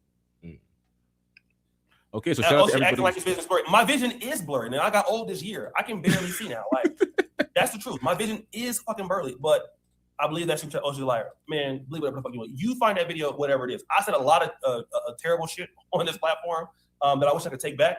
That ain't one of them. Right? And like I said, I love Haitians. Who else? I love all these niggas, right? Even the Haitian video I made the other day. I never made a video of a Haitian that I didn't like. There's only one Liberian I don't like, and that's Tariq Flacco. Most people in the groups I meet them all over the world. I like all these niggas. You know, whenever I see somebody, when I'm in Dubai, anywhere, I always stop and I talk to everybody. Whatever I'm doing, if I'm eating, I always stop and talk to people. Just like now. You know what I mean? Whoever I meet somebody. So y'all can call stop that. So Oshay got a history of helping Black YouTubers, African YouTubers. I got that history, man. So even if my views on this are worse than what you think, nobody can say that, the real work of what Oshay did. Because a lot of things, trying to tell you this, brother LCTV, it's a lot of stuff that I do behind the scenes, which is nobody's business, that don't nobody know about. Yeah. Every day. Which is not me to come on here and try to share that about folks or whatever. You know what I mean?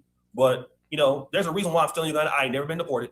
You know, a lot of motherfuckers know me in the government, in the airport, when I go take flights all the time. People know me, right? So if I was supposed to be going, I'd already been going. But man, let me go ahead. So if you taking all these flights, why you ain't take no flight to America to stand with Nolan Wells' family? How come you ain't do that? Like come on now. Shout out to Ogo 316. Yes, he's another algorithm chaser, and he is complicit. Facts. Let's keep it going. So I can go ahead on, brother, and roast it. I gotta set this thing up, family. I'm a big fan of the show. You know, I'll be here in the chat when I can see it. So yeah, man. So thank you for having me on. Yeah, no problem. Yeah, we got to do another collab. We got to set up something, man. Shout out to you. Respect for calling in, bro. Respect for calling in, though. Yeah, you my brother, man. Like, you know, you be getting all my sound bites, so I have to, you know, I'm like, so I to pay homage, brother. So the booty clapping sounds. I'm getting, oh man, listen. And thank you to your chat, man. Like, I know people don't necessarily like, but I would say your chat for the most part. Like, I was over on Dynasty Mirror chat. Like, you know, a lot of them don't like me. That's a real strong pro-Black community over there. Yeah. So, I mean, the girl hopped on there. She was cussing me out, cussing my mama out. She said she was gonna whoop my ass. So at least it was a lot better. Like your staff, your audience is a lot nicer than Dynasty. I won't even go over there.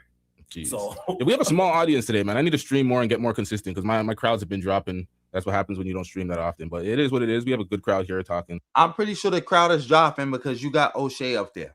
I'm pretty sure you got Oshay up there and you let him babble. You let him babble and talk around the subject for like how long? Like how long was you going to let him do that? Like ridiculous.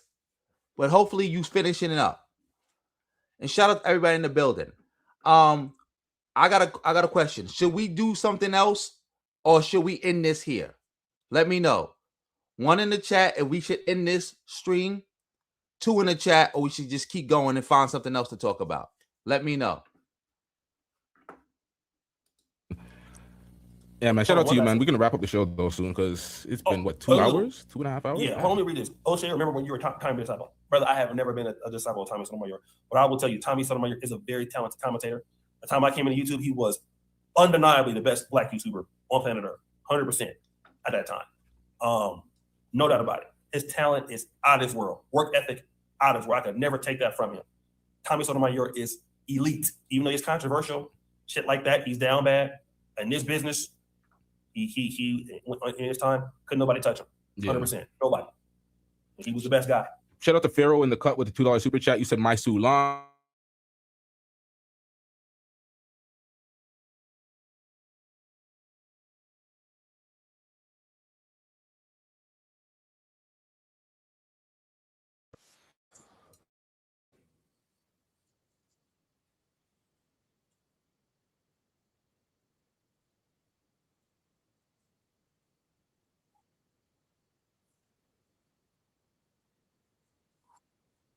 Did y'all hear all that glazing he was doing? The audio cut out?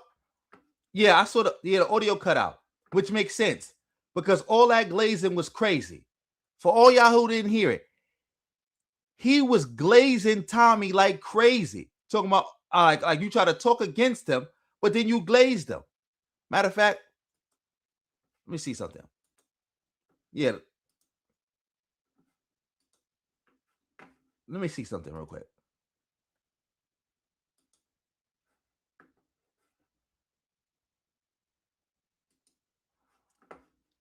Let me see something real quick. Matter of fact, that's what we're going to do. I'm going to bring that back. I'm going to bring that back and then we're going to just end it. I'm going to bring that back and we're going to end it. Shout out to everybody in the building. Shout out to everybody in the building.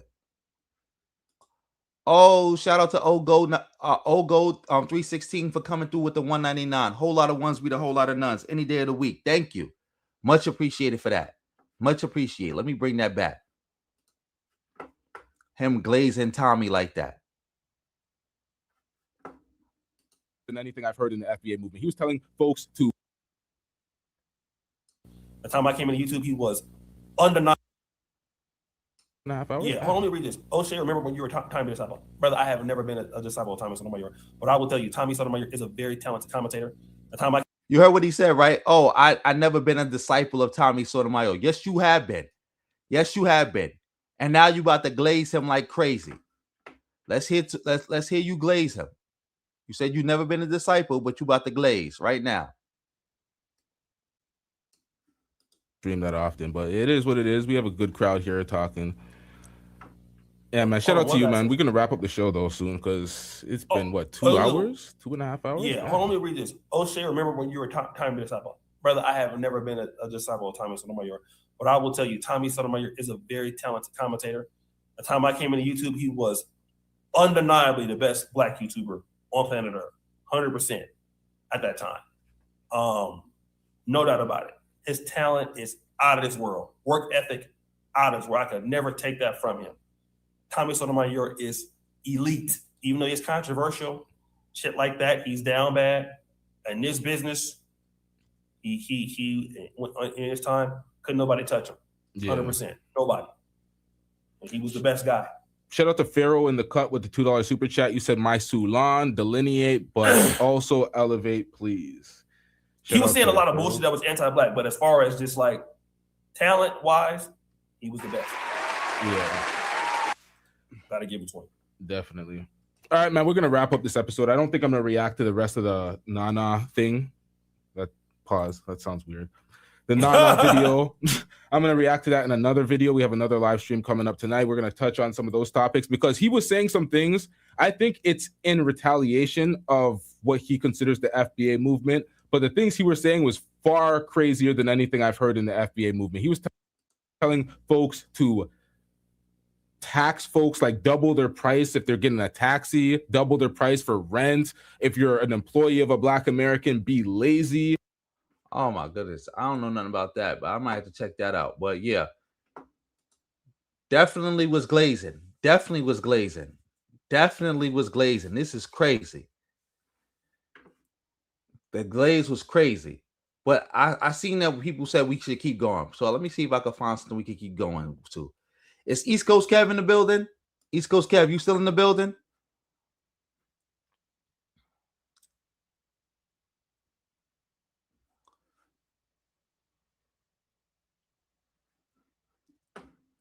Exactly, CD no handle. Exactly. I don't want to hear his voice no more.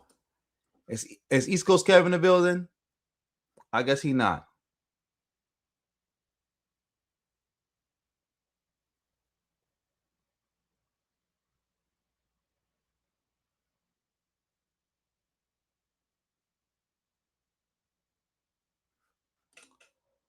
You said it was Sergeant Willie Pete? I don't think so. I don't think so. I know he was one of the biggest ones doing it, but I don't think Tommy stole it from him and ran with it. I think it's more like a Doggy Diamonds DJ Academic situation where they just happen to be doing similar content. Doggy Diamonds was doing it first, but The content was similar. It's just that DJ Academics blew up with it. I don't think DJ Academics actually copied behind him and stuff like that.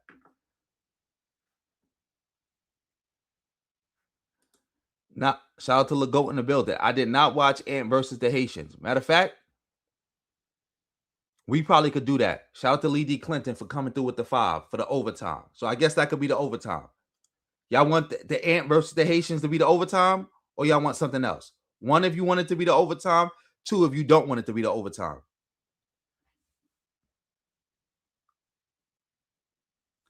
Matter of fact, I'm going to let Lee D. Clinton pick because he gave the $5 for the overtime. Lee D. Clinton, what you want for the overtime? Since you donated the 5, what you want for the overtime?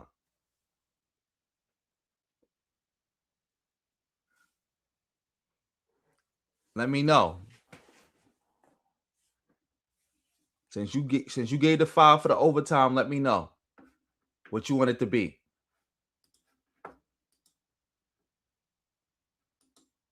He was saying the wildest shit. I'm like, yo, we gotta talk about this. I mean, that's like a person that would say. Okay, cool. So we got we got an answer. So we doing Ant CEO versus the Haitians. Let's see. Let's go to that. We got the one. So we're gonna go to that right now.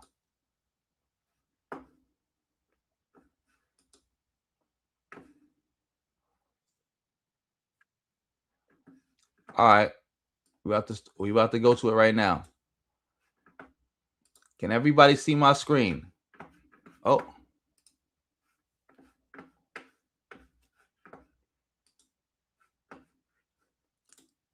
Can y'all see the screen? All right. This is the overtime. Shout out to everybody in the building. Let's get to it.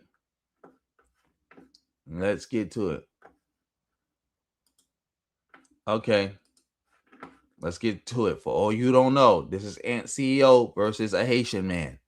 Let's see how this go down. You can start it off however you want to, start it off whatever you wanted to address.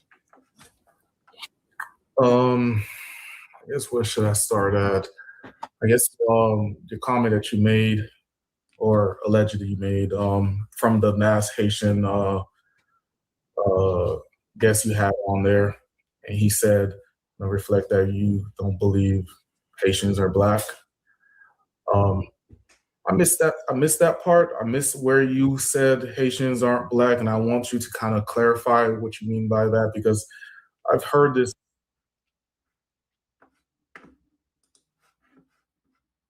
Oh no! Oh no! Don't tell me this starting already. I hope this ain't starting. Let's do this again. You can start it off however you want to, start it off whatever you wanted to address.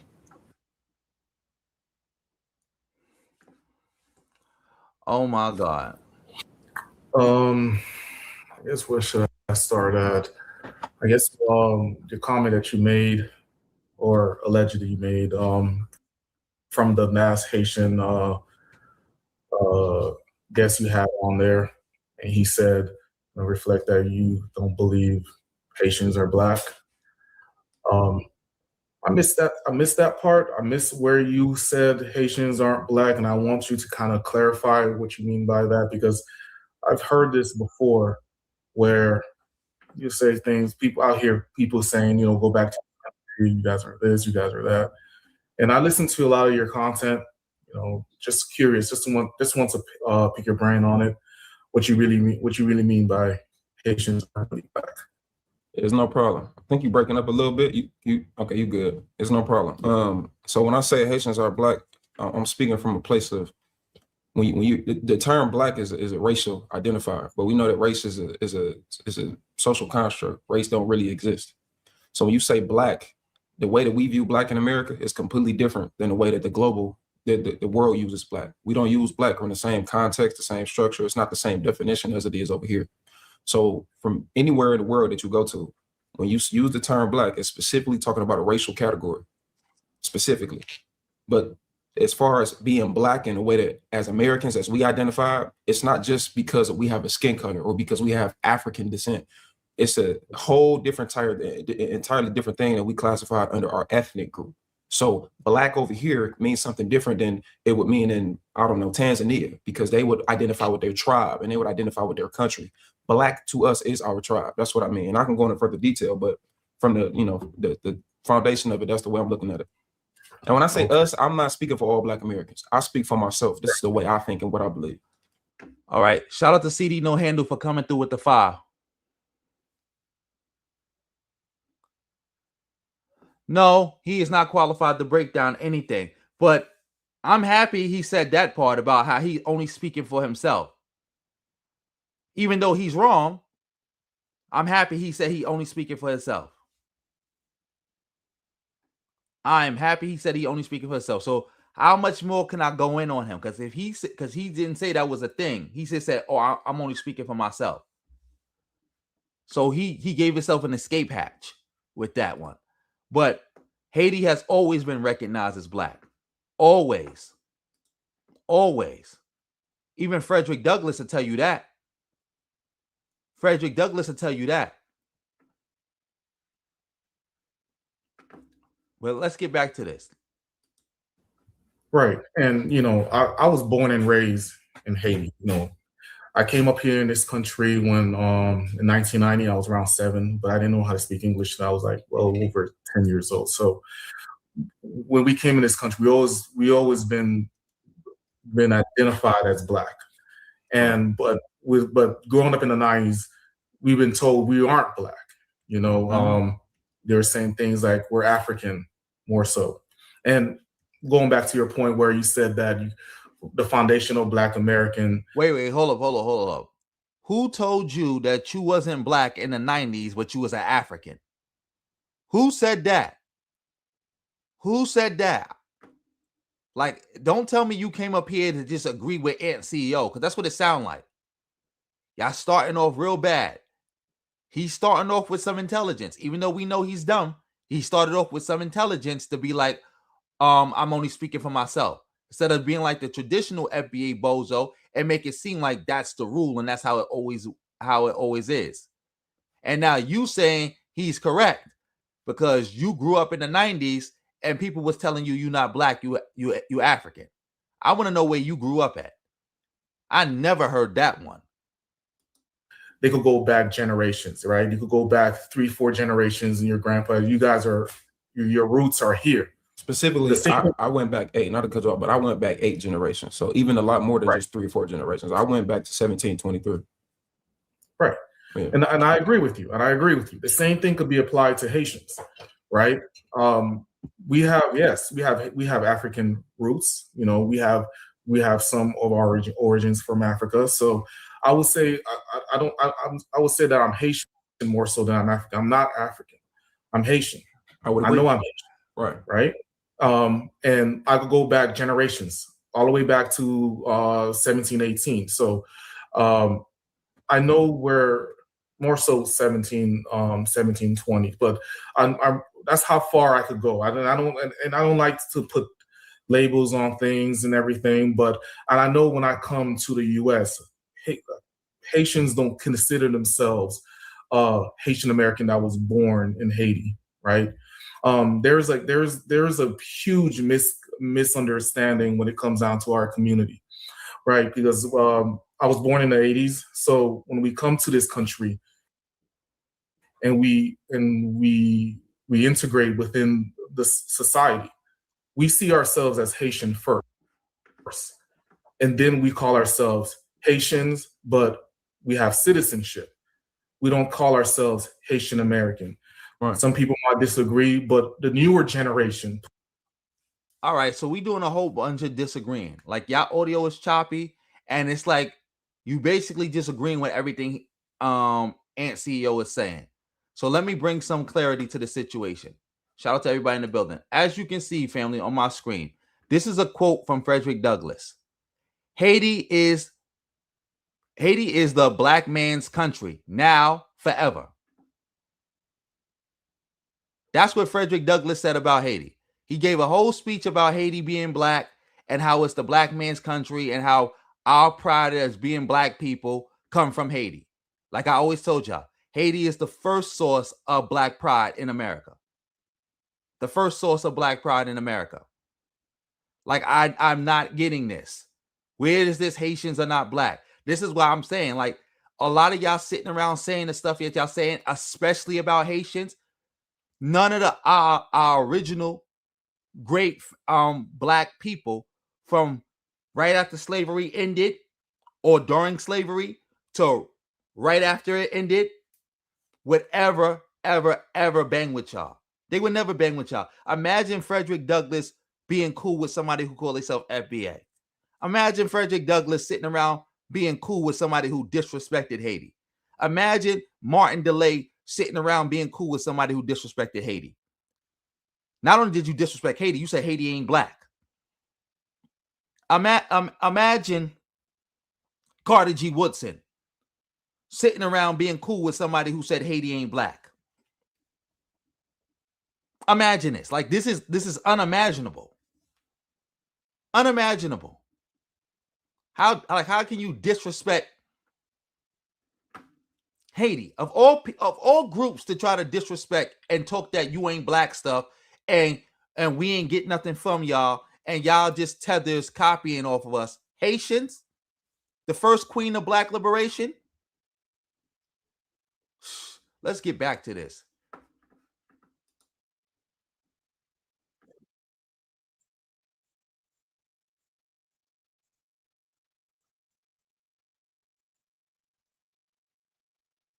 Oh, the audio cut out again. This is crazy. I don't know what's going on with my thing right now. I think it's too much going on right now. I think I got too much stuff running. Or it's the weather. Y'all know, for all y'all people in the Northeast, be good. That weather, that air is, you cannot breathe it. That air is terrible. All my people, don't be trying to breathe that air. Oh, let's get back to this. Shout out to everybody in the building. Shout out to CD No Handle for coming through with another 5.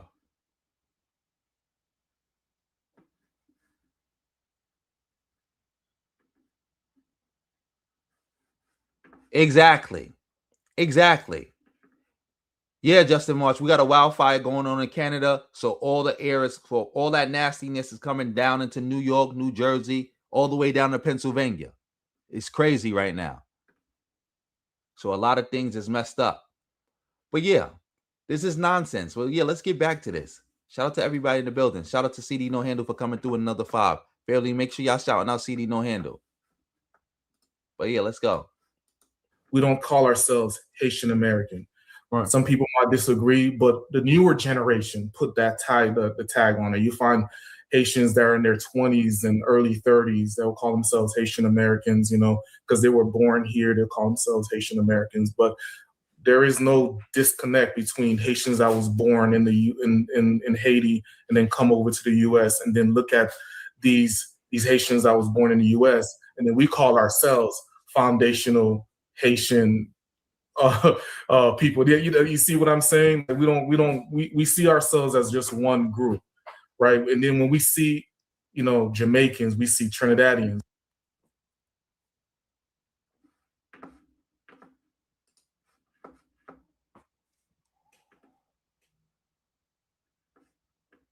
What?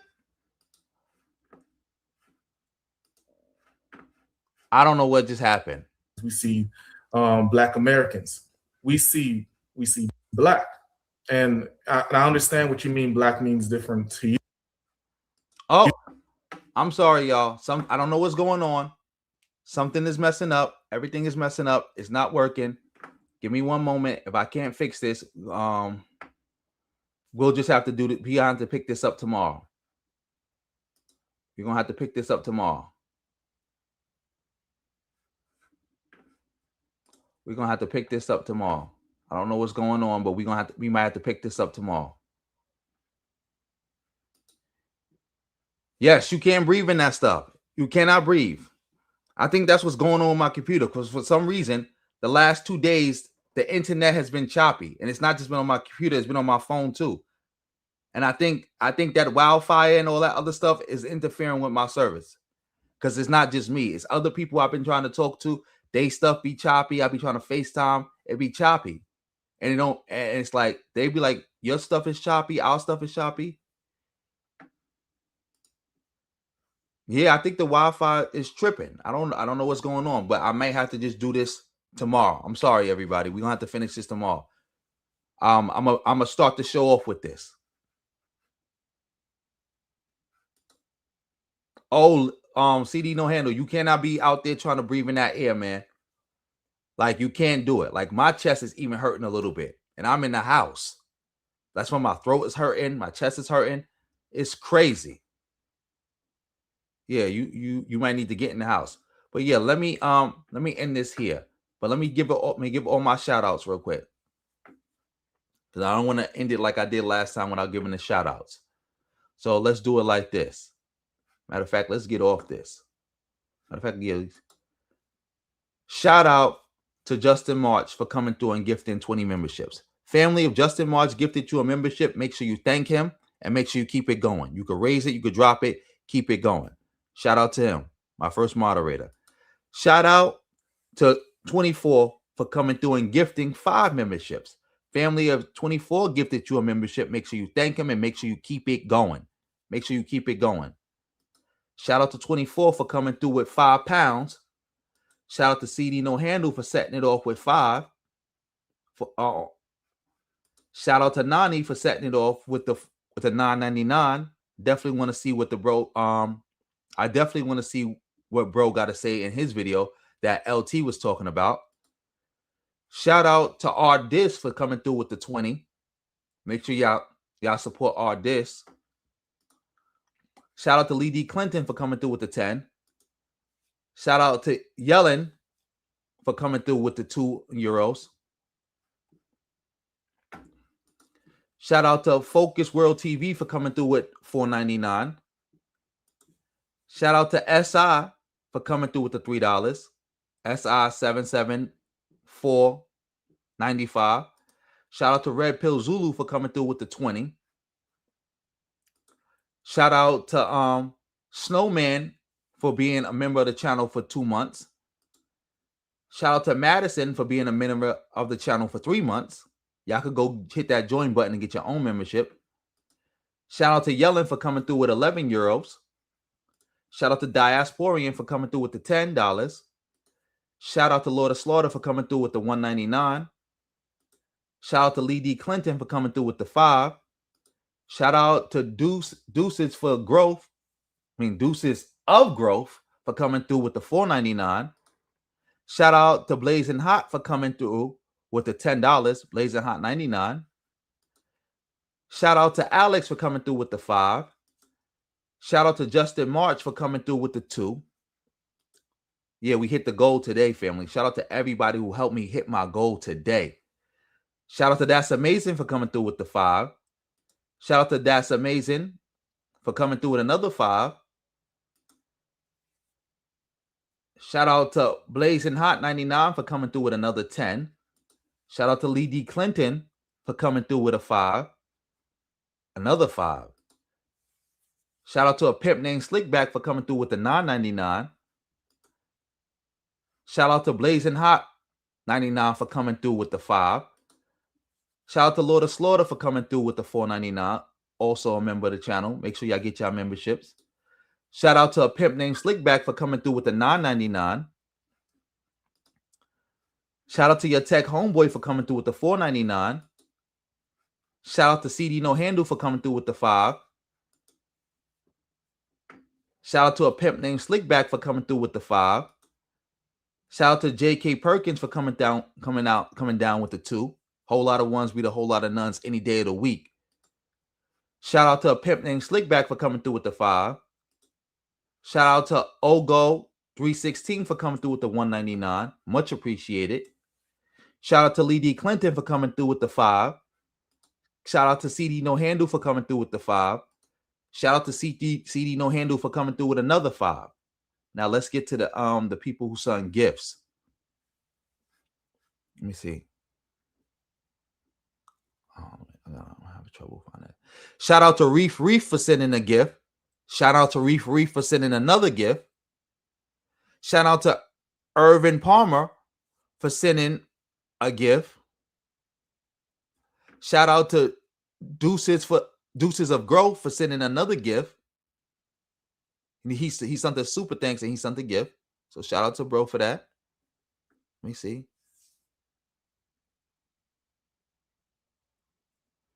Hey, what up? Is there more gifts? I can't see. Dang. Let me see. I don't know if anybody else sent another gift. But while I look for that, shout out to Purcell for coming through with the Cash App. Much appreciated. Shout out to Emmanuel for coming through with the Cash App.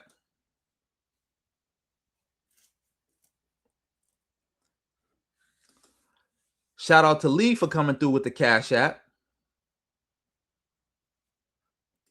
Oh, I said shout out to Reef already for coming through with the gift. Okay. Let me see. Did anybody else send a gift? I gotta see. All right.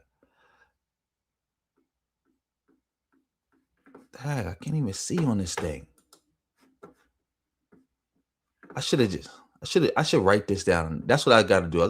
I gotta get a piece of paper to write down these gifts. Because they don't even keep track of it. But I think that's all the gifts.